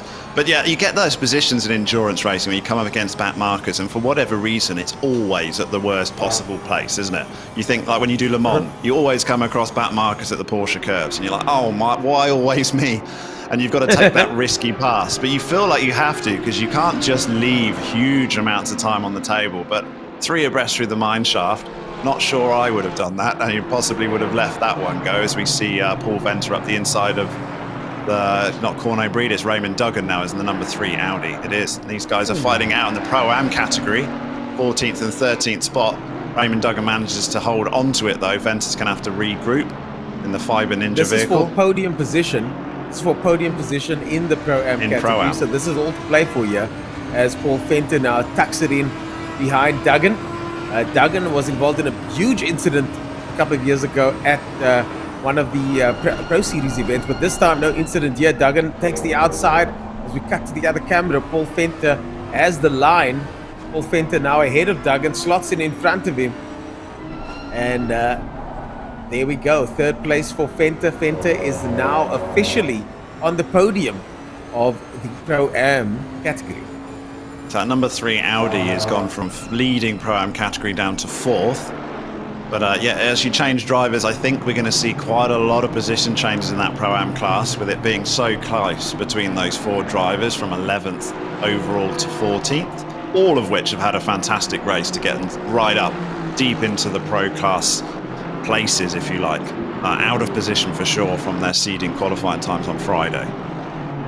They've had to. I mean, the grid is so competitive that you kind of have to find yourself way up in the order in order to be able to play with the big boys in the Pro-Am category, and that's certainly what they've done as we now go on board with Wiaan Griebenau.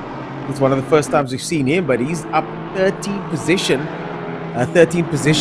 in 25th at the moment, and Doug Gerber looking back, hoping that old Wiaan over there is not going to get too close. The two of them fighting for the 24th position.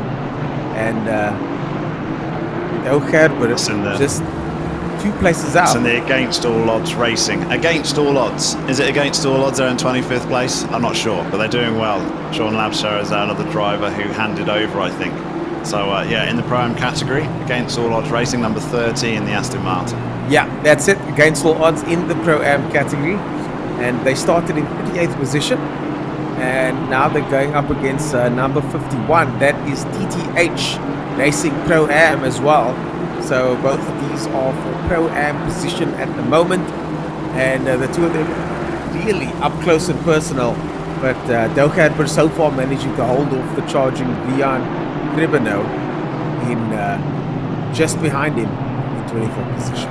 I love that bottom camera view, doesn't it? Where we've got a fixed sort of rear quarter with all the dirt on the vehicles. Just shows you how good and how accurate this ACC sim is, as we start to see some of these cars losing their nice looking colours. And, yes, looking a and little it bit happens dirty, over just time. like they would do in real life. Exactly, it happens over time. And I do quite enjoy that, to see the cars evolve over time as they pass a couple of back markers now.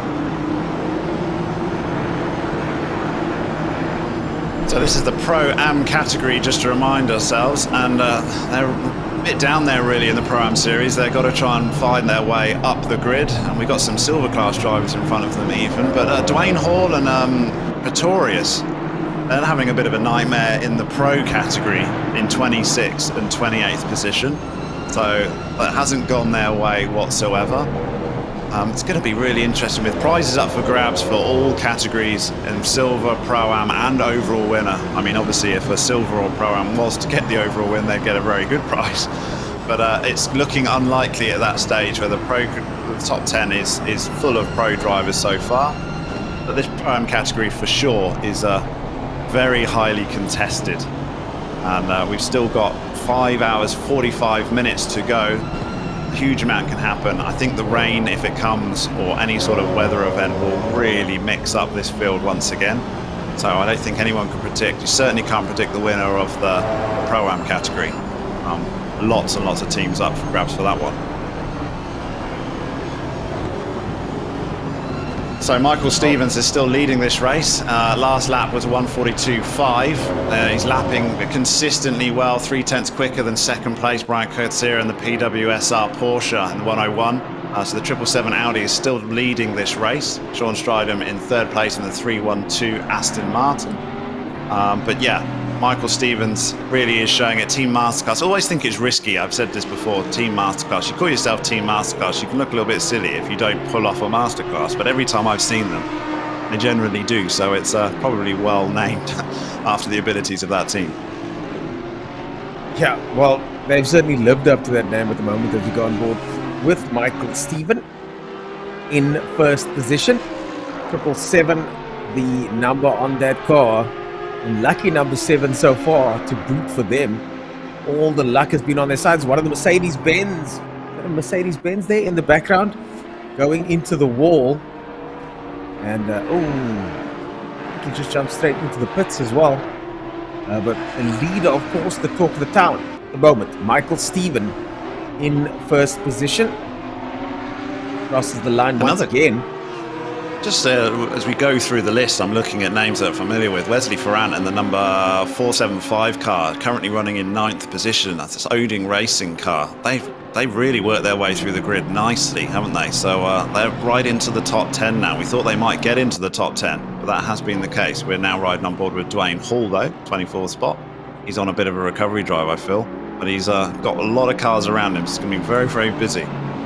Obviously, these guys will know what cars behind them on their relatives inside the HUD, so they'll be able to see whether it's being lapped or whether it's from position, but they'll also be able to see the classes as well.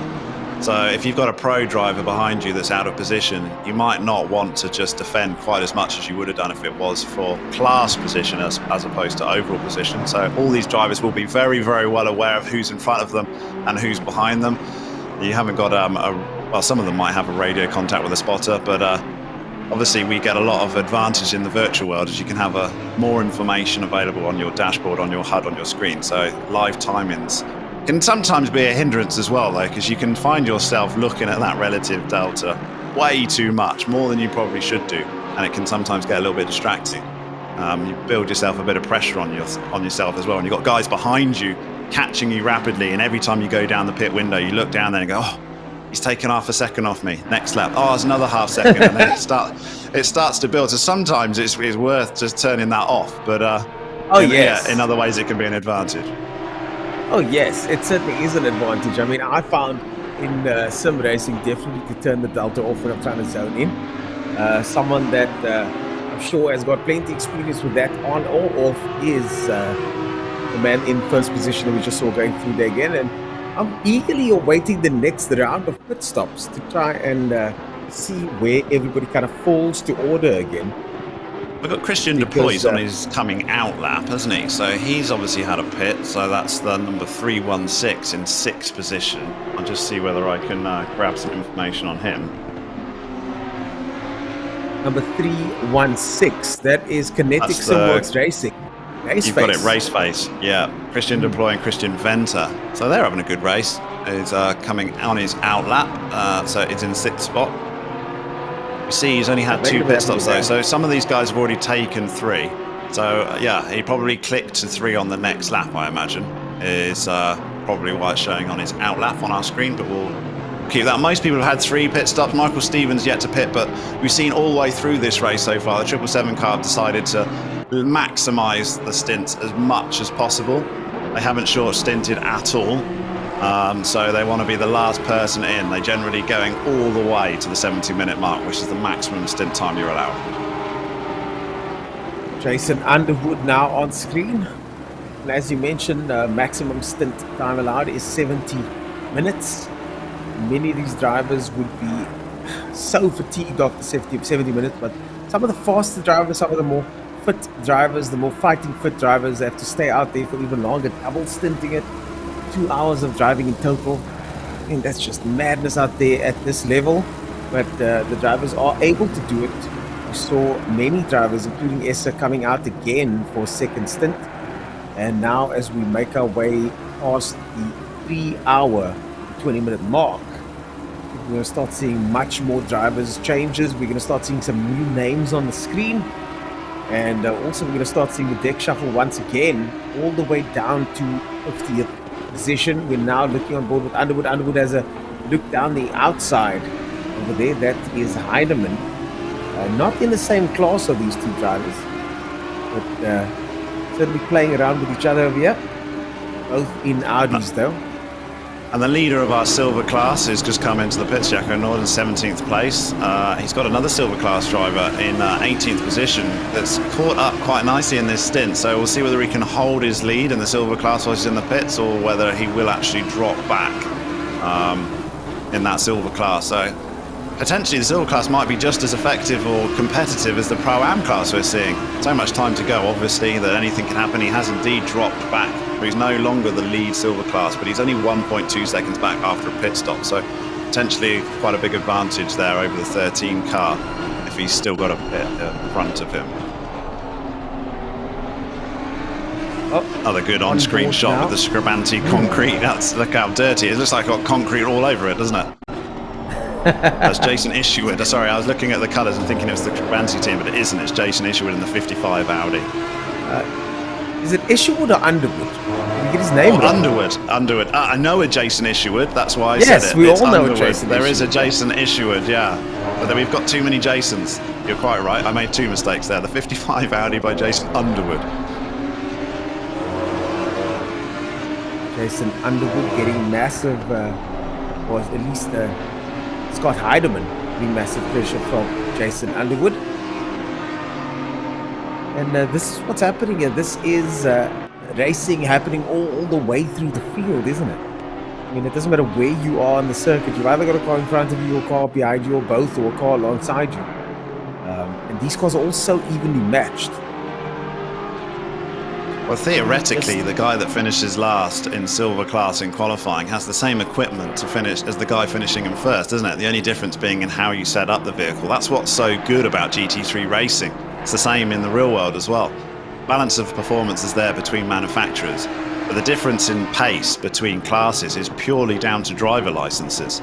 So you go from platinum license down to bronze licenses, and that's how you can have races within races. It's almost like a golf handicap. Everyone can play and race against each other because those classes are there.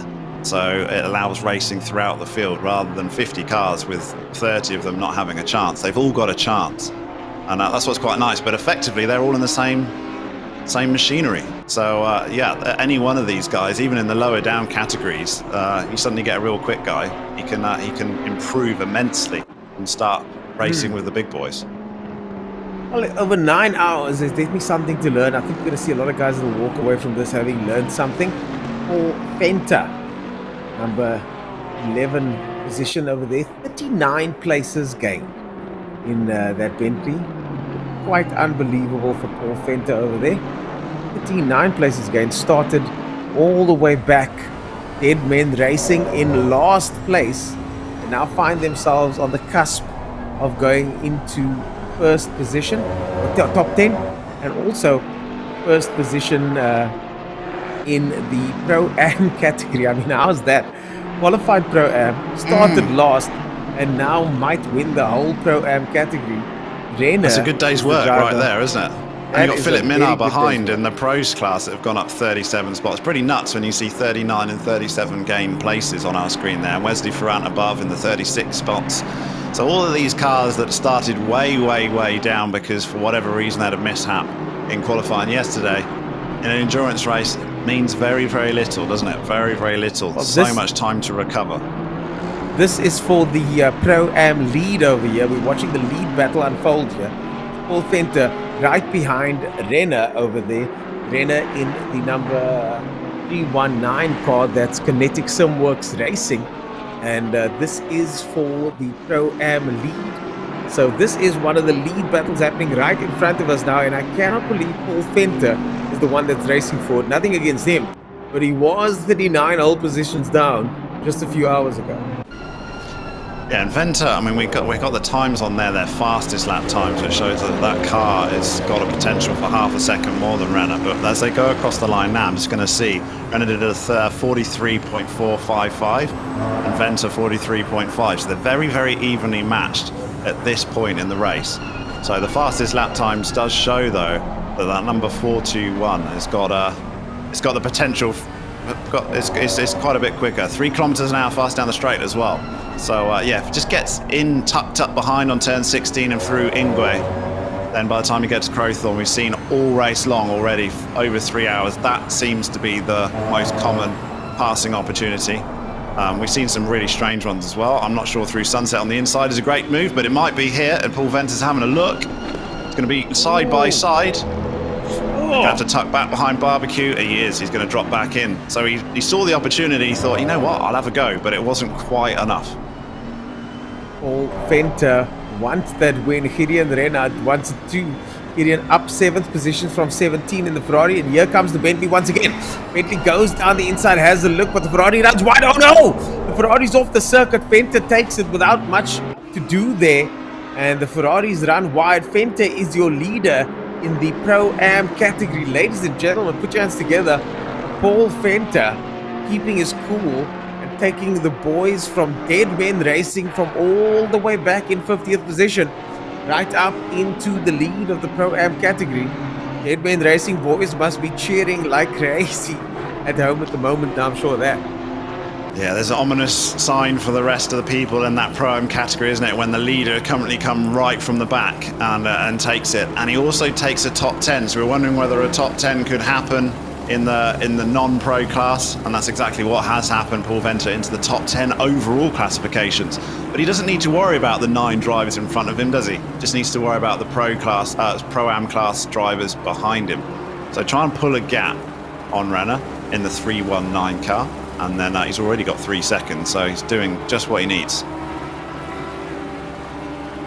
On board now with Scott Heidemann. Scott Heidemann in 17th position. 5th place in the Pro-Am category. And they're looking good. They're up 7 positions in total, number 69 car. I don't know what it is about that number, but the amount of teams requested that number, eh? Of course. It was the most sought after number, but yeah, it went down to Scott Heidemann's team, and he's what is he, 5th in class? 5th in class, I believe. Yeah, in the Pro-Am class is Heidemann at the moment in the 69 Audi.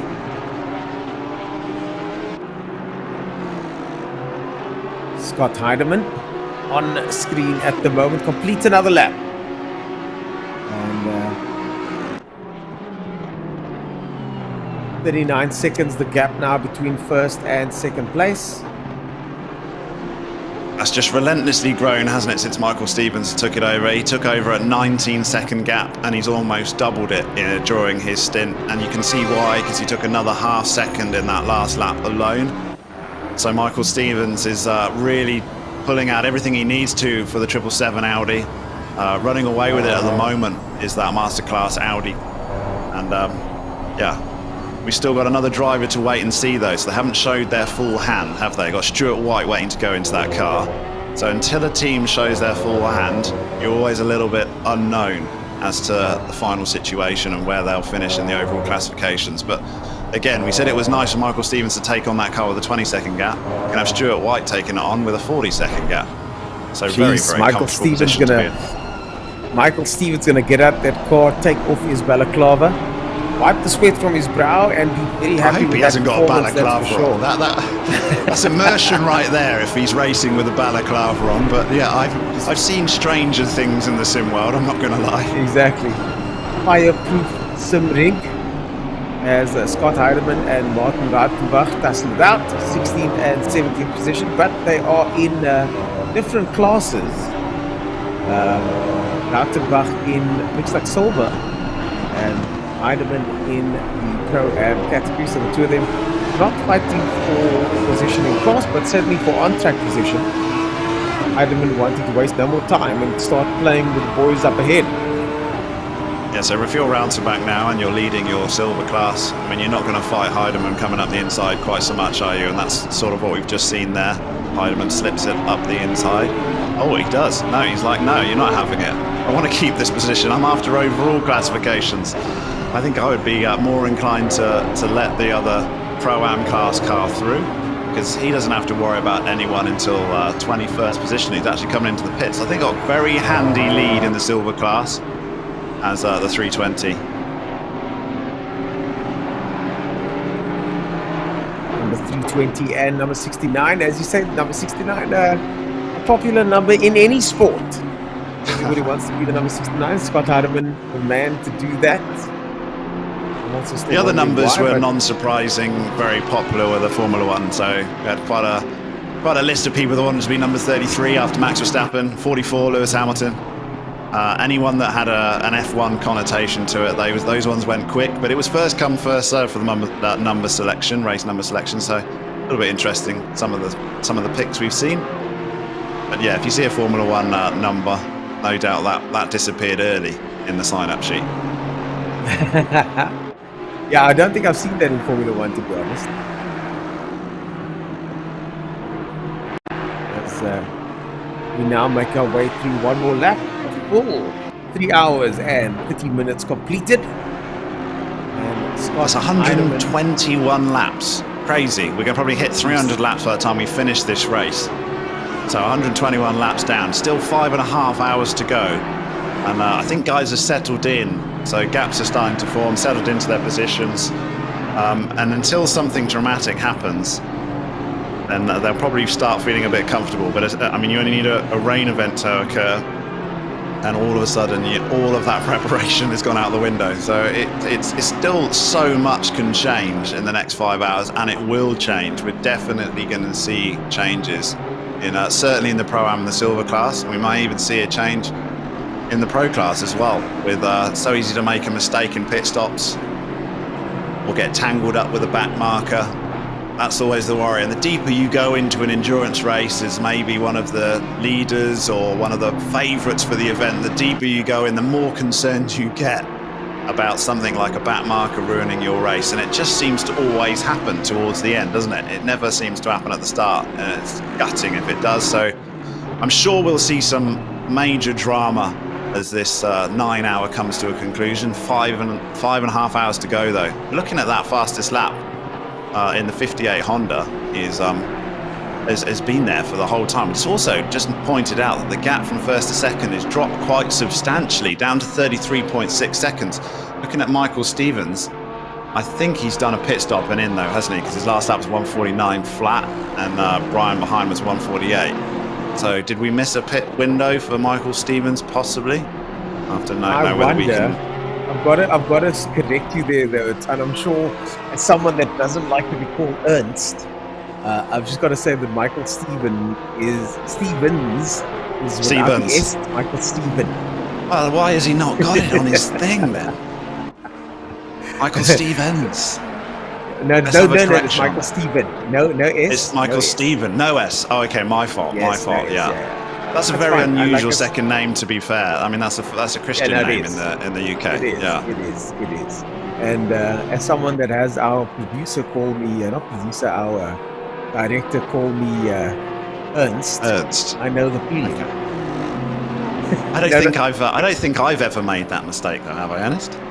I'm pretty sure I haven't. Ernest Page. Yes, there it is. On board now, Chris Heineke. And we just got some news now that the great Sir Frank Williams has just passed away. Of course, that's terrible news. Yeah, he used to be head of... What a legend. He's an absolute legend of motorsport. I mean, it really is in the Williams team. I mean, I grew up watching Williams, Damon Hill. I mean, he was my childhood hero. I'd always watch Formula One. And that was when Frank Williams was in charge of that team. So that's really unfortunate news, and that will be felt in the F1 world for sure. That will feature quite heavily in the next event next weekend, I think, as they move on to the next round. Oh, sheesh, man. A shock to motorsport. Someone that's made a massive contribution to motorsport over the years. I mean, he has missed a motorsport. His whole life is motorsport, isn't it? In Frank Williams and Claire Williams taking over as well, so it kept it in the family name. Quite literally the family-run business.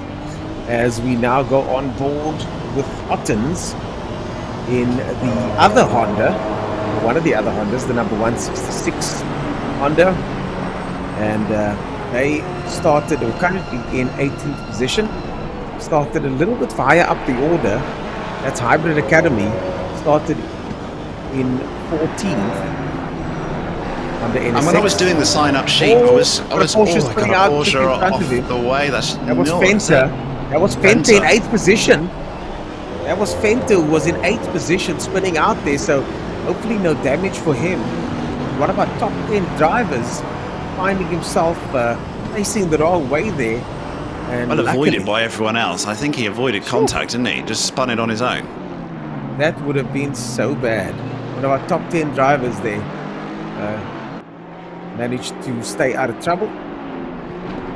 So when we're doing the sign-up sheet, I was when a few teams started to pick this Honda NSX, a little bit surprised. I'm not going to lie, because it's not been the most popular car on ACC, but obviously in an endurance event, it's quite effective. And we've got a big team in obviously number 58 Honda, who's up into 4th place with Daniel Rowe's team. So yeah, it's quite a good pick for an endurance, but with not something we've seen so much in the sprint series we've been involved with at this up until now.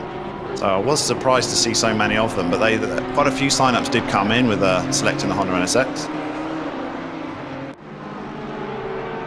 Heineke, we've been told, is catching up to position 2, and he's currently 5 seconds behind the other Porsche of Kutzer. That's the number 101 car of Kutzer. That's PWSR. Of course, that is it's Kieran Patterson's teammate, the 101 car. Yep, Kieran Patterson's teammate over there in the car at the moment. PWSR Racing.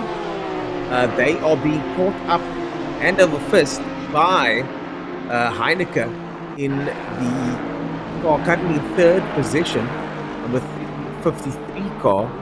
That's Slick Racing. Right on top of the standings were Slick Racing, and now currently running 3rd. Well done for them for coming back to 3rd place anyways, as we now look at Christian Fenter in 8th position. We saw him spinning out earlier now under a little bit of pressure from Wesley Ferrand.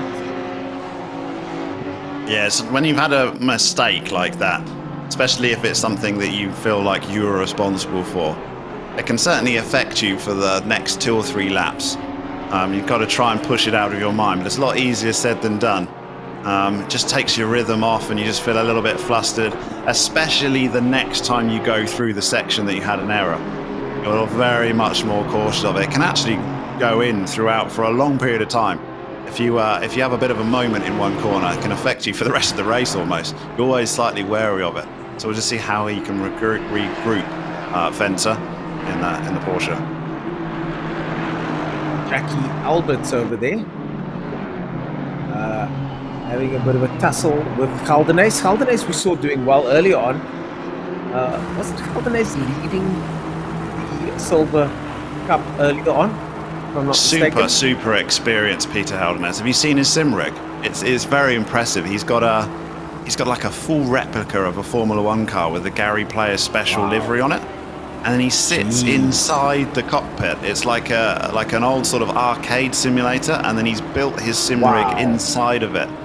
And it's pretty cool, I'm not going to lie. It really is. I mean, you need a very understanding wife, and you probably need a little bit of space in your study to fit it in there. But I've seen a few photos of it. It's quite impressive. Or you could just not have a wife. Or you could just not have a wife. Well, you need to have one or the other. Let's be honest, one or the other. Very understanding the other half, or you don't have another half, and you can just do what you like, and you've got the world's best man cave. But the Gary Player special livery, the old Lotus livery, looks awesome anyway. You mean the John Player special? Sorry, John Player special. Yeah. Wrong. I'm getting my golf mixed up. John Player special. Yeah. The golf, the gold and black. It looks super cool. Super cool. One of my favorites. JPS livery is just phenomenal to look at. Just phenomenal to look at as Jackie Alberts now makes its way, and you can hear the grunt on that Aston Martin, just the sound that it makes. It's a typically Aston Martin, isn't it? Yeah, it's a great looking car, isn't it? I'm surprised we haven't got any James Bond Aston Martins going around here. That's what I'd want. 007. It's the number you'd pick. Just no one did it. No 007 in the field, but if I had the Aston Martin, that's the one you'd want. That's the number I'd pick.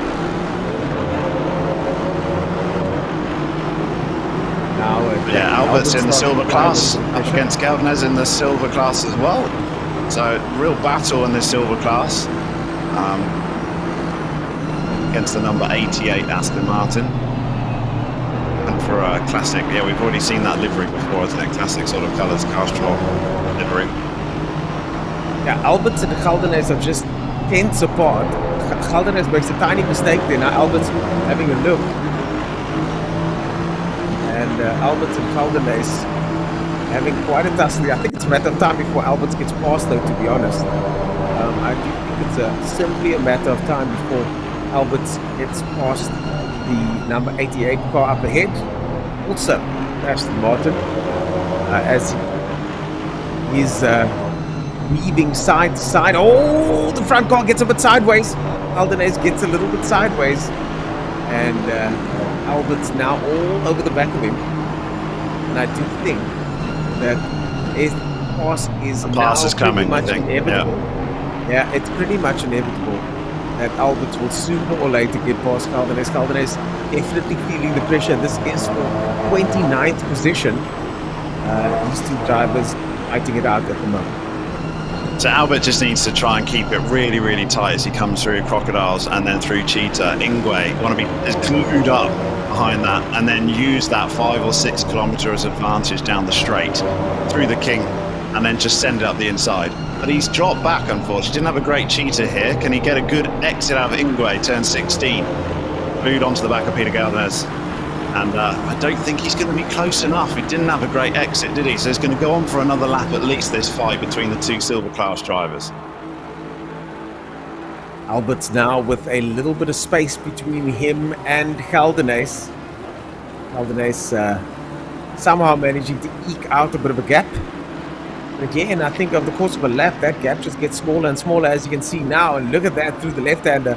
Albert's managing to get quite a bit closer.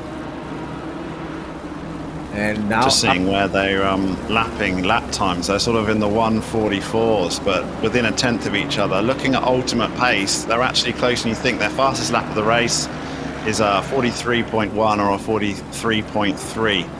So I feel like these two silver class teams are going to be there or thereabouts and fighting each other for the next 5 hours based off those lap times alone. But I do think Galvanez is feeling the pressure a little bit as they make their way now up towards Leeuwkop, just out to the S's. Turns 10 and 11. See the number 45 car up ahead. Quite the center of some controversy is that Scribanti car. Well, look, yeah, I've seen that. Now number 45 car's getting quite a few mentions in chat. Not complimentary either, unfortunately. So we'll keep an eye on the number 45 car. He's had a couple of drive-throughs already. In the meantime, it's the battle of the Astons here for 30th and 29th position. And unfortunately, like Albert's, where he wants to be close is here. And this is not his quick part of the lap. He seems to build time in that middle sector. And it's this is where he wants to be close. But in the last 2 laps, it's not been the case. Galvanez, however, has proven to be very fast in the first sector, but then starts slowing down as the lap progresses. So he's now, look at the gap now, it's a huge gap, but under braking here, Albert's managed to close up maybe these other back markers over here. The Scribanti car not in the same battle, currently in 43rd position, so not in the same battle with these two cars, and maybe he will add to this battle happening here, or take away. We're going to have to wait and see. But we cut now to Byron Kutzer in position number 2, and let's see how far or near Kutzer is to all this action over here. I mean, Kutzer now in the number 101 car in 2nd position. PWSR flying the flag there. Team PWSR. That's Kieran Patterson and Byron Kutzer. Byron Kutzer, the faster of the two in seeding. So Byron, they saved Byron for last in that one as one of the Astons jumps out of the way there. And they saved Byron for last. Byron certainly cracking on. Oh, and here comes the sandwich now with Aldo Scribanti. or in the middle of that sandwich. Alberts now has to slot behind the Lamborghini. The Lamborghini gives way this time, as so does one of the other Astons. And it is Aldo that's taken control of that number 45 car as well, isn't it, in the Scribante Racing. Silvio's passed the rails over to Aldo. I just get wondering why the difference in how these Astons build their lap time. One of the big points of we've got some damage here. The number 12 Audi. Look at the state of that. That's going to need some time. And he was there's the other damage. So was there an issue between Kalen Mauer and Kevin Barbers? Looks that way, doesn't it? The 669 Aston looking very second-hand. That's going to need some body work. So back to these two Aston Martins, we're seeing that there's definitely a different... They go about building their lap times differently, don't they? And it possibly could be setup changes. One of the massive aspects of this endurance race is that your ability to set up a car, and that could be the difference between some of these pro drivers and these lesser categories in the Pro-Am and Silver class, is the understanding of what you need to do to set up a car effectively to build lap time. So here we're seeing two cars where clearly Alberts is quicker in this middle sector through all the twisty stuff. And then Gardenez is just sort of like comfortable in the straight, even though he's given Alberts a tow. So there could be some very different setups between these two cars, and they've gone about building their lap times very differently. But that's all part of the skill. And also you've got to share your setup with three other drivers, haven't you? So that's always a difficulty. You've got to make compromises. What a setup that I might like might not necessarily be the one Ernest likes. So we have to sort of come together at some point and realise, well, I like a pointy front end, you like a squirty rear end. Well, let's go somewhere in the middle, and you've just got to build a good average lap time. It's definitely a major skill involved in setting these cars up in this simulator for sure. Well, Kalen Mauer got caught up in a big problem. Barbers collected what looks like one of the other Audis over there. Kalen Mauer was caught in the middle of all of that. Unfortunately, between Barber and the other Audi, Kalen Mauer just collided straight into them. That was Dada that was involved as well.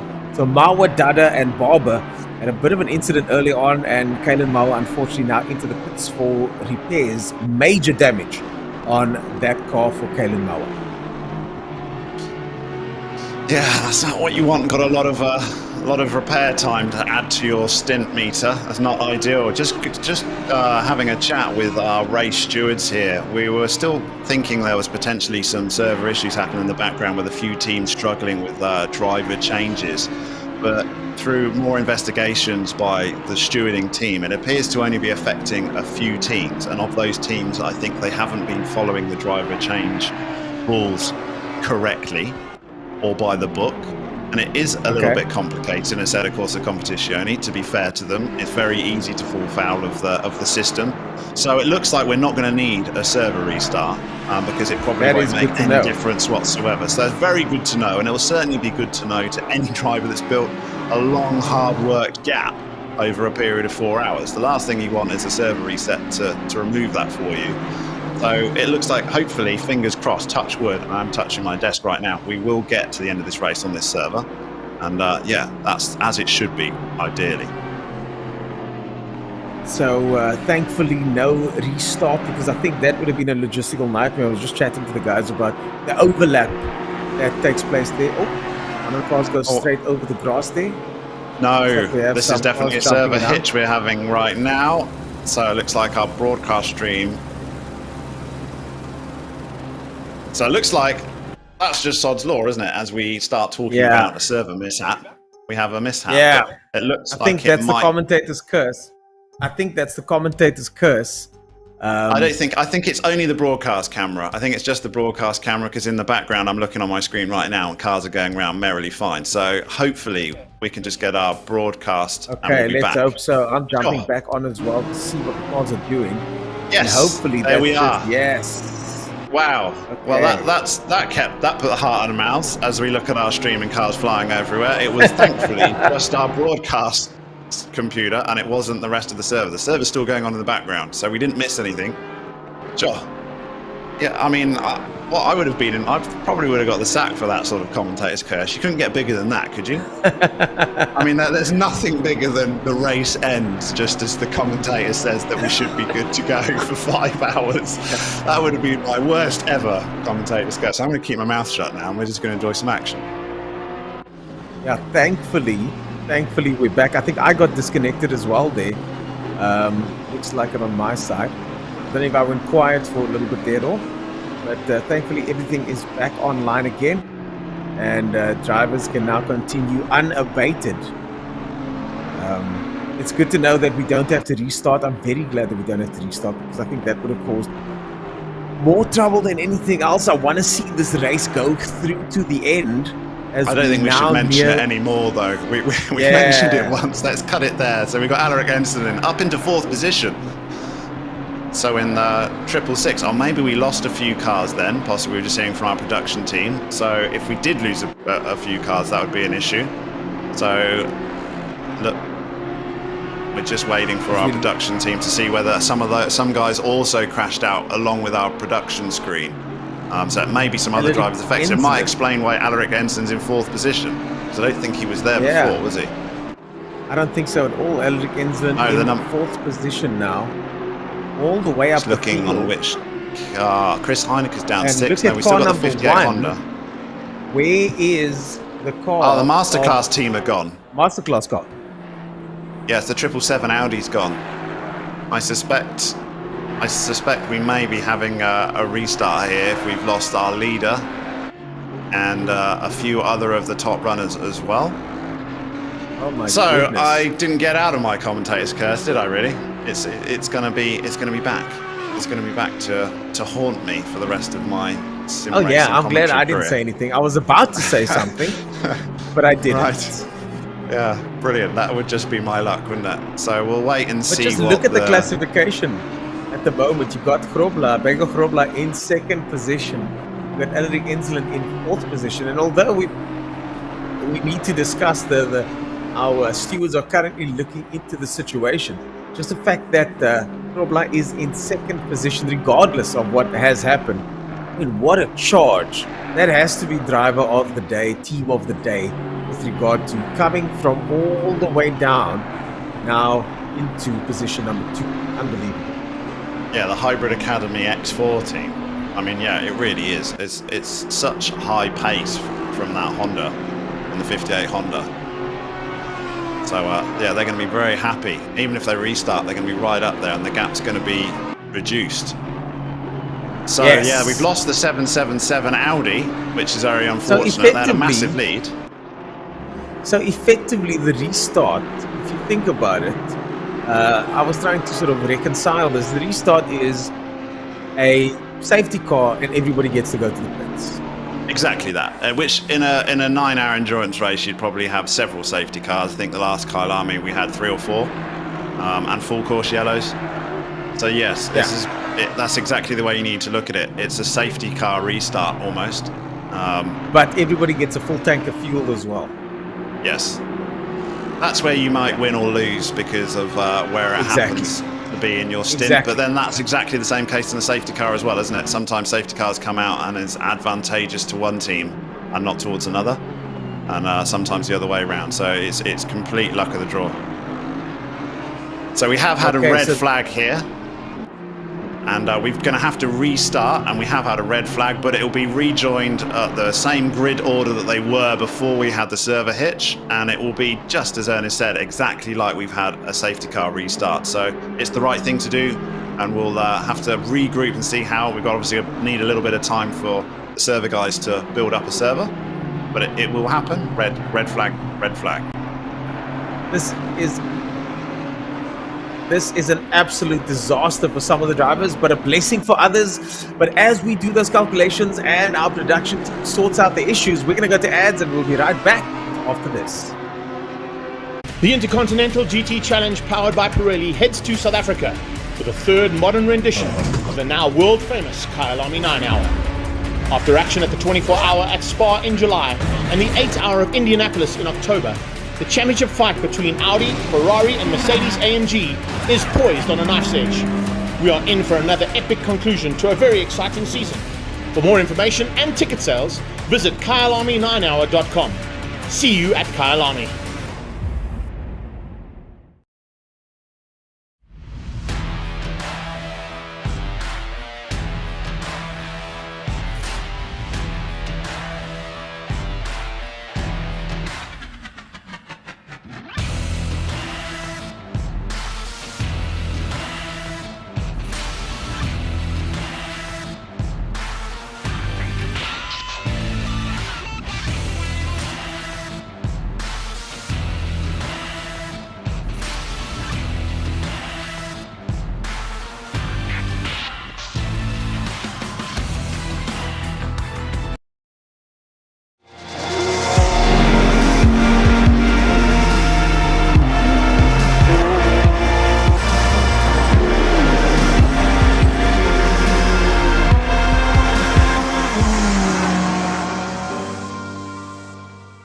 The 2022 season is upon us, and South Africa finally has an FIA-approved GT3 series. 6 rounds, 12 races, including the prestigious Kyalami 9 Hour. The fastest South African drivers will compete on equal terms thanks to a complex system called balance of performance. Before each round, there will be an almost identical virtual round. This is South African GT Racing, and we'll see you in 2022.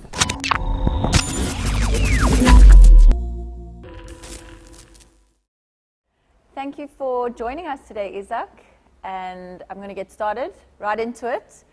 I'd like to know what is SAGT and how did it all begin? SAGT started with one of my driver colleagues, a guy by the name of Aldo Scribante. At one of the race meetings, he came to us with a serviette, wrote a couple of names on it and said, "Can you please come here to a little meeting?" So we all went there into a little circle, and he said that, what is the chances of starting the SAGT series? And we all said, "Oh, okay, that's a good idea." And that's physically how it started. So I actually blame Aldo Scribante for it. But yeah, what can we say? But thank him at the same time because, you know, now there's this exciting series coming about. Absolutely, and I think for starting it on that basis, then it became very serious. And I think I spoke to a guy called Andre Besaidnout, and he said to me, you know, get a guy by the name of Wayne Riddell to help us. He knows the motorsport fraternity very well. He knows the rules and all the regulations. So I phoned Wayne and I said, "Wayne, can you help us?" And he absolutely yes. It's also a dream for him come through.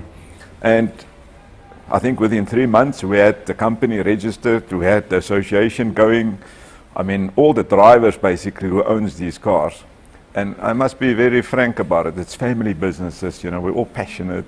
We all love our cars. We're very, you know, just like our babies. And what we did was formed a company with them as shareholders, so they have a say in the business. And normally these things happen without consultation with the people who actually invest into the sport.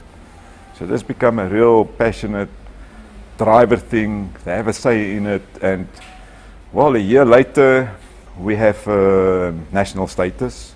We've made it happen, and I can only say thank you to the Exco. We've got a very live Exco with a couple of members, and negotiations is sometimes tough, but it just shows the commitment, and I think we're very financially strong business owners, think level-headed. You know, we're not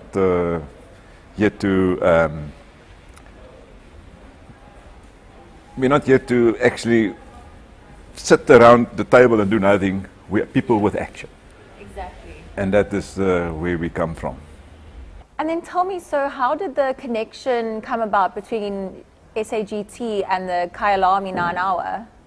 Yeah, I think obviously the GT Association worldwide, SRO, they've got the, I think, international series going, GT Racing.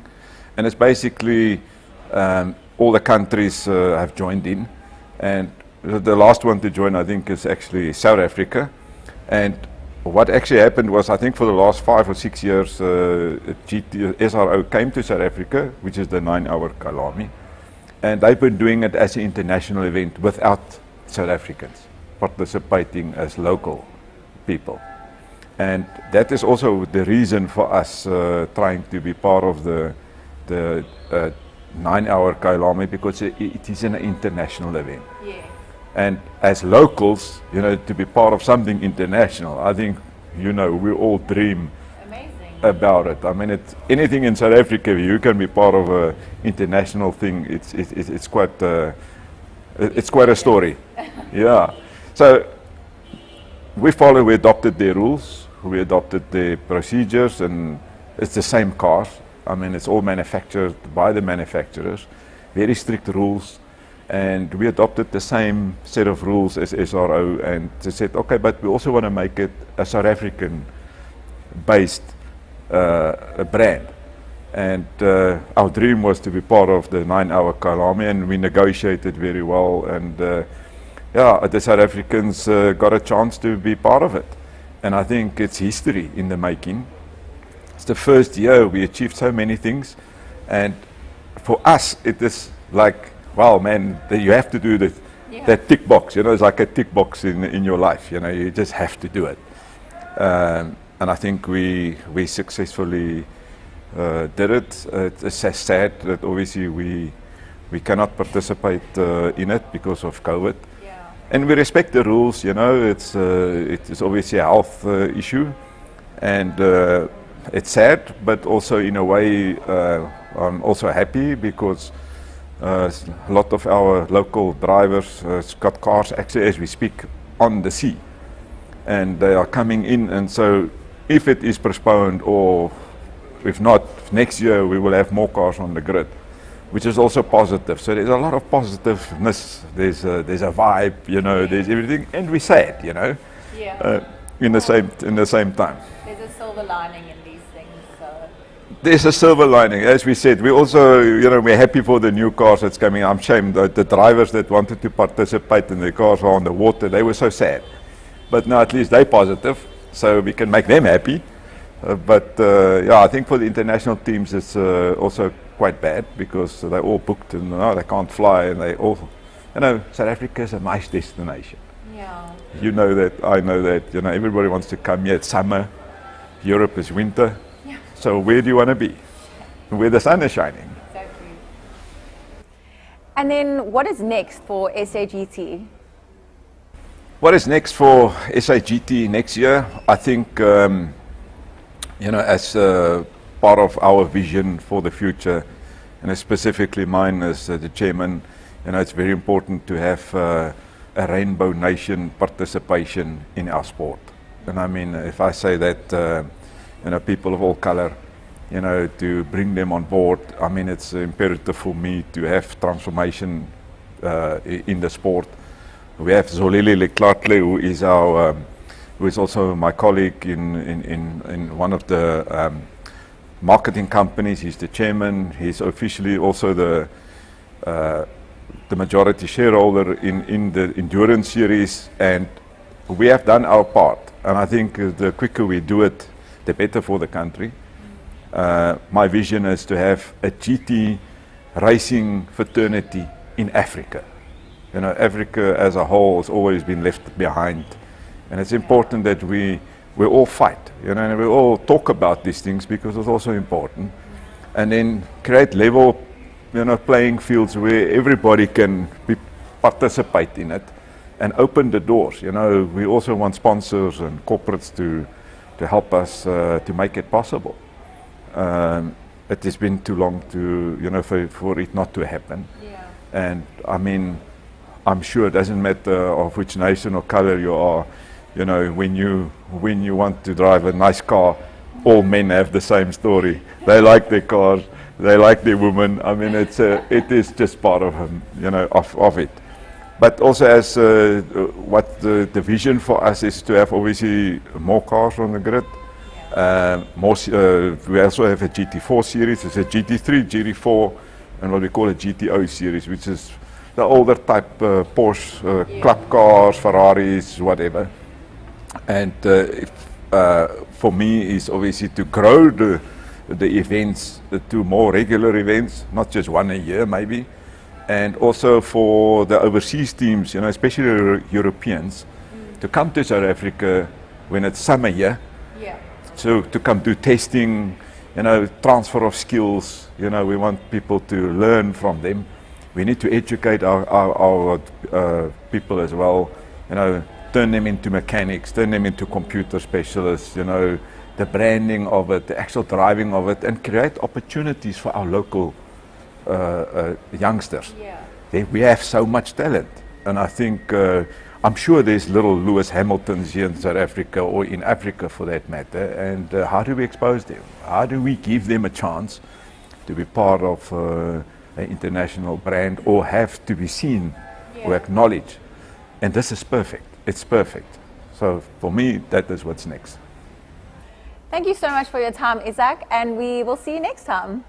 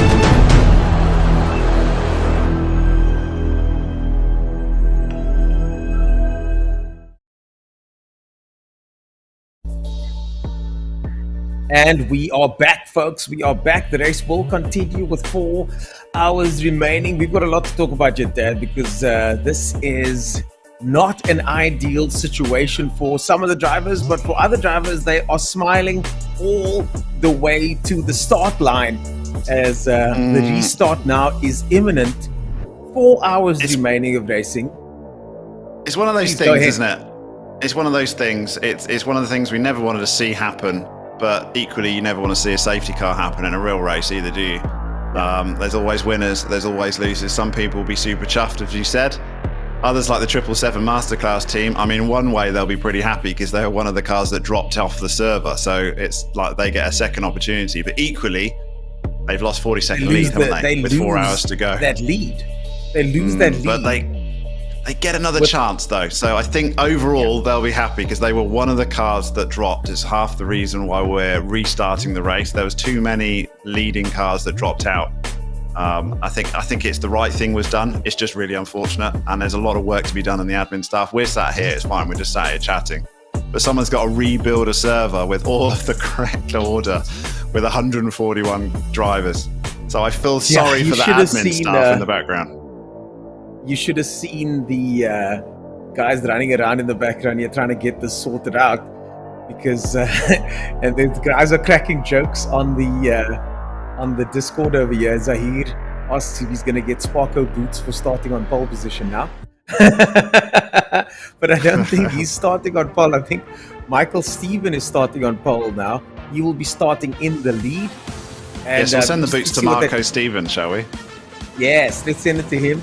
But man, this has really thrown things upside down, and now we've got ourselves another restart situation where things could go awry. We've only got 4 hours of racing left. There was supposed to be about 5 hours, but because of curfew, we live in a curfew country, and just to make sure we don't run over too late. I know you forgot about curfew because you're at home. I still got to drive home tonight.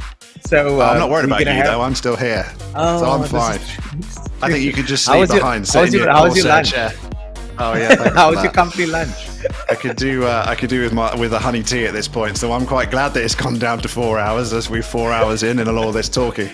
But I think that is the right situation. We obviously had a slightly delayed start as well, half hour. But it's been a difficult situation with these updates. To be quite honest, we would have rather Kunos had not updated the game at all whatsoever last week. We're maybe a week too early, but it's just one of those things, and we have to deal with it. And we will get back racing fairly. That's the most important thing. But this race needs to be fair, and I think what they're doing is exactly that. It'll be fair for everyone. Because argue as much as you like, it's one of those situations you have to get over with, and a restart is the fairest way to do that. Yeah, look, I feel bad for the guys that were a few laps ahead in some cases, and I feel, well, not good, but the guys that are a few laps down are now going to be on the lead lap. I mean, this is NASCAR-style racing over here, where you've suddenly got everybody on the lead lap with 4 hours to go. It does make for exciting entertainment. It does make for exciting motorsport entertainment. But the guys are posting such funny memes on the I'm watching You're obviously seeing the same. A picture of a Porsche in the middle of nowhere. Yeah. In the air. That was actually from our... And that was posted by our own production team as well. So Dan's having a bit of a laugh with the guys in chat. Did you see the message he says there? You good, bro? You good? Yeah, brilliant. As Christian I think overall flies through the air. It's nice to see the spirits in Discord overall is they're having a good laugh about it. So I think overall people they understand the situation we're in, and they're looking forward to getting back. As a driver, possibly it's a little bit stressful if you're the guy that got cut out and you got to come back onto track and try and give it all again. But it's an endurance race. You're going to be jumping in anyway. But yeah, I've got to love some of the memes in the Discord channel and some of the comments on YouTube Live as well. I've been in similar situations like that, and where restarts happen and massive advantages and disadvantages get gained. And I've been the guy arguing with the stewards about why is this happening? Because we were leading, or whatever the case may be, or we weren't leading, and all of a sudden this happens, and then I'm just sitting in the corner, just totally happy with the situation. But you see it in sprint races, F1 races. You get a safety car and someone gets a free pit stop in the safety car effectively, and it's like uproar. So unfair. They only won because a bit of luck. But endurance racing, you really do need the luck. 9 hours, something's going to happen. So the luck's part of it, and whether you happen to gain out of a safety car or a full course yellow, or whether you happen to gain out of this situation now, is just part of the luck of being an endurance driver, isn't it? So I think you just got to chalk it up that way. You might feel a bit bitter, but get over it. You got 4 hours to go, plenty of time to recover. You're all on the lead lap, like you say. You think of a few teams. You got like the 58 Honda who come all the way from the back. And he's going to start right near the front with the gaps reduced. My word, they've had a good day, haven't they? Daniel Rowe's team. They've had a fantastic day. Daniel Rowe is going to be interesting there. So happy with himself after that performance. Regardless of what the outcome is, Daniel Rowe is going to be ecstatic with this result. I'm looking at the leaderboard from earlier on. You got Michael Steven that was in front there. You got Kutzer in second position. Then you had Heineke third. Daniel Rowe's team and Grobler Driving were legitimately in fourth position. So they weren't there because of some. That wasn't luck. They got there by it wasn't luck at all. No. They got to fourth without luck, but now they're going to start fourth with number one only a few meters up the road from them. So they're all of a sudden a shoo-in for the win of this race. That they've got a good opportunity. They got a good opportunity to actually realistically go for the win of this race. Now, this does put guys like Kalen Mawa, King, Renner, Fenter, all of them now all of a sudden in that silver, in that Pro-Am category. Fenter, who had the race all to himself, suddenly now Kalen Mawa, who had a massive accident earlier on, is now hopefully going to also be on the grid somewhere. Kalen Mawa got taken out just before the red flag. There was an incident where 2 drivers in front of him, I think Dada was one of them. Dada just got tagged. He went into the wall. He came across the track, and then Kalen connected with a couple of people. So Kalen Mawa also now back in the game. So we've got a few guys at both ends, Pro and Pro-Am, that now are suddenly back in the race, and it makes this race more exciting, I think. It's not fair, but motorsport sometimes isn't fair when it comes to these types of things. You've got the rule sets in place to try and make it as fair as possible, but you've got thunderstorms, you've got red flags, you've got crashes, you've got people coming out of the pits taking out the leader, you've got people crashing into safety cars. You've got all sorts of those things that sometimes it's just not okay that it happens, but it does.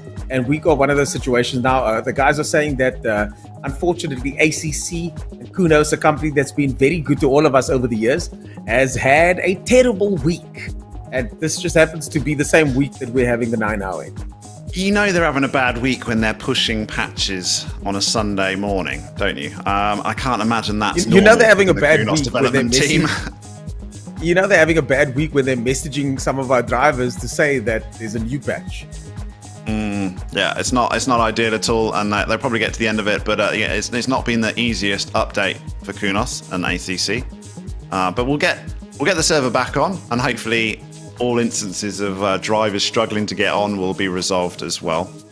The other thing will be the difficulty will be in a new server will become a new randomization of the weather. So there is an outside possibility we actually have a wet restart. So that would be very interesting. But whatever the weather is when you load up the server, that's what you get. So we'll have to just wait and see until we boot in. But I don't think they're a long way off now. A lot of work, just a huge amount of work has to go into setting up this grid again and resetting up a server. So big thanks to our admin team. There's 3 or 4 of them that are fully pulling their hair out right now.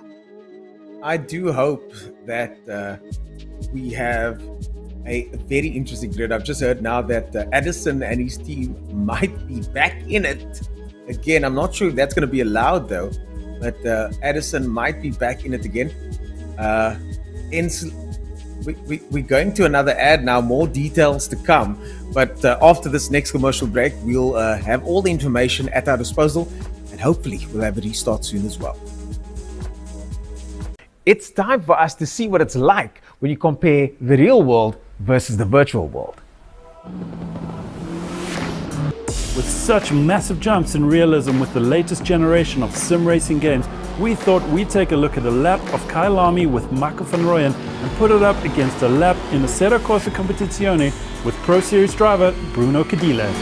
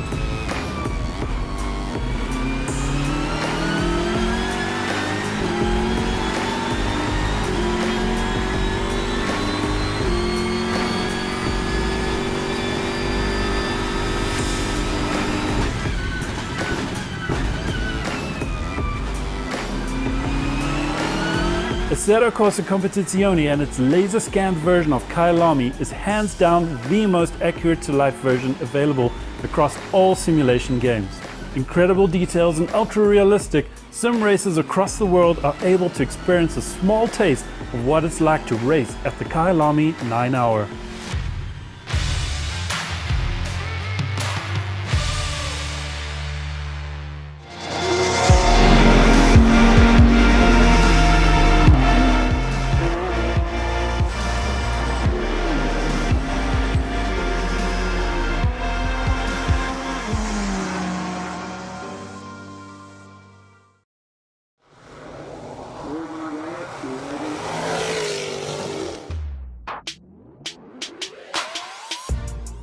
Whether open air on a bike or sitting behind the wheel of a car, motor racing is popular in South Africa. And one of the most anticipated events of the year takes place in Knysna on the southeast coast. The Simola Hill Climb started in 2009 as a response to the global financial crisis. We started it to bring people to Knysna. And in that time, in the 12 years since then, we've run 10 events. By 2019, it had become a premier event on the racing calendar, attracting 800 crew and participants and 17,000 enthusiasts to this usually sleepy holiday town. Then, just before the 2020 event, COVID struck, and the hill climb was cancelled. And by early this year, it looked like the 2021 event would suffer the same fate. Anticipating that this may happen, Managing Director Ian Shrewsbury had the idea to go virtual. I didn't quite know how to do it at that point in time. It was all very new. Then I was approached by Monarch, who said they had the technology, and we found a good fit between us and themselves. And that's when we decided to go ahead and create the virtual Knysna Simola Hill Climb. The results were breathtaking. Every twist and turn, every bump in the road, tree and building were recreated. The cockpit view of the real track and the virtual track are almost indistinguishable. The brief to us at Monarch was plain and simple: recreate the Simola Hill Climb. The technical realization was, of course, a challenge. It wasn't just building the track, but setting the rules and regulations, creating a championship, and running the live event. Daniel Costello was tasked with the technical development. To start, he used Google Maps to plot out the course. And then moving on from there, we got some good bumper camera footage that include pitch and roll, which was extremely accurate. Once I was happy with sort of a beta version of the product, I gave it to some professional drivers and they sort of critiqued it, and they were like, no, there's a bump in this section, this road surface here has been tarred over differently, and they pretty much gave me the critical feedback that I needed to be able to make it as accurate as possible. Later on in the process, we started working on the modeling. So this pretty much took a photo of, say for instance, the estate's gate, and sort of modeling from scratch all of the textures, the glass panes, all of that, just from a photo. So that definitely took a while, as well as making from scratch the humans and the buildings, and it was quite intense within a 3D modeling space. There were 297 entries from all over the country, with the pre-qualifying rounds run over a period of 4 weeks. The top 10 finalists then competed in the live event using the same start procedures as in the actual race. I've been through lots of events, lots of competitions, won a few, but this hill climbing event was special. Lorenzo Gualtieri is your winner, folks, by just 4 points. It was just so much pressure. Just like the real thing, I suppose. But yeah, it was just so close because, you know, the guy that was 10th could win, because if you make one mistake, you make a mistake in every run that you do. Out of the 5 that we did, you're going to find yourself lost. In the 10 days of seeding, the 10 competitors did 3,772 runs. an equivalent of 7,167 kilometers. And the times set were within a half second of the real event times. Finalist Lorenzo Bottieri has raced real cars as well. Funny enough, I actually experienced more adrenaline on a simulator. I don't know why, I have no idea. It's just crazy how you sit, in your own house, in your own room, in your own chair, your own simulator, and you get so much more nervous than you do when there's another 30 cars around you on a real race circuit. The competition was intense, but Lorenzo held it together, winning the coveted title of King of the Hill, all done in his own rig, from his own home. Okay, so let's just talk you guys through a run of the virtual Samoa hill climb. So we're pulling up to the line, first gear to the red line, leave the clutch,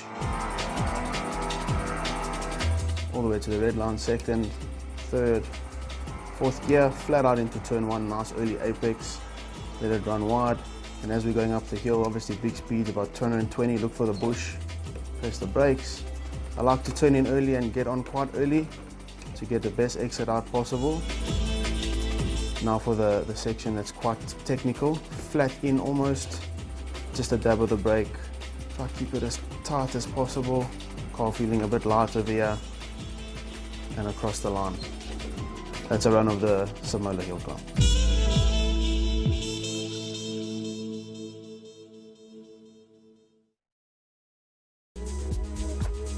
And we are back once again, and this time we're hopefully going to be going racing Sudan, the man Haynes, on the other side of your screen over there.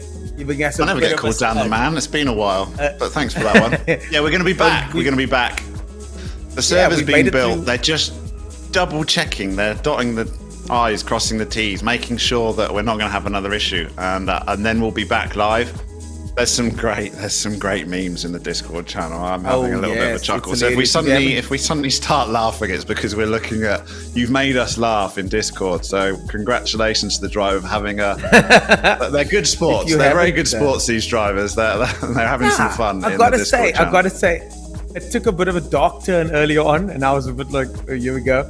But I got to say, I do like where it's going at the moment, and the guys are having some fun with this. And most of the drivers, I know that there are going to be some guys that aren't going to be 100% happy with this, but most of the drivers are now basically head down, visors on, and let's get on with the business of racing, isn't it? I don't think they're head down, visors on. I think they're head down, looking the GIF section of Discord, searching for the best meme you could possibly find, because that's what's coming up on the screen right now, and it's very well appreciated by those in the admin team, because we're all having a good chuckle at it. But we'll be back on before you know it. I think the server's just about to go live, and it is. I've just had word from our admin team that the server is live. So we just need the drivers to go and populate it. Please don't mess that up.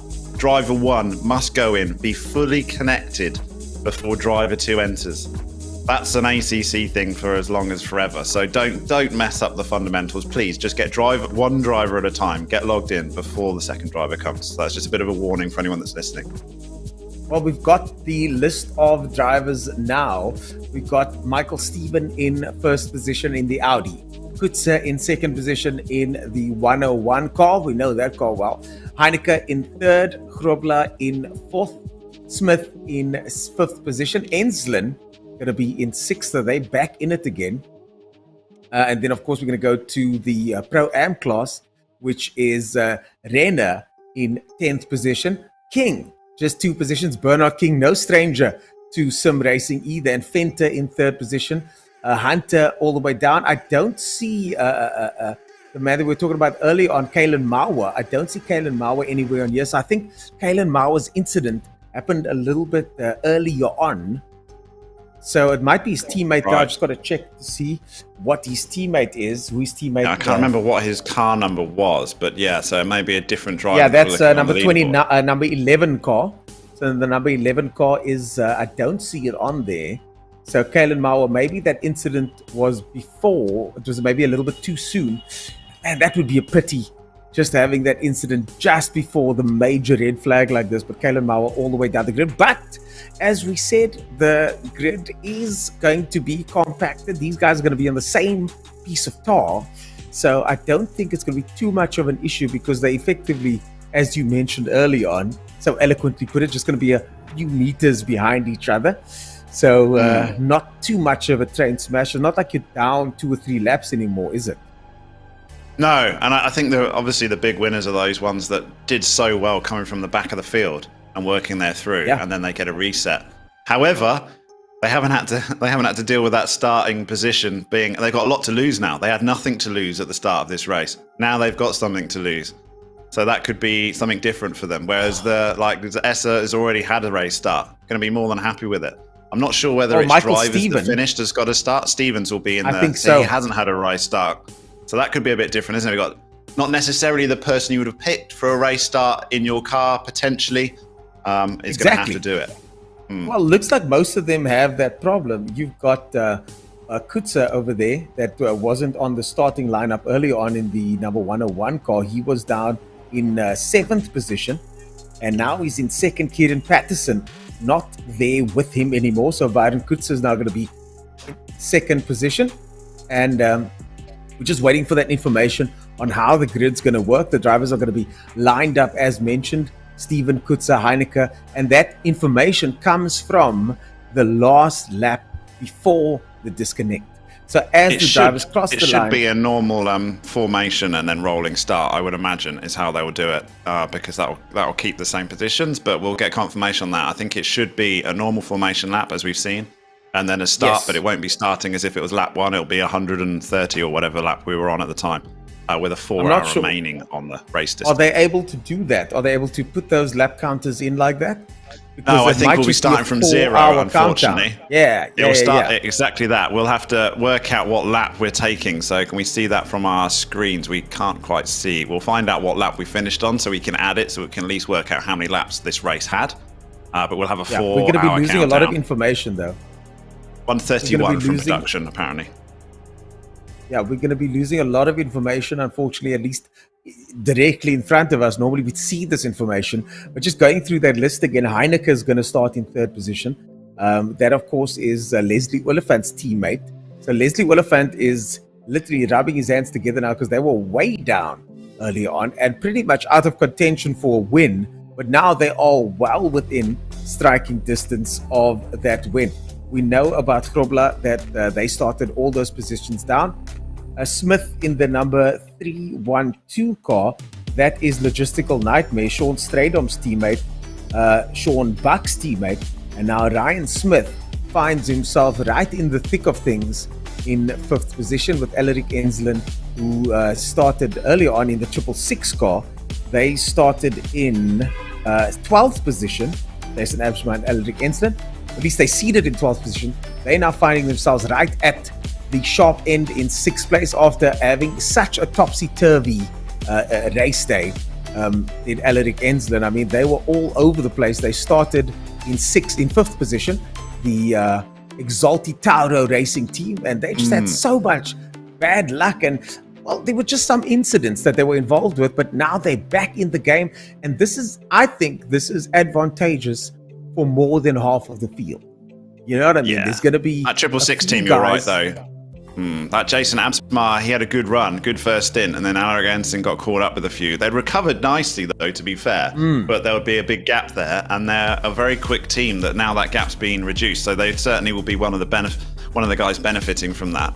I did manage to at least grab from my side a screenshot of fastest laps for these guys from the first stint, so I can at least reference that information later. But like you said, we're going to lose quite a lot of data as far as fastest laps and things go, and but it's all irrelevant slightly, really, because the track conditions will be different. Everything will be different on this server. It's the way ACC works. It is randomized, so they will have to deal with that. But it's like you said, exactly as you said, it's a safety car restart situation, basically, as if a big incident in a race happens, which happens all the time. We saw it at the 24-hour of Spa this year, where they had a full course yellows, they had a restart, a couple of nasty accidents. So it's exactly the same situation that we find ourselves in there. Even the reduced time, you have a red flag, the clock keeps on ticking, you don't carry on. So that's precisely why we have 4 hours left instead of the 5 that was remaining on time. So everything's been done as the best that you can do it. And 4 hours to go is still a hell of a long time, isn't it? I mean, these guys mostly are used to sprint racing in ACC. It's still a huge amount of time left that anything can happen, and it probably will. I'll be honest with you. I signing up for this 9 hours of talking, I didn't know what I was getting myself into. I realized that now. No worries, I can talk for 9 hours. And you never thought you'd get through so much honey tea in your life. I'm back on the water now. So the 9 hours is a long time to be talking in a row. Normally the motorsport that I do for full day events, there's a lot of spaces in between. This one has been action-packed with action at every single part of that black ribbon running its way through Johannesburg, isn't it? I mean, all the way back, we've got Renner, the 319 car in 10th position. They are at the 319 team is at the front of the grid when it comes to Pro-Am, and that's Kinetic. They started at the front in 17th position in the Pro-Am category. And then just a little bit further back is Rautenbach now, who finds himself in the, I think it's a 320 car in 14th position at the head of the Pro-Am class, so silver class, sorry. So Rautenbach finds himself at the head of the silver class in the 320 car, and I think they were quite a ways down at the start of this race. I don't think they were that far up. I'm trying to find them now in the classification on the start, but Rautenbach certainly one of the big winners here for silver, and congratulations to them. I mean, they're going to be very, very happy with that. Yeah, that's another story, isn't it? So we obviously know that the massive story of the 777 car and the pros class is going to get another chance to carry on after being booted off, but it's really these other series as well. Everything's going to go closer together. So the Pro-Am category, Renner, as you said, king in 12th overall. Paul Venter was up in 13th position in the 421 Bentley when the disconnect happened. So those three cars are so close together in that Pro-Am series. Rautenbach in the Silver Cup. His next competition is the 13 Honda, who's going to start 19th. So again, only 5 places back at Silver Cup. So he had quite a substantial lead, I think, the 320 Porsche in the silver class.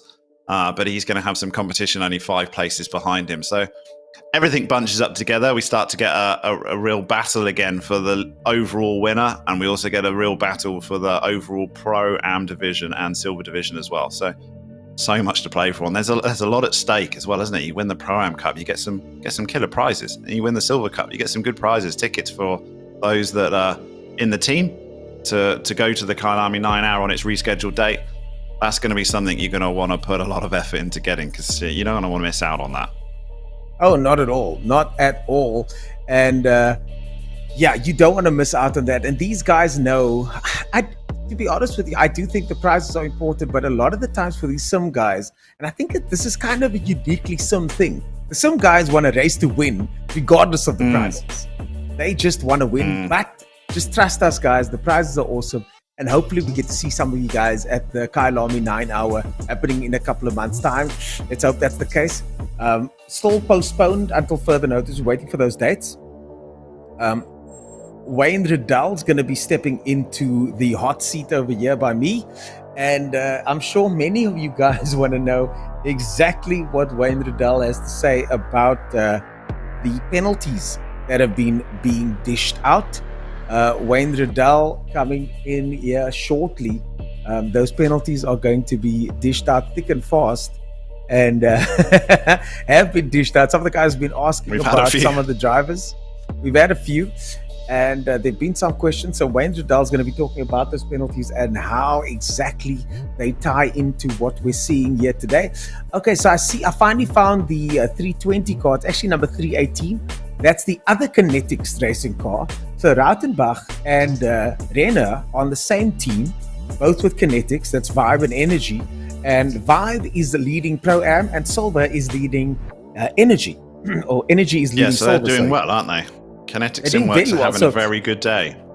Exactly. As far as a team or championship, team championship, manufacturer, constructors championship, they are the best at the moment. And they should be very proud of that, because that is quite an achievement to put yourself in a position where your team is taking the lead of the silver and Pro-Am categories. Yeah.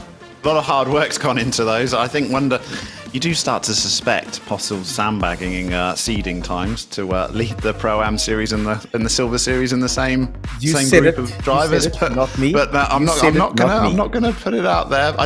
To be fair, we all saw how close those times were in the seeding charts. Anyone that could possibly manage to negotiate their way into a class that they didn't deserve to be in is they spent more time working that out than driving. So I'm not sure that can be found at all. There's about half a second gap between the entire Pro-Am field. I think it was that close in the seeding times. So there wasn't enough of an opportunity to slip yourself in a certain position. Excuse me, I've always said that in motorsport, you play with the rules that you're given, and if the rules exist and you can take advantage of them in any way or form, that's why they're there. So drivers will always take advantage of certain rules that become available.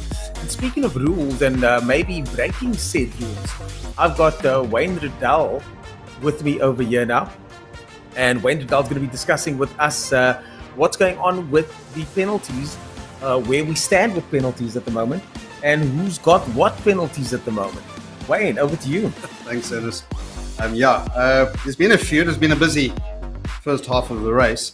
So I'm going to give you guys, I'm just going to go from numbers 1 or 2 down. It'll be easier. So car number 9 is sitting with our first warning. And how many warnings do the drivers get? So if you remember yesterday, we did a rotational on the warning. So you get a first warning, a second warning, and then a drive-through. And a drive-through. Yeah, so it's first, final, drive-through. That's the order. Okay, first, final, drive-through. Yeah. And we rotate that. Okay. Obviously, if we find something drastic, there's no first, you just go to final, or you go to drive-through. Okay. All right, so what we're sitting on the spreadsheet at the moment is car 9 is on our first warning, car 26 on a first warning. Sorry, I've got so many pages here. Car 20, car 26, car 32, all on first warnings. Okay, 32 is BWR Vipers, and car 26 you said as well. They're the Custom Cut IT Solutions. I don't have a 26 name, so I don't know who 26 is on your list. Yeah, I don't see 26 here either. There, TTH Racing Pro. TTH Racing, okay. That's the NSF. Okay. All right. Now that's the number over there. That's number 51.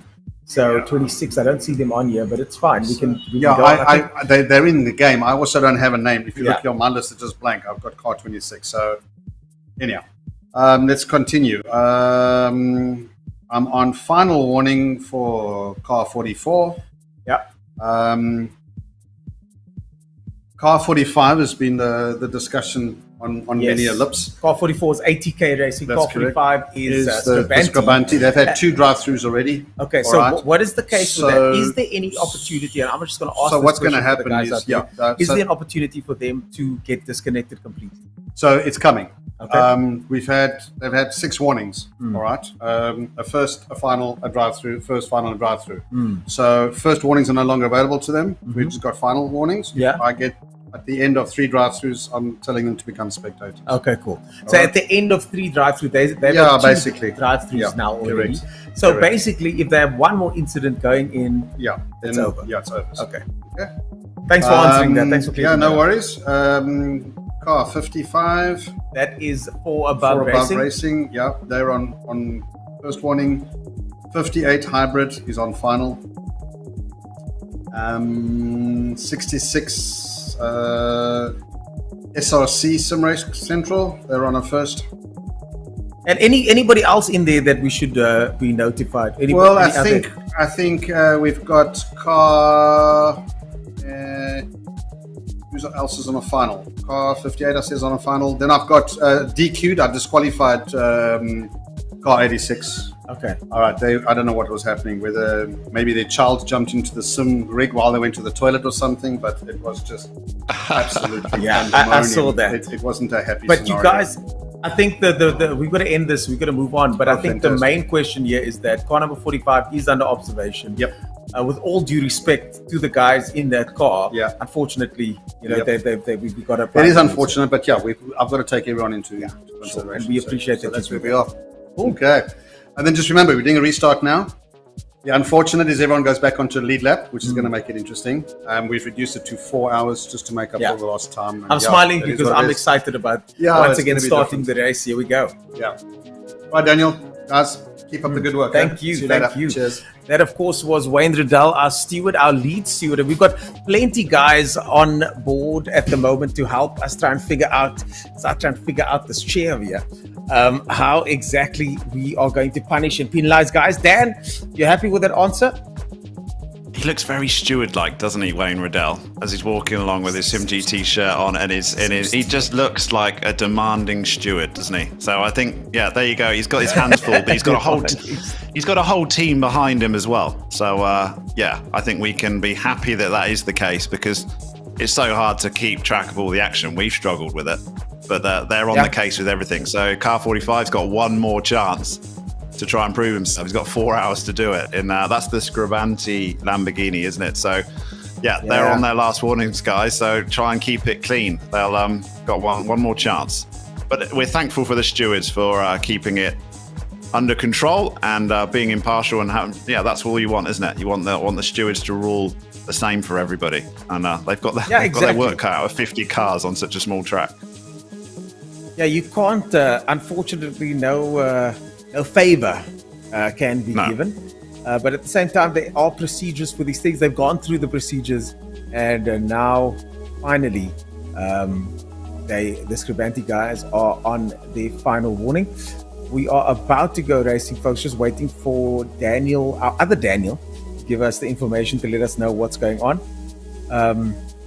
I'm excited to see what's happening. I think I'm going to have to step away soon to get some more warm water for my next cup of honey tea, because I think we're gonna have some shouting going into that first corner again. Yeah, it's like we're starting again, isn't it? All that enthusiasm rebuilds again, and we're waiting for your introduction into lap 1 and the incidents or lack of incidents or overtaking procedures or passes that are going to happen there. I'm looking at names already. The server is massively populating. We're getting very, very close to a restart here.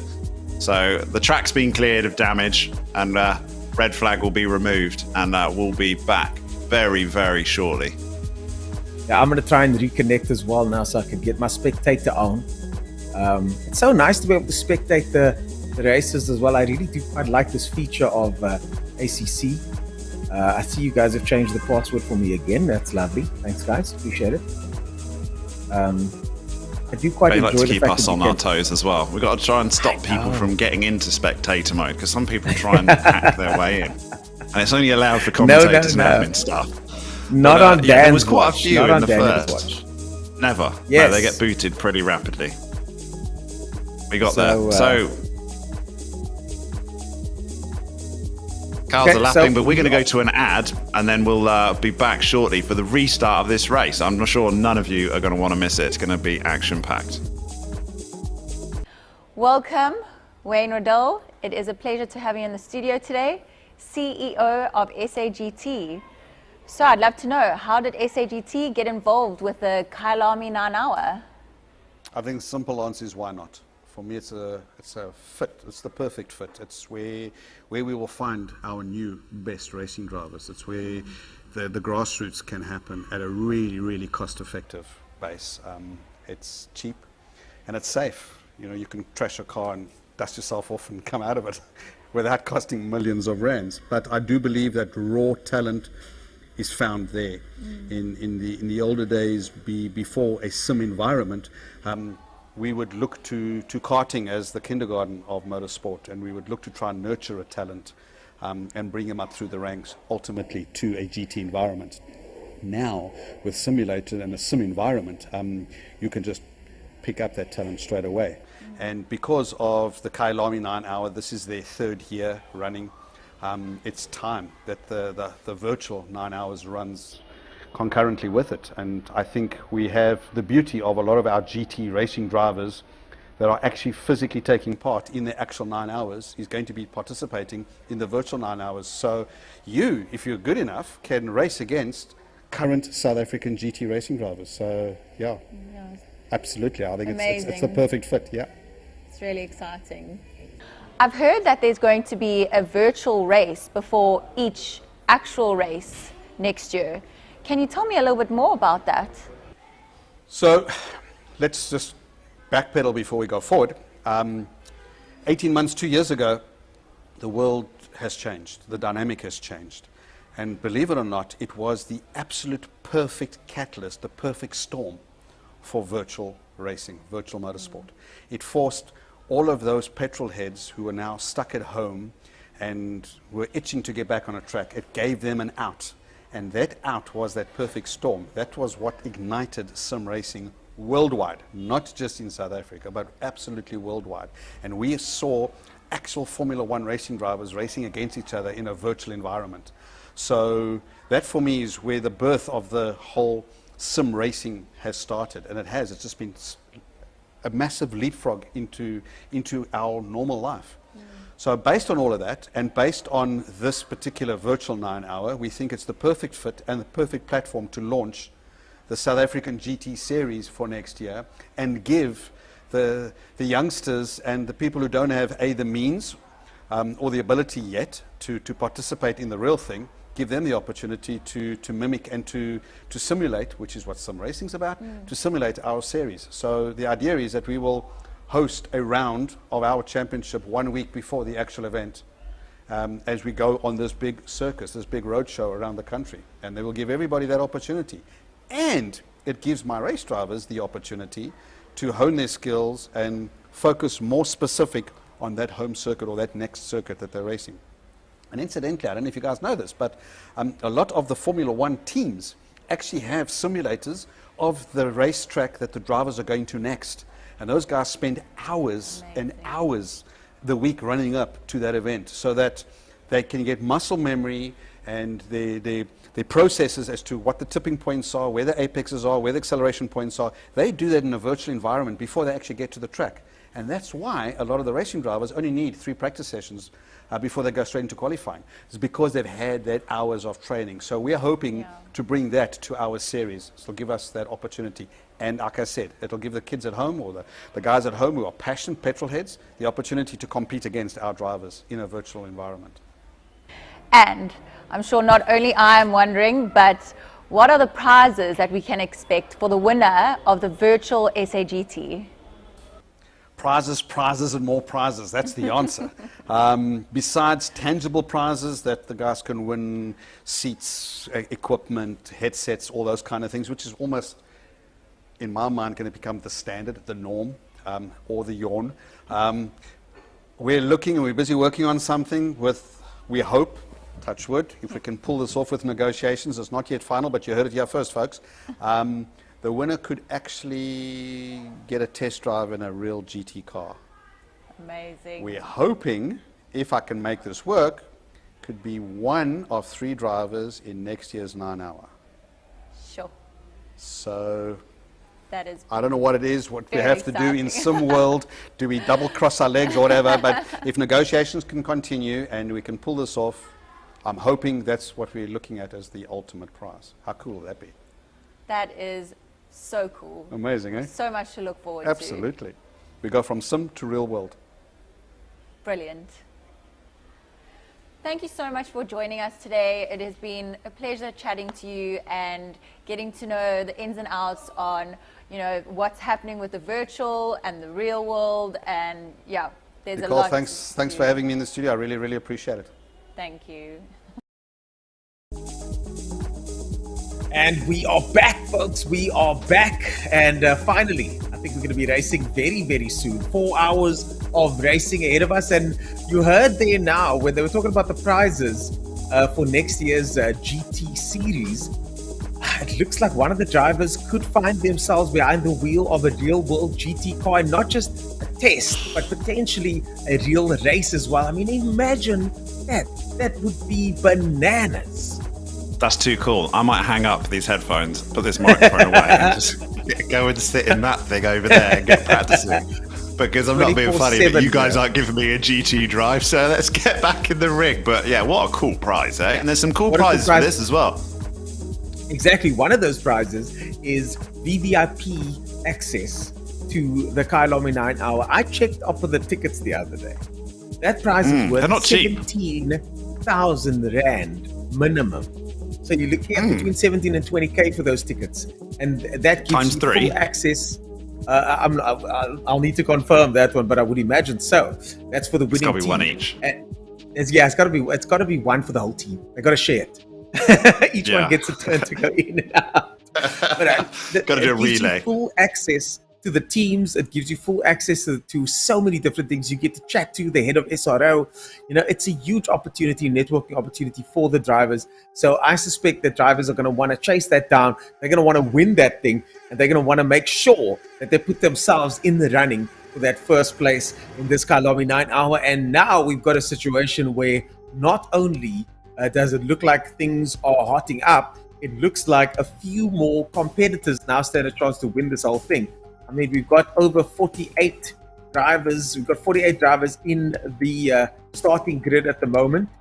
And drivers are just finishing up their practice session now. And then we're going to go racing again, Dan. Oh, I can't wait. Come on, bring it on. Yes. Let's get back to the grid. Oh, very nice, very nice. Yeah, we're going to get back to the circuit, and the free practice is just finishing. We've got. I'm looking now on the server, and it's full again. It's what we want. 48 cars currently sat there. Probably a few that probably are getting a very much wanted second chance. So making the most of their luck. But with 4 hours to go, you're still going to need a good chunk of luck to come away with the overall win of this event, because there's so much left. We're only just about halfway. And yet we've seen so much already. So we've got 4 hours remaining of this race, and it looks at least like the server is dry. So we're not going to have a wet start unless it clicks over. We got 1 minute 45 until we go to the race server. So yeah, finally. I'm sorry, drivers. We get to start again. You guys are going to be disappointed with me, but I'm disappointed that there's not rain. Okay, I want there to be rain. I want there to be a little bit of wet weather going into this later on. I want to see some rain. I love driving in the rain. So I want to see some of these I want drivers, it to be wet later, though. I want a dry start, and then we have a shower maybe 2 hours in, and we have sort of a 30-minute mass rush to put on wets, and then it dries out again. That's what you want. That's always the best race, is the changeable conditions. A full wet race is just as boring as a full dry race, in my opinion. You want those changeable conditions and the people gambling, and does it pay off? But at the moment, we've had hours and hours of dry weather, and I think it's time for that to change, hopefully soon. But as you said, we don't have any control of that. But what we do have control of is the start of this race. And folks, here we go once again for the start of the virtual Kyalami 9 hour. The restart starts now.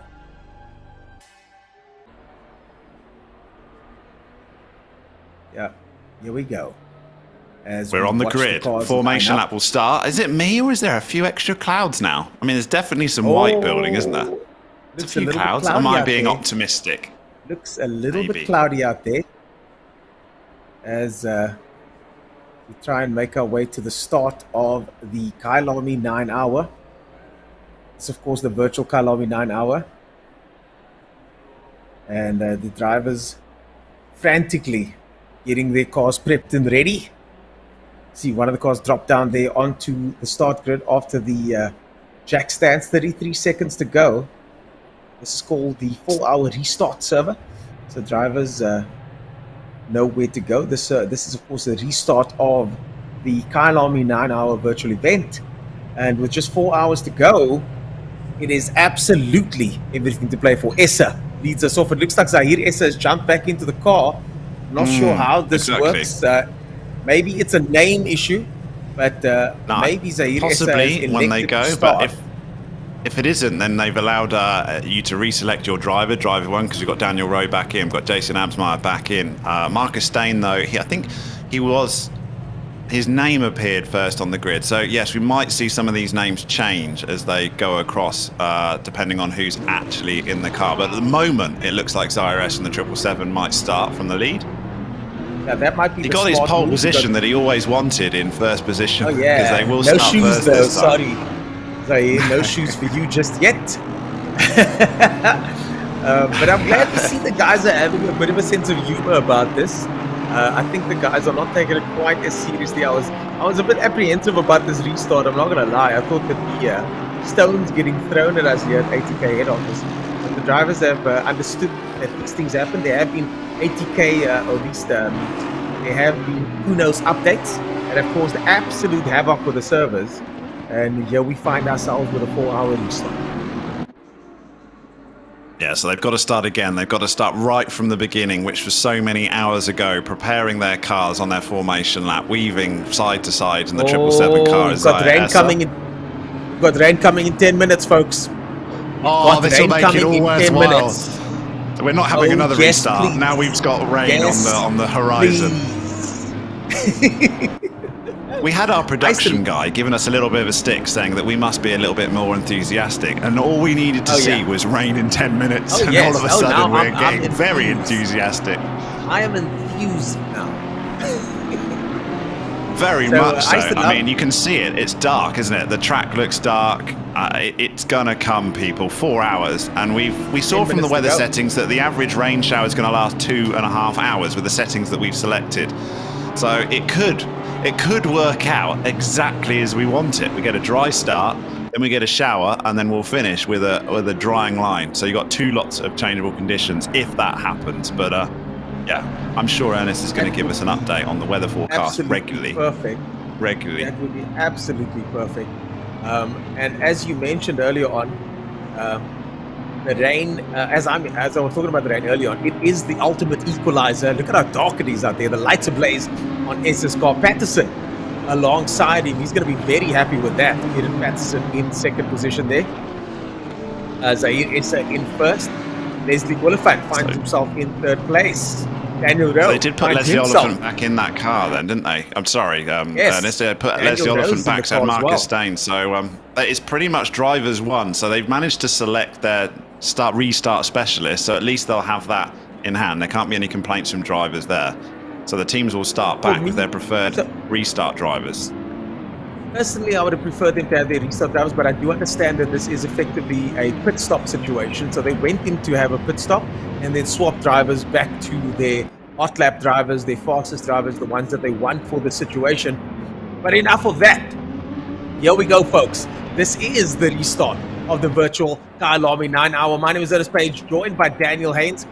I've got the Coach Dave Academy ablaze in the background there. The driver's looking down the strip towards the red lights. We've got Zahir Issa leading us off. Patterson in second position over there. Kieran Patterson. We're waiting for the lights to go green. The camera's on, locked on the lights. The lights go green and off they go. We've got Zahir Issa in first place at the moment. Kieran Patterson giving him a good run for his money over there. Leslie Oliphant looking on at both of them as on the outside comes the Honda of Daniel Ensland. Down the inside over there, there's an Aston Martin trying to have a look. Venter also in the mix now. So far, so good. They're through. No issues so far for the lead pack. Issa leads them off. Patterson, Rowe, Oliphant, Venter, Ensland. We've got straight on further back. Bartle as well. Patterson got out. He got squirmish there. Patterson, the rear end of that Porsche come out, and Daniel Rowe's going to come and take second spot here. He had a great start, Daniel Rowe. Slipped into third, and he's going to get second. Slick racing up the inside as well. Touch between the two Porsches. Patterson and Oliphant had a bit of a touch there, so Oliphant now gets the advantage. Patterson goes down the inside, tries to take it back from Venter, slots into the gap. Oh, Ensland crashed out. I think we've got Ensland's crashed out. Oh my goodness me. What happened there? Elric Ensland, I don't even see him. Oh, he's all the way back down in 34th position. 34th position is Elric Ensland. He lost it in Clubhouse, didn't he? Clubhouse is where he lost it. So, yeah, it's going to be a major... Oh no, Van Beek and Isherwood collide further back. So there's more accidents happening further back. Nothing too serious though. The guys are still on the circuit, but the bunching up has continued. But the lead pack has gotten away clean. Most of the lead pack has gotten away clean with a couple of tussles happening further back. But for the most part, the guys have managed to get through without much issue. And the 58 Honda that started this race all those hours ago, right at the back of the field and had to have a recovery drive, he's in second position on the restart. And that's going to be a whole different thing for Zahir Issa to cope with Daniel Rowe behind. 58 Honda's featured a lot in this stream because we've seen it fighting through places. But now you can actually see the leader in its sights. But Issa was formidable in his first stint. He was so quick. Can he do it again? Here comes Patterson around the outside. Oliphant on the inside. Oliphant gives him a little bit of a nudge. Lets him know that he's there. Patterson tries to come back, but Oliphant regains position. Stays in third place. Patterson in fourth. Behind Patterson, Fenter looks on as Daniel Rowe runs wide, so does Fenter. Yeah, that was good driving from the two Porsches, but they're still side by side again, and we're looking at the slick racing Porsche and Leslie Oliphant up the inside of Sunset, but he's got Patterson trying to go all the way around the outside. He might have this done. What a pass this could be. It is.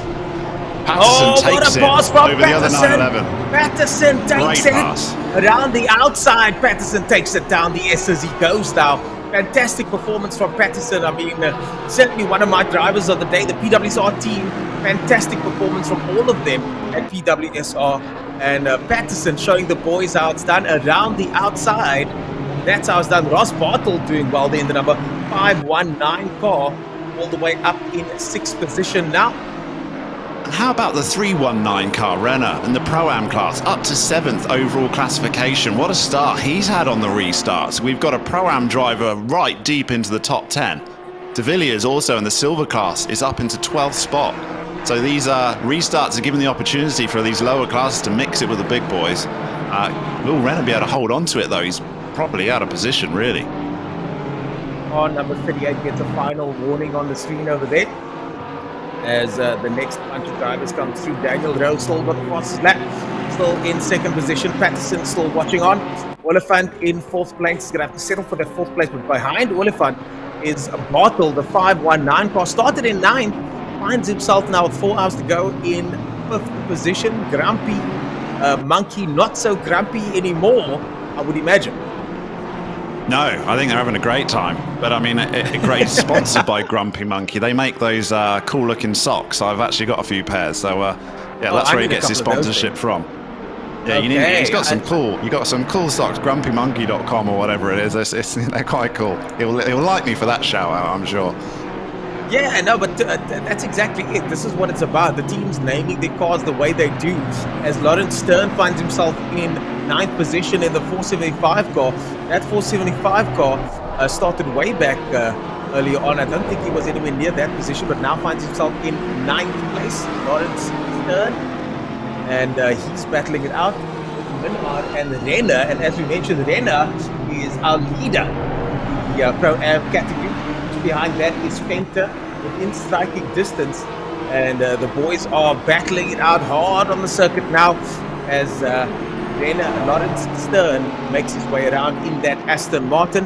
The 475 Aston started in 45th position, finds himself now in 9th position. Unbelievable. That is Odin Racing. So shout out to the boys and girls at Odin Racing. Great Odin's Raven, as they say, as the rain starts to come down now. The rain now starts to come down. This is going to throw it. This is really going to make it tricky. When do you pit? How long does it take before wet tyres are the crossover period? Some guys will jump early, but it actually takes quite a long time in ACC before there is that crossover. But it looks pretty heavy, eh? That looks pretty heavy to me. Pretty heavy. And Lawrence Stern losing out of position there, goes down. Still in 9th place. But battling it out with Ferrari over there. The rain is coming down very hard. I'm having a look at Rowe and Essa.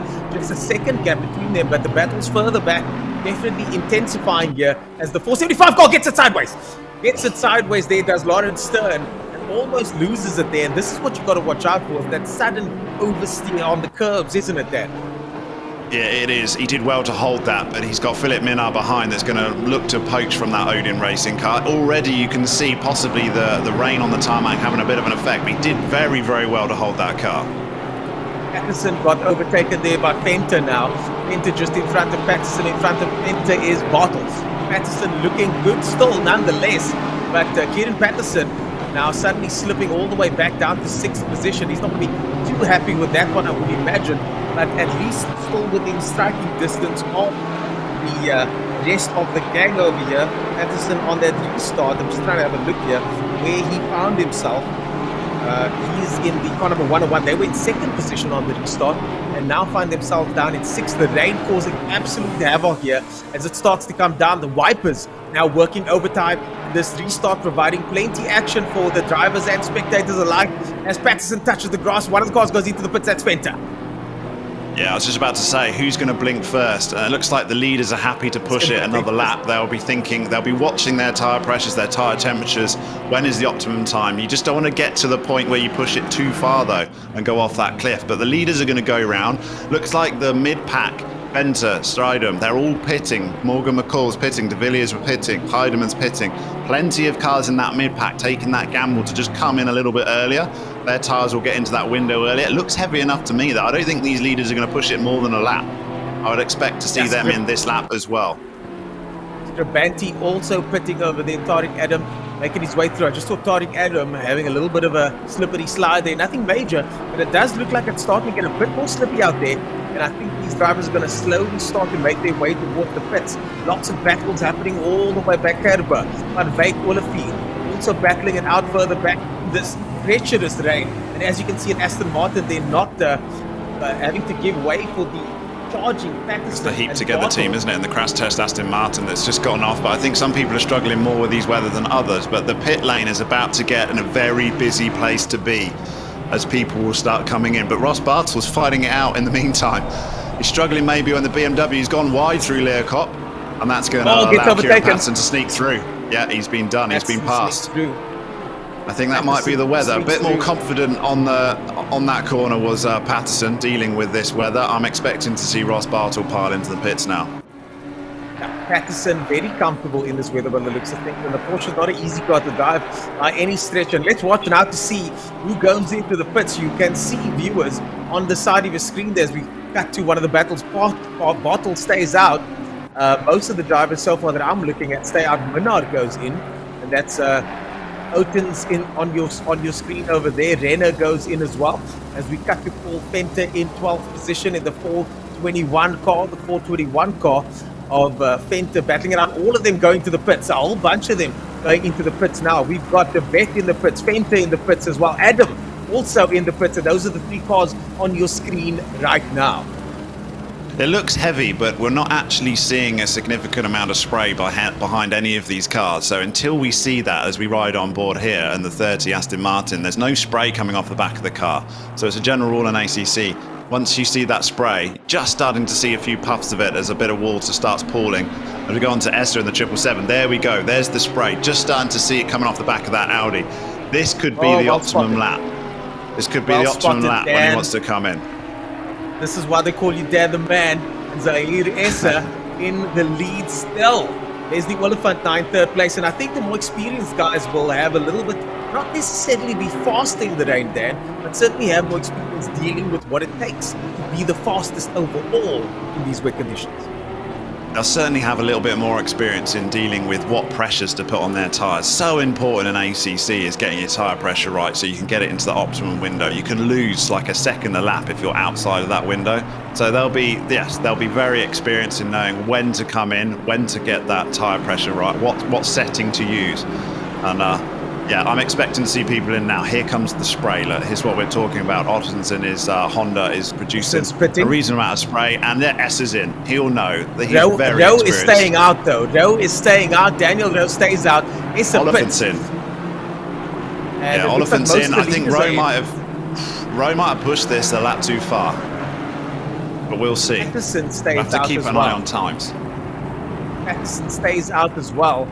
And the time certainly are going to cost these guys. Ryan Ottens also finds his way in the pits. We've got a car spun out over there. That's the number 122 car, looks like it. Number 122 car spun out over there and parked in the middle of the road. And, not what you want, but just to give you an idea how much times have fallen off. We've had the entire race of people running in the 142s, 141s. Last lap through, 150. 8 seconds slower in these conditions. 8 seconds slower. We've got Zahir Essa did a 147.9, but he's just come in to take on wet. So we'll see whether people are quicker with the wet tyres. I think there will be a transition period. Possibly Daniel Rowe's gone a lap too long here, so he might lose out overall. Daniel Rowe certainly has taken the gamble, hasn't he? But I do think now, if there was a time to take a gamble, now would be the time. Zahir Essa finds himself in 4th position, and the rain coming down hard now. Visibility out there, not ideal. Tariq Adam finds himself in 19th position, now 18th. And Zahir Essa carving his way through the field. I mean, imagine seeing Zahir Essa come up behind you in the wet Alden Ace having to deal with him in third place. But now we're looking at Tariq Adam in 14th position now, thanks to the pit stops of some of the other drivers. Yeah, so it's quite nice to see Tariq Adam back onto the track because it wasn't his fault he left. He had a power cut at his house, so he gets a reprieve and a second opportunity to show himself. He's had to work his way through the grid though. He wasn't put in his original position. He was put way back at the back. So he's already found his way through. Another driver that's done just that is Morgan McCall. Started right at the back and he's already in 10th. So he gets a reprieve as well. So nice to see a few of these drivers get an opportunity to make amends for technical issues they may have had. That's the one advantage we have in a restart. But it's going to be completely different. We've got Patterson now in the pits as well. Set a fastest lap, but he's in the pits to take on wets. Bartle is in third position. I'm hoping that I'm not getting issues here. Yeah, just Rowe's in the pits as well. So Rowe left it one more lap and in the pits. I can't imagine an overcut is going to be too effective though in this situation. What are you getting on your weather forecast there, Ernest? I haven't got it on my side. What's it showing for the next 10-30 minutes? It shows a little cloud with rain with a plus next to it. So I can only assume that means a lot of rain as Essa stays out in third position. Patterson in the pits now, and Rowe comes out just behind Essa. Rowe finds himself behind Essa in the rain. He waited it too long, but I don't think he's going to lose out too much time though. He finds himself still in second position, but he definitely lost out a little bit as Fenter charges down on Rowe with Morgan McCall in 8th place at the start of that same start-finish strip. Morgan McCall in 8th position. I think actually goes to 7th spot through there. the pits. That's crazy that Morgan McCall's jumped up like 30 odd places in just 7 laps. Just nuts. But that's what you can do in these changeable weather conditions, isn't it? He'll be very experienced with coping in the wet weather. But Essa still keeps the lead of this. Daniel Rowe is still in second place, but he's 6 seconds back. I think he went 1 lap too long. He should have changed tyres on the same lap as Essa. He shouldn't. He just pushed it 1 lap too much. 1 lap too much, and now Essa's got himself a bit of a lap over there. This is the battle for first place here in Pro-Am, ladies and gentlemen. The vet at Van der Merwe in the rain. That is Van der Merwe going down what I think is the inside over there. Yes, it is. Going into, looks like Sunset they're going into now. Oh, that's not a place you want to go down the inside. Runs a little bit wide there and just touches the outside, dabs on the brakes there. Manages to maintain. He's got his hazards on as well, look. He's left his hazards on, has that Ferrari. That's the vet at least. The vet and Van der Merwe now side by side, and looks like the vet managed to get ahead once again, or is that Grobler? The vet, Van der Merwe. Yeah, super tricky now, these conditions. That, I mean, it's definitely got wetter, hasn't it? They're going to really struggle through corners like Sunset for wash understeer. You're just going to try and hold on to your car through there. Leocop, you want to be careful. Mineshaft is going to be completely different to the last 4 hours worth of racing that they've done. All of a sudden, you will have to lift. You won't just be able to blast it flat and not worry about it. So it's going to be very different. And I'm sure these guys have done quite a bit of wet weather practice because it was fully expected at some point in this race. Just like the real race, we would get a strong shower. And this is exactly the sort of shower that we've had in the last 2 years of the Kyalami 9 hour. I don't know about you, Dan, but this doesn't look like a shower to me, dude. This looks like a waterfall. These drivers are swimming at the moment. Leslie Oliphant in the mix there as well. Leslie Oliphant at the back of this little pack, and this is the pack here that is battling it out for top spot in this Pro-Am division. So Leslie Oliphant now finding himself in 15th position, having to battle these guys who are trying to battle each other. He goes down inside of Gribber now. This is the vet in front here. Hancock as well in the mix there. Hancock in 44th position. That's a back marker. And Leslie Oliphant manages to get past Gribber now. Gribber now is not going to be happy about that. He's going to want to catch as much as possible because he's got a race of his own to worry about with the vet in Van der Merwe. Yeah, just a little bit of homework for the production team possibly, just to give you an idea of how good this simulation is in wet weather. If they maybe take their other flying camera over towards Clubhouse and go over the fence. There's a car spun around there in the Aston Martin. That's Hancock's. That's Hancock's in 44th position. Versus it off so if the production team go and take their camera over Clubhouse and Barbecue, they'll find there's a ditch there, like a concrete ditch, which is actually modelled from the real track, and you actually get water flowing down that ditch. So you will actually see the water collecting and working its way through. As we've seemed to have had another issue with the server, unfortunately. I'm praying that this isn't a case on the actual main server.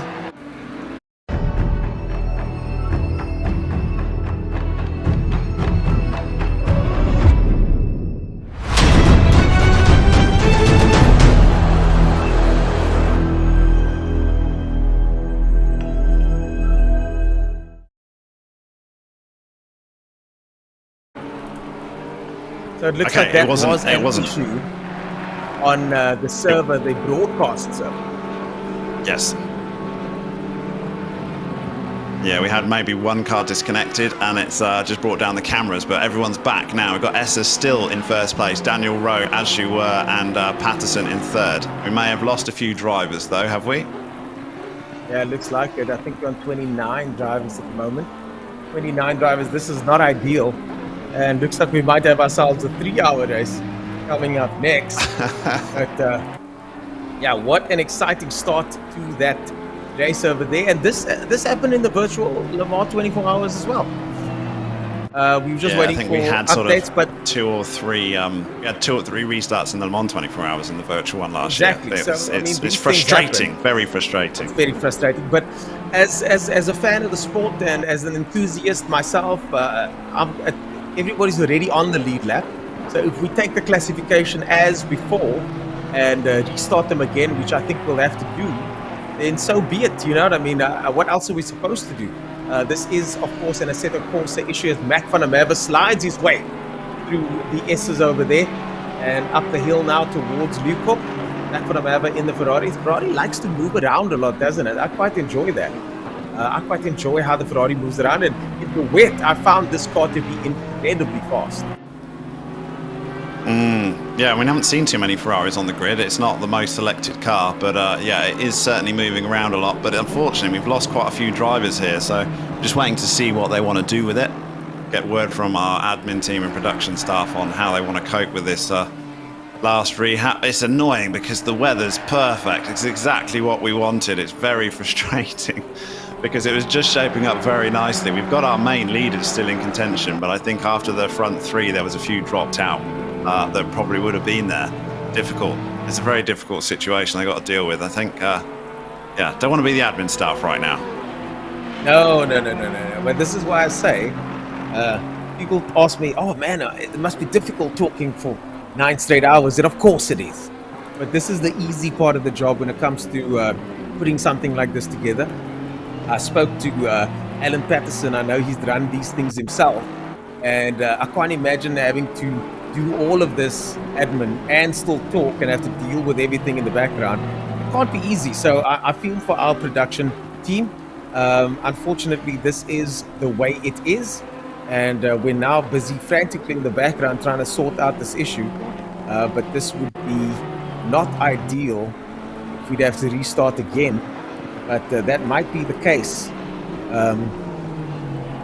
Servers. Yeah, it's a real shame, and we've got such awesome weather on track, isn't it? I mean, this is what I've been waiting for the entire time. It's a huge Joburg shower, and we've got our Ferrari basically going around sideways. Mac van der Merwe showing his driving skills there, back end fully out.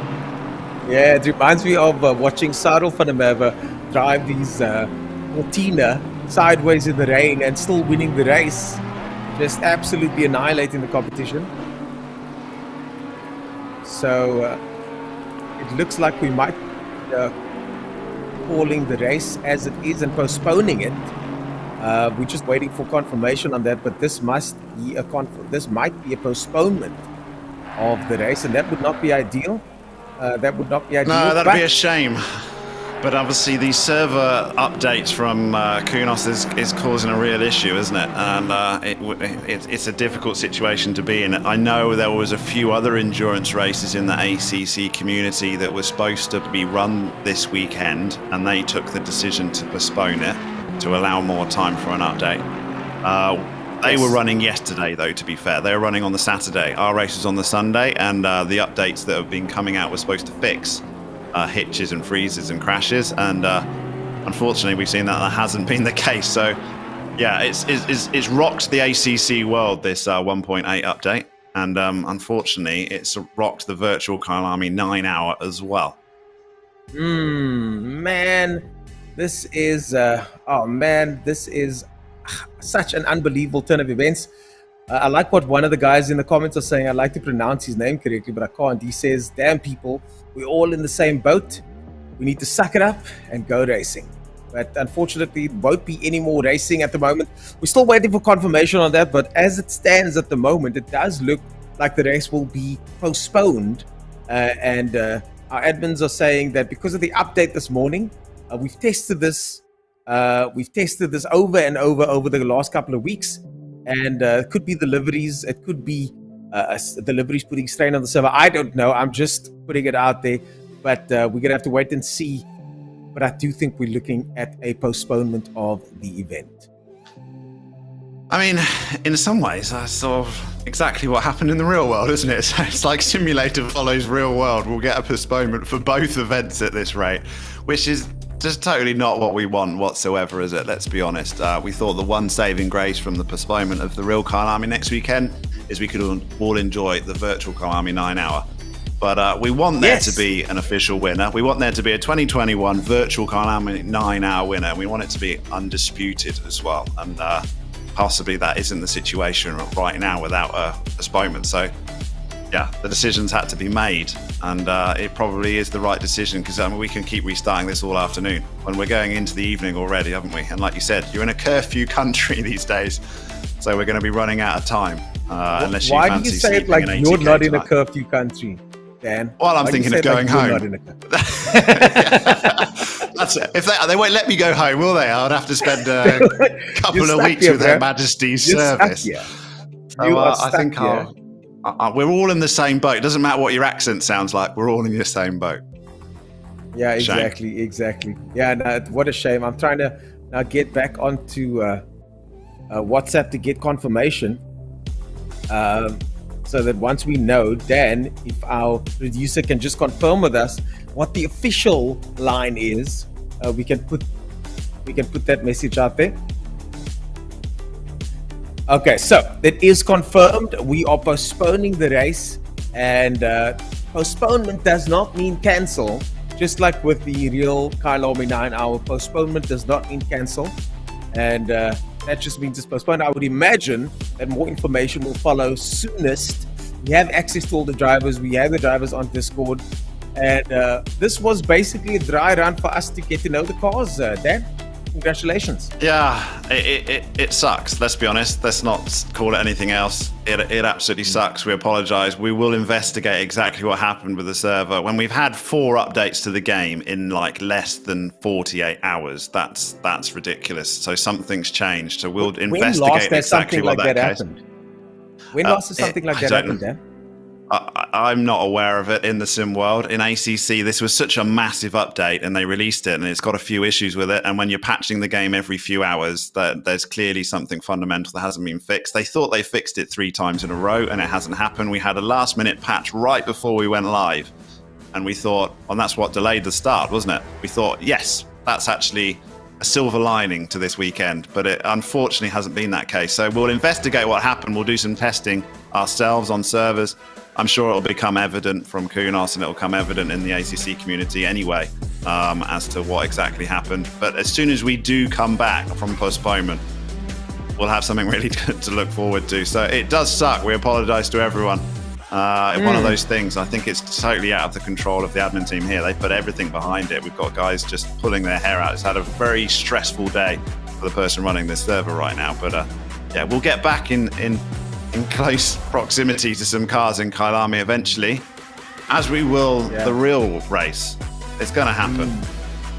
Man, what a bad luck spell it's been for the Kyalami 9 hour, but that doesn't mean that it's not going to happen. That just means that Christmas has been moved to later on in the year. A special shout out to all the teams out there, Slick Racing, Sim Racing Masterclass, a fantastic performance from Sim Racing Masterclass, RTA, PWSR, fantastic by them as well, Patterson and the boys, Exalted Taro, they did well to come back at the end. 80K Racing clawing their way back as well, Custom IT Solutions as well, PWR Viper, one of the favorites on the Discord, Grumpy Monkey Racing, I think they were one of the first to get disconnected now, because I was watching them and all of a sudden their car went flying. I think Grumpy Monkey is going to be happy about that, although they were right up there with the big dogs at the end. And then to the silver class, Kinetic Simworks Racing Vibe, a fantastic performance from them. And of course, Kinetic also featuring in the silver class and Pro-Am class. And then of course, Daniel Rowe, Grumpy Monkey Racing Pro, doing well to come all the way through. Deadman Racing as well in the Bentley, the 421 Bentley. I mean, so many teams that we can shout out to, so many teams that have done exceptionally well in today's racing. And guys, stay tuned to the socials, because of course we will be posting this on social media and in the Discord to let you guys know exactly what's going on. We'll be keeping you guys posted as to what exactly the plan is moving forward. And I think this gives us another opportunity for many of the teams. I know that some of the leaders are not going to be happy about this, but this is motorsport. Sometimes these things happen, and consider that this event has now been rained out and it's too short to have a classification. And we're now going to have to rerun the race on the rain date, so to speak. These things happen. But Dan, any final words from you before your final words? Special thanks to SAGT, Monarch, Kyalami 9 Hour, and of course you guys over there at Sim Race SA. Dan, any final words from you? Yeah, I just want to say thanks for all drivers for putting up with it, but also giving their time and giving us good run for a good 5 hours. And you're going to get another opportunity. You're going to get another opportunity to be crowned virtual Kyalami 9 Hour champion. And we will be back. But thanks all for your efforts and teams. We appreciate it. We're nothing without you as drivers. So 141 of you, a huge, great big thank you for all of those involved. And we really look forward to seeing you again in a race that has got no breaks in it. So let's look forward to that. Well, adversity is the name of the game when it comes to motorsport. And unfortunately, we've all experienced our fair share of adversity today. But as always, we will be back. The Fat Lady hasn't quite sung yet. The champions haven't been crowned yet, folks. So stay tuned for updates on our social media, because we will let you guys know exactly what's happening. My name is Otis Page, joined by Daniel Haynes and the rest of the team in the background there. We will be back. And when we are, we will see you guys then with a virtual Kyalami 9 Hour. Cheers for now.